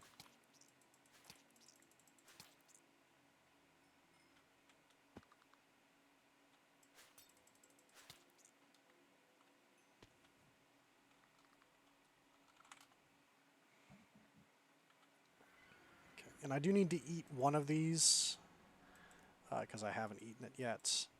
There's also a whole thing you can do in the Betweenlands where you can set up an offering table and make offerings to get certain powers, temporary bonuses and stuff, but there we go. And that gives me regeneration and absorption. That's quite nice. That's a pretty strong fruit. But we need tons of these fruits. They are needed for a variety of things. They're needed in crafting, so the ability to farm the tree in the phytogenic insulator is definitely something that I'll be looking into. I think we need a special thing for that, actually. It takes special fertilizer? Yeah, it does. So you have a 100% chance to get your sapling back with a 5% chance of getting a new sapling. This gets spirit fruits. However, the fertilizer isn't the normal fertilizer. It's sap spit from the Betweenlands is the fertilizer. So we have to make sap spit, right? Sap spit can be made out of liquid CORALIUM and slime balls in the Valenite Gateway, which is another multi-block he's made. Or you can surround a dreadful bone with any slime to get 24 of it. The dreadful bone is reusable. It's dropped by the dreadful peat mummy in the Betweenlands. Don't worry, it's ketchup. From Reginal. Now, I know how to summon the peat mummy. It's a boss. We need mummy bait for that. The mummy bait I can't make just yet, I don't think. We need a shimmer stone, which is something that's found randomly as a treasure in the Betweenlands. We need an animated tar beast heart, which is found by taking a life crystal and sulfur and infusing them into a tar beast heart in an animator, which is a special machine. It's a block like an oven we can make from Betweenlands materials. We need an animated tar beast's heart. We need a sludge ball, which I think we have a few of those. And we need Armanis. This is a specific extract that is found from certain things, from certain dusts. The way alchemy in the Betweenlands works, it has its own little dimensional alchemy system. What properties certain plants and animal parts have is randomized for every world seed, so it's different every single time. That's essentially what this red text is referencing. Found by right-clicking various Betweenlands dusts on a gecko in a cage, different in every seed. So we have to find this one specific substance in the Betweenlands by experimenting on geckos, which is unfortunate because it means we're probably going to kill some geckos in the process. It's animal experimentation. We have no choice. But we will have to work on that later. I'm going to have to make a mummy for that. I could alternately make the Valenite Gateway. How hard is that to make exactly, the Valenite Gateway? What do we need for that? Is it complicated? No, not really. The hardest part about this is the 4 blocks of Valenite, which I don't think I have yet. Valenite is essentially the Betweenlands version of Diamond. It's not common. It's quite rare, actually. Or maybe it's more like their version of Emerald. I have everything else. Now that I'm making EMC out the wazoo, I can make modularium at will. So the fact that this uses a lot of modularium blocks isn't that big of a deal for me. I might make a Valenite Gateway instead. We are being attacked by an Eldritch Guardian. Something stirs in the depths. Yes. I kind of want your soul. Actually, now that you've bothered me in my house, you'll learn the true wrath of a wizard. I'm going to take your soul and experiment on it. Can I soul trap you? There's several of them here, actually. That's an extreme event.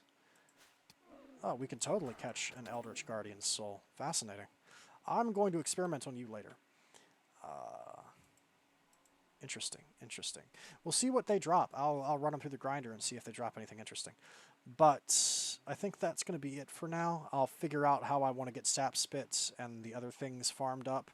I'll set things up to have us do more progress. We will do the sludgeon next time, I think. There's so many of them in my base. I have accrued so much warp. This is like a multi-attack from these guys. Holy cow, I've just been invaded by Eldritch Guardians. Look, man. This is my house, okay? I know I've gone into your house and messed with you, but that doesn't mean you get the right to come into my house and mess with me. This isn't equivalent, okay? You need to leave me alone, or I'll take your soul. I took your buddy's soul. Do you want me to take yours? I think next time we'll do the sludgeon. We'll try and do that dungeon. We will try and push through the stronghold and the white tower, maybe.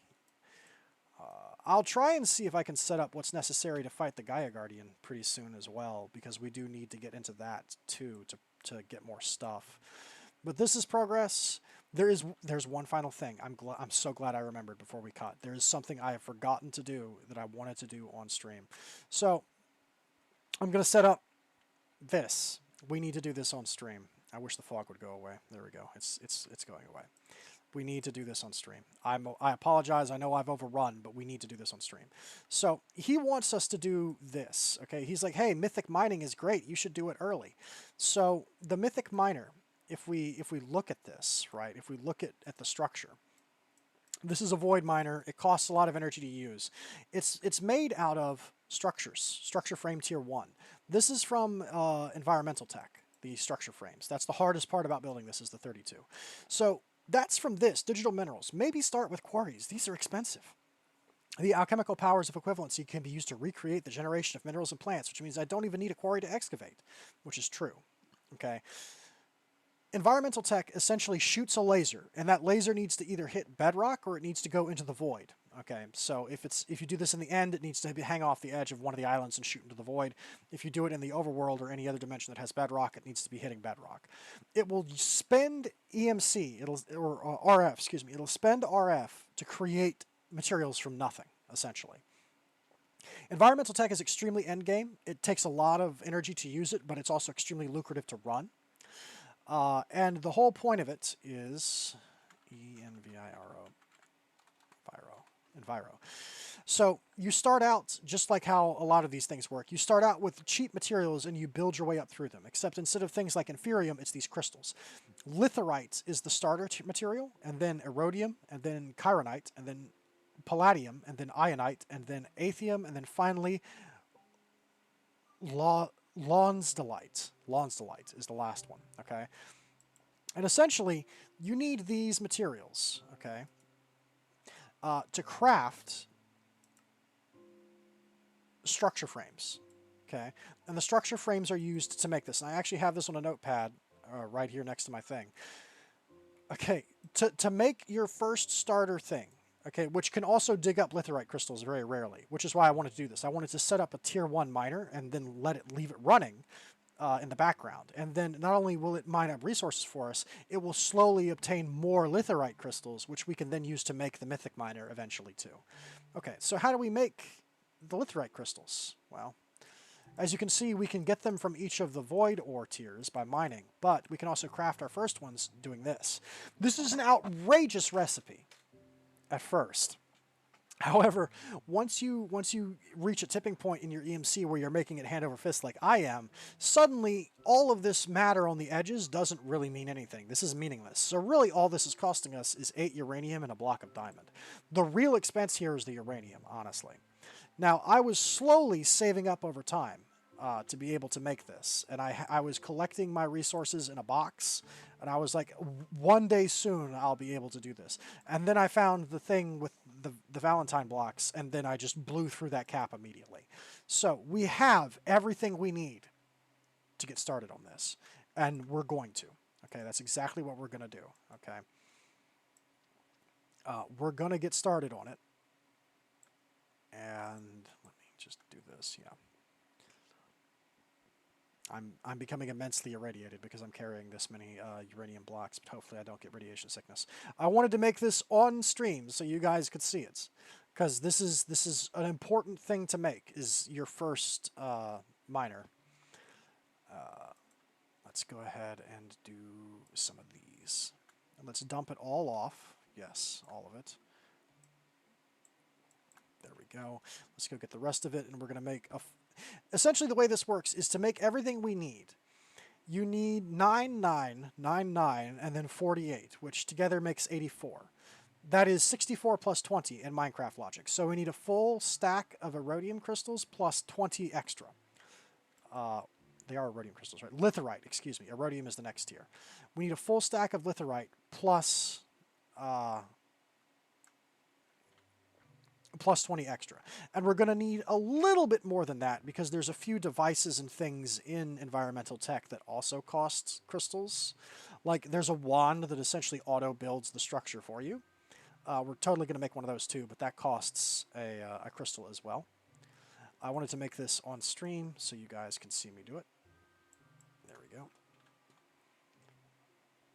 And then we will go downstairs. I have a place down at Bedrock that I've already prepared where we're going to connect this thing to it. And we are going to auto-build it and start it up. And then I'm going to turn this stream off because we are over 4 hours now if I've kept track of time correctly. And that's just ludicrous. That's outrageous. Someone stop me. Arrest me and throw away the key, please. I have spent too much time playing this pack. I should be... I am a menace to society at large. And I need to be stopped.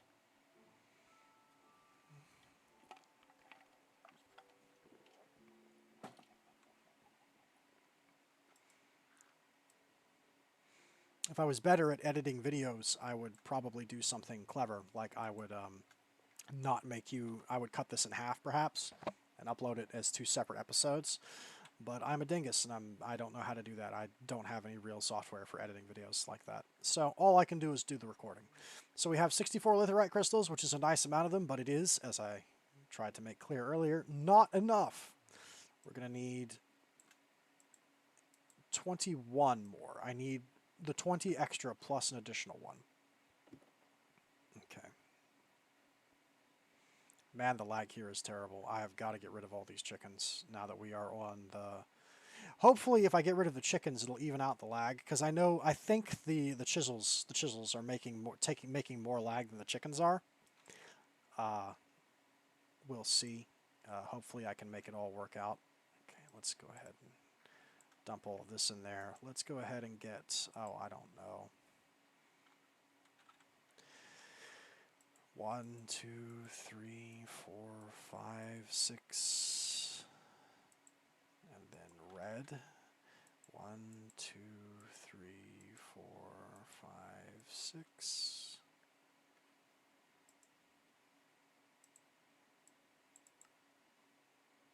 Yeah, that worked. Okay, and then we have a little bit of uranium left over, but that's fine. We'll put that back. Now I can take this downstairs and we can make the thing. But we're going to need the other materials first, which I already have. I've already gone to the trouble of making everything we needed for that. All of this is done. The only thing I hadn't made was the crystals because they're the expensive part. Or they were. They're not anymore. So as you can see, the stuff we need to make these is all here. Okay. And let's go ahead and make that. You need quadruple compressed cobblestone, just for the record, to make this work.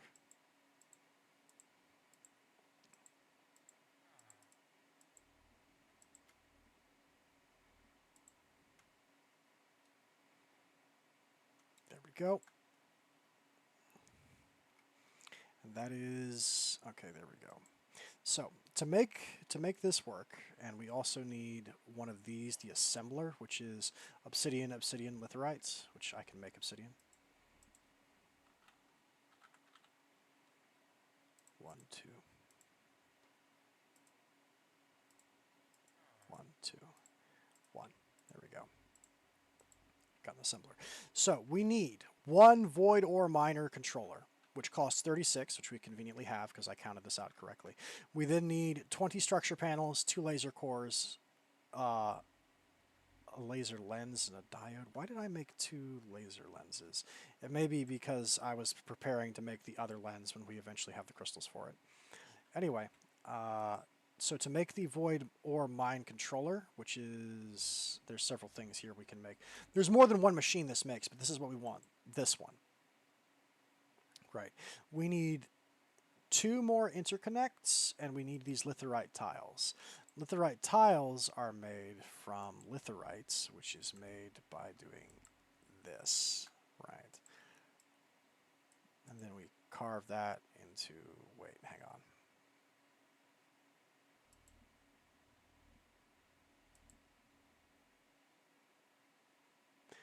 Ooh, wait a minute.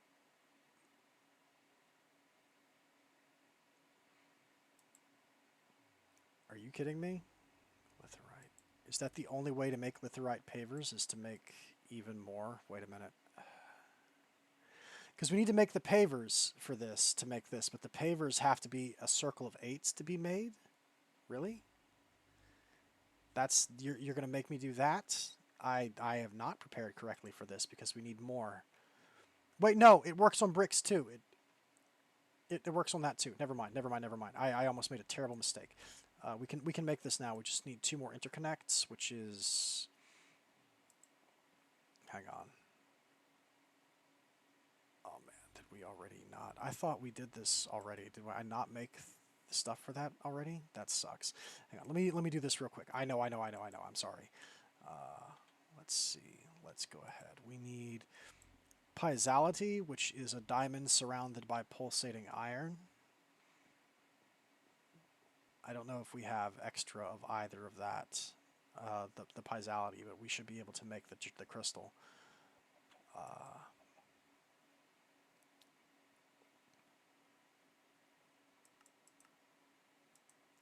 There it is. So first of all, the connectors are iron and redstone, which we can make.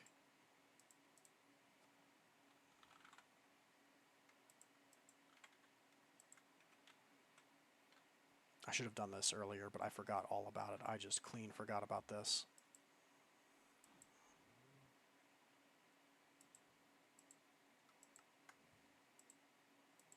Okay.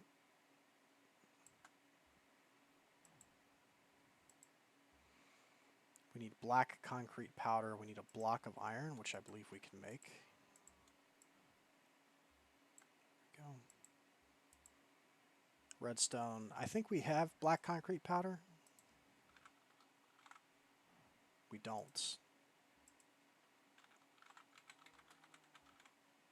How does one make black concrete powder? Oh, it's easy. It's 4 sand, 4 gravel, and any black dye. Okay, we can make that.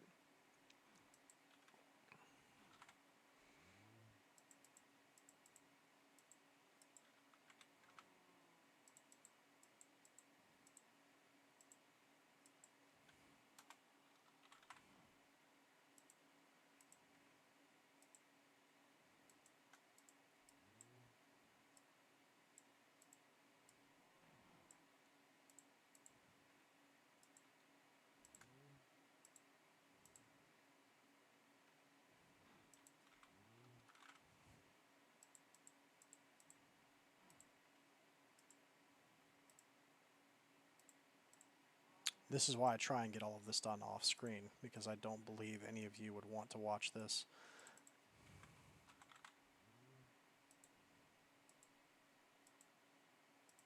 Okay, so we have all of that set up. So it's just 1, 2, 3, 4, is it?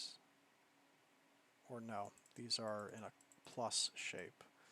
Modifier. Okay, so we need 2 grains of pausality and 2 grains of vibrancy. The vibrancy is an emerald surrounded by vibrant. Okay, E-M-E. 1, 2. And then the other one was a diamond. D-I-A. 1, 2, surrounded by something else. So hang on, let's check that real quick. We should have everything we need for this. We have vibrant and we have pulsating. It was one of them was pulsating. 1, 2, 3, 4, 5, 6, 7, 8. I think it was the diamond was pulsating, right?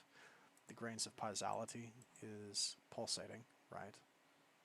Okay, so and we need another 8, so 16. Okay, and then the vibrant is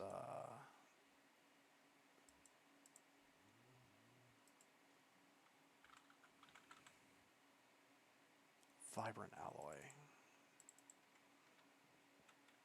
I think we have some of that in one of the chests. Yeah, we do. We've also got nuggets spread out over several locations, but we can deal with that. We can deal with that. 1, 2, 2 ingots will give me 18, which is plenty. Let's hurry this along. Okay. And just a pro tip for me, the fastest way to grind things like this when you need to grind them up into dusts is to put them in the sag mill. That pretty much always works. Very quickly as well. It's a very fast process. So we make these 2 gems, then we sag them into the dusts. Boop, boop.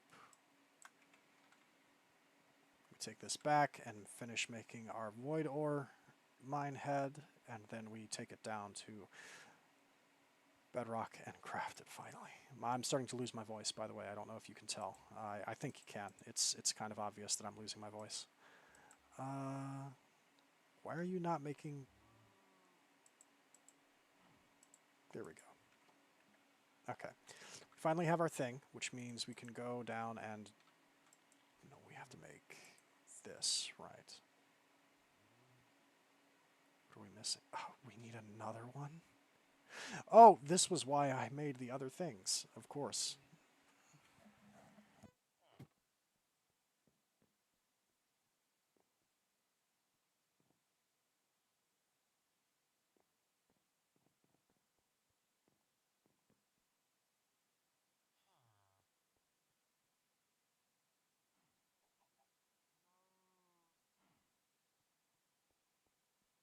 I apologize once again. I'm losing my grip. I forgot we needed 2 of these. Okay, so fortunately we can make the connectors and the modifiers. I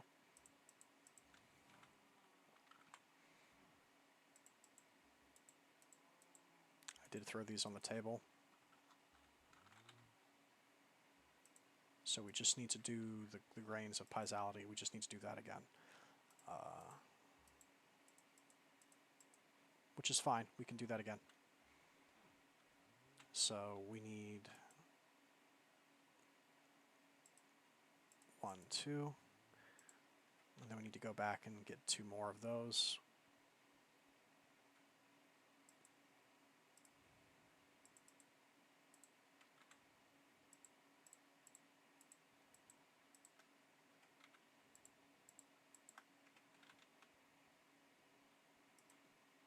then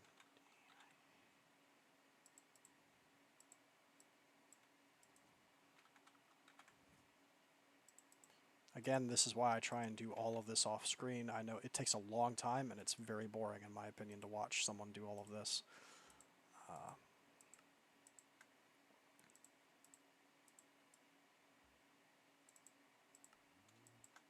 There. Just put that back in the chest. There. And we also should be able to throw all that back in as well. Let me sag mill these as well real quick. We can make our last interconnect, and then we can finally make the void mine head. And then we can go downstairs and set it up. And then we can stop, finally. I can at last know peace. Local man who has known only war seeks peace, cannot find it.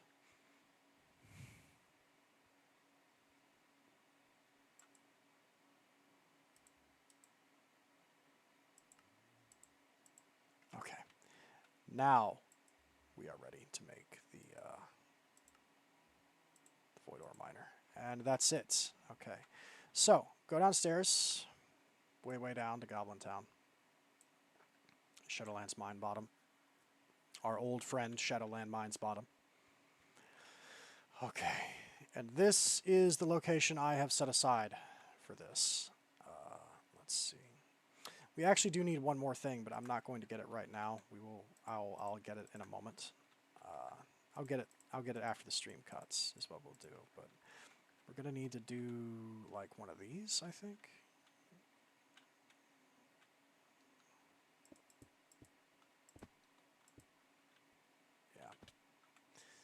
Okay, and I think taking one off the top of that will work.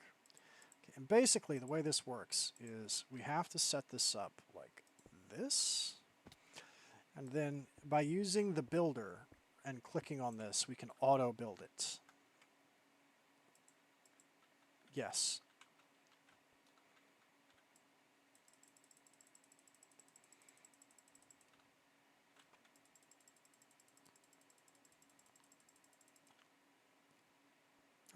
And this is actually what it looks like. Literally, that is what it looks like right there. You can see it's even shooting the laser out already. But it's not doing anything, or at least it shouldn't be, because it is not powered. And that is the thing we need to bring down with us. You will use 660 FE per tick, and it is assembled, assembly true, Owner Lord Rain. Now, to get this to run, we need the souls of the unborn. No, what we need is one of the little things to connect it to the network. We need 4 of those little widget things and a block of redstone to create another connector to our network. So let's go ahead and grab one of these. 1, 2, 3, 4. These are the widgets I was referring to. Say hi to the widgets. Hi, widgets. Put that there, like this. Then we do this, this, this, and this. That makes a flux points, which is a connector to our network. I don't think I've overlooked anything. No. I've also remade everything we need to make the energy acceptor and the ME controllers for when we build the base for real in the void. I've been collecting resources and everything to make the transition. As you saw earlier with the danks, I have tons of the max tier danks. But let's go ahead and connect this.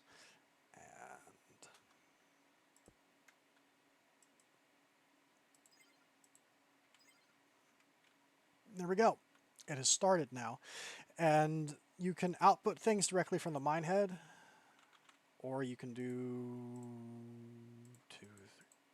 this, and you can just put chests on the side. And I believe they should slowly function over time.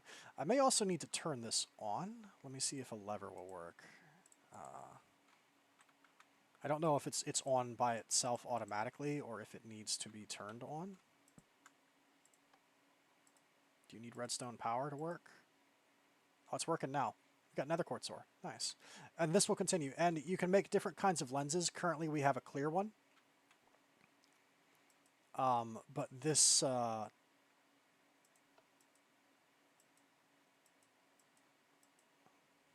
there we go. It's running now. It didn't need the redstone signal. It just takes a minute. It doesn't run super long. This by changing out the lens, we can direct it to mine certain things. What we really want to make is the crystal lens, this one. We need erodium for that, however, but it will make it so that this will be preferred to mine it. Like Void Ore Miner 1 only has a 1.22% chance of digging up litherite crystals and a 0.92% chance of digging up erodium. But with the crystal lens, it has a 3.8, essentially a 4 rounded percent chance to dig up crystals. We really want the crystal lens, right? And you can use different lens colors to bias the output towards certain things. So that's what that's about. Right now we have a clear one. It's not biased in any particular way. I'm just going to leave this running. It's already working. We're getting amber, gold, nether quartz. So that's it for me. This has been Meatballcraft Dimensional Ascension. I'm going to go die edition. We're going to save and quit. We're going to shut down the internal server. And I'm going to fling myself off of a building. That took way too long. Dragons are cool. It's a shame we didn't get to see one. But I'll hatch it. We'll figure out how to hatch that egg. This has been Meatballcraft Dimensional Ascension, Dragons Are Cool Edition, and this is Lord Rain, and you're the person who sat here and listened to all of this. May God have mercy on us both. Good night, dear listeners. Good night.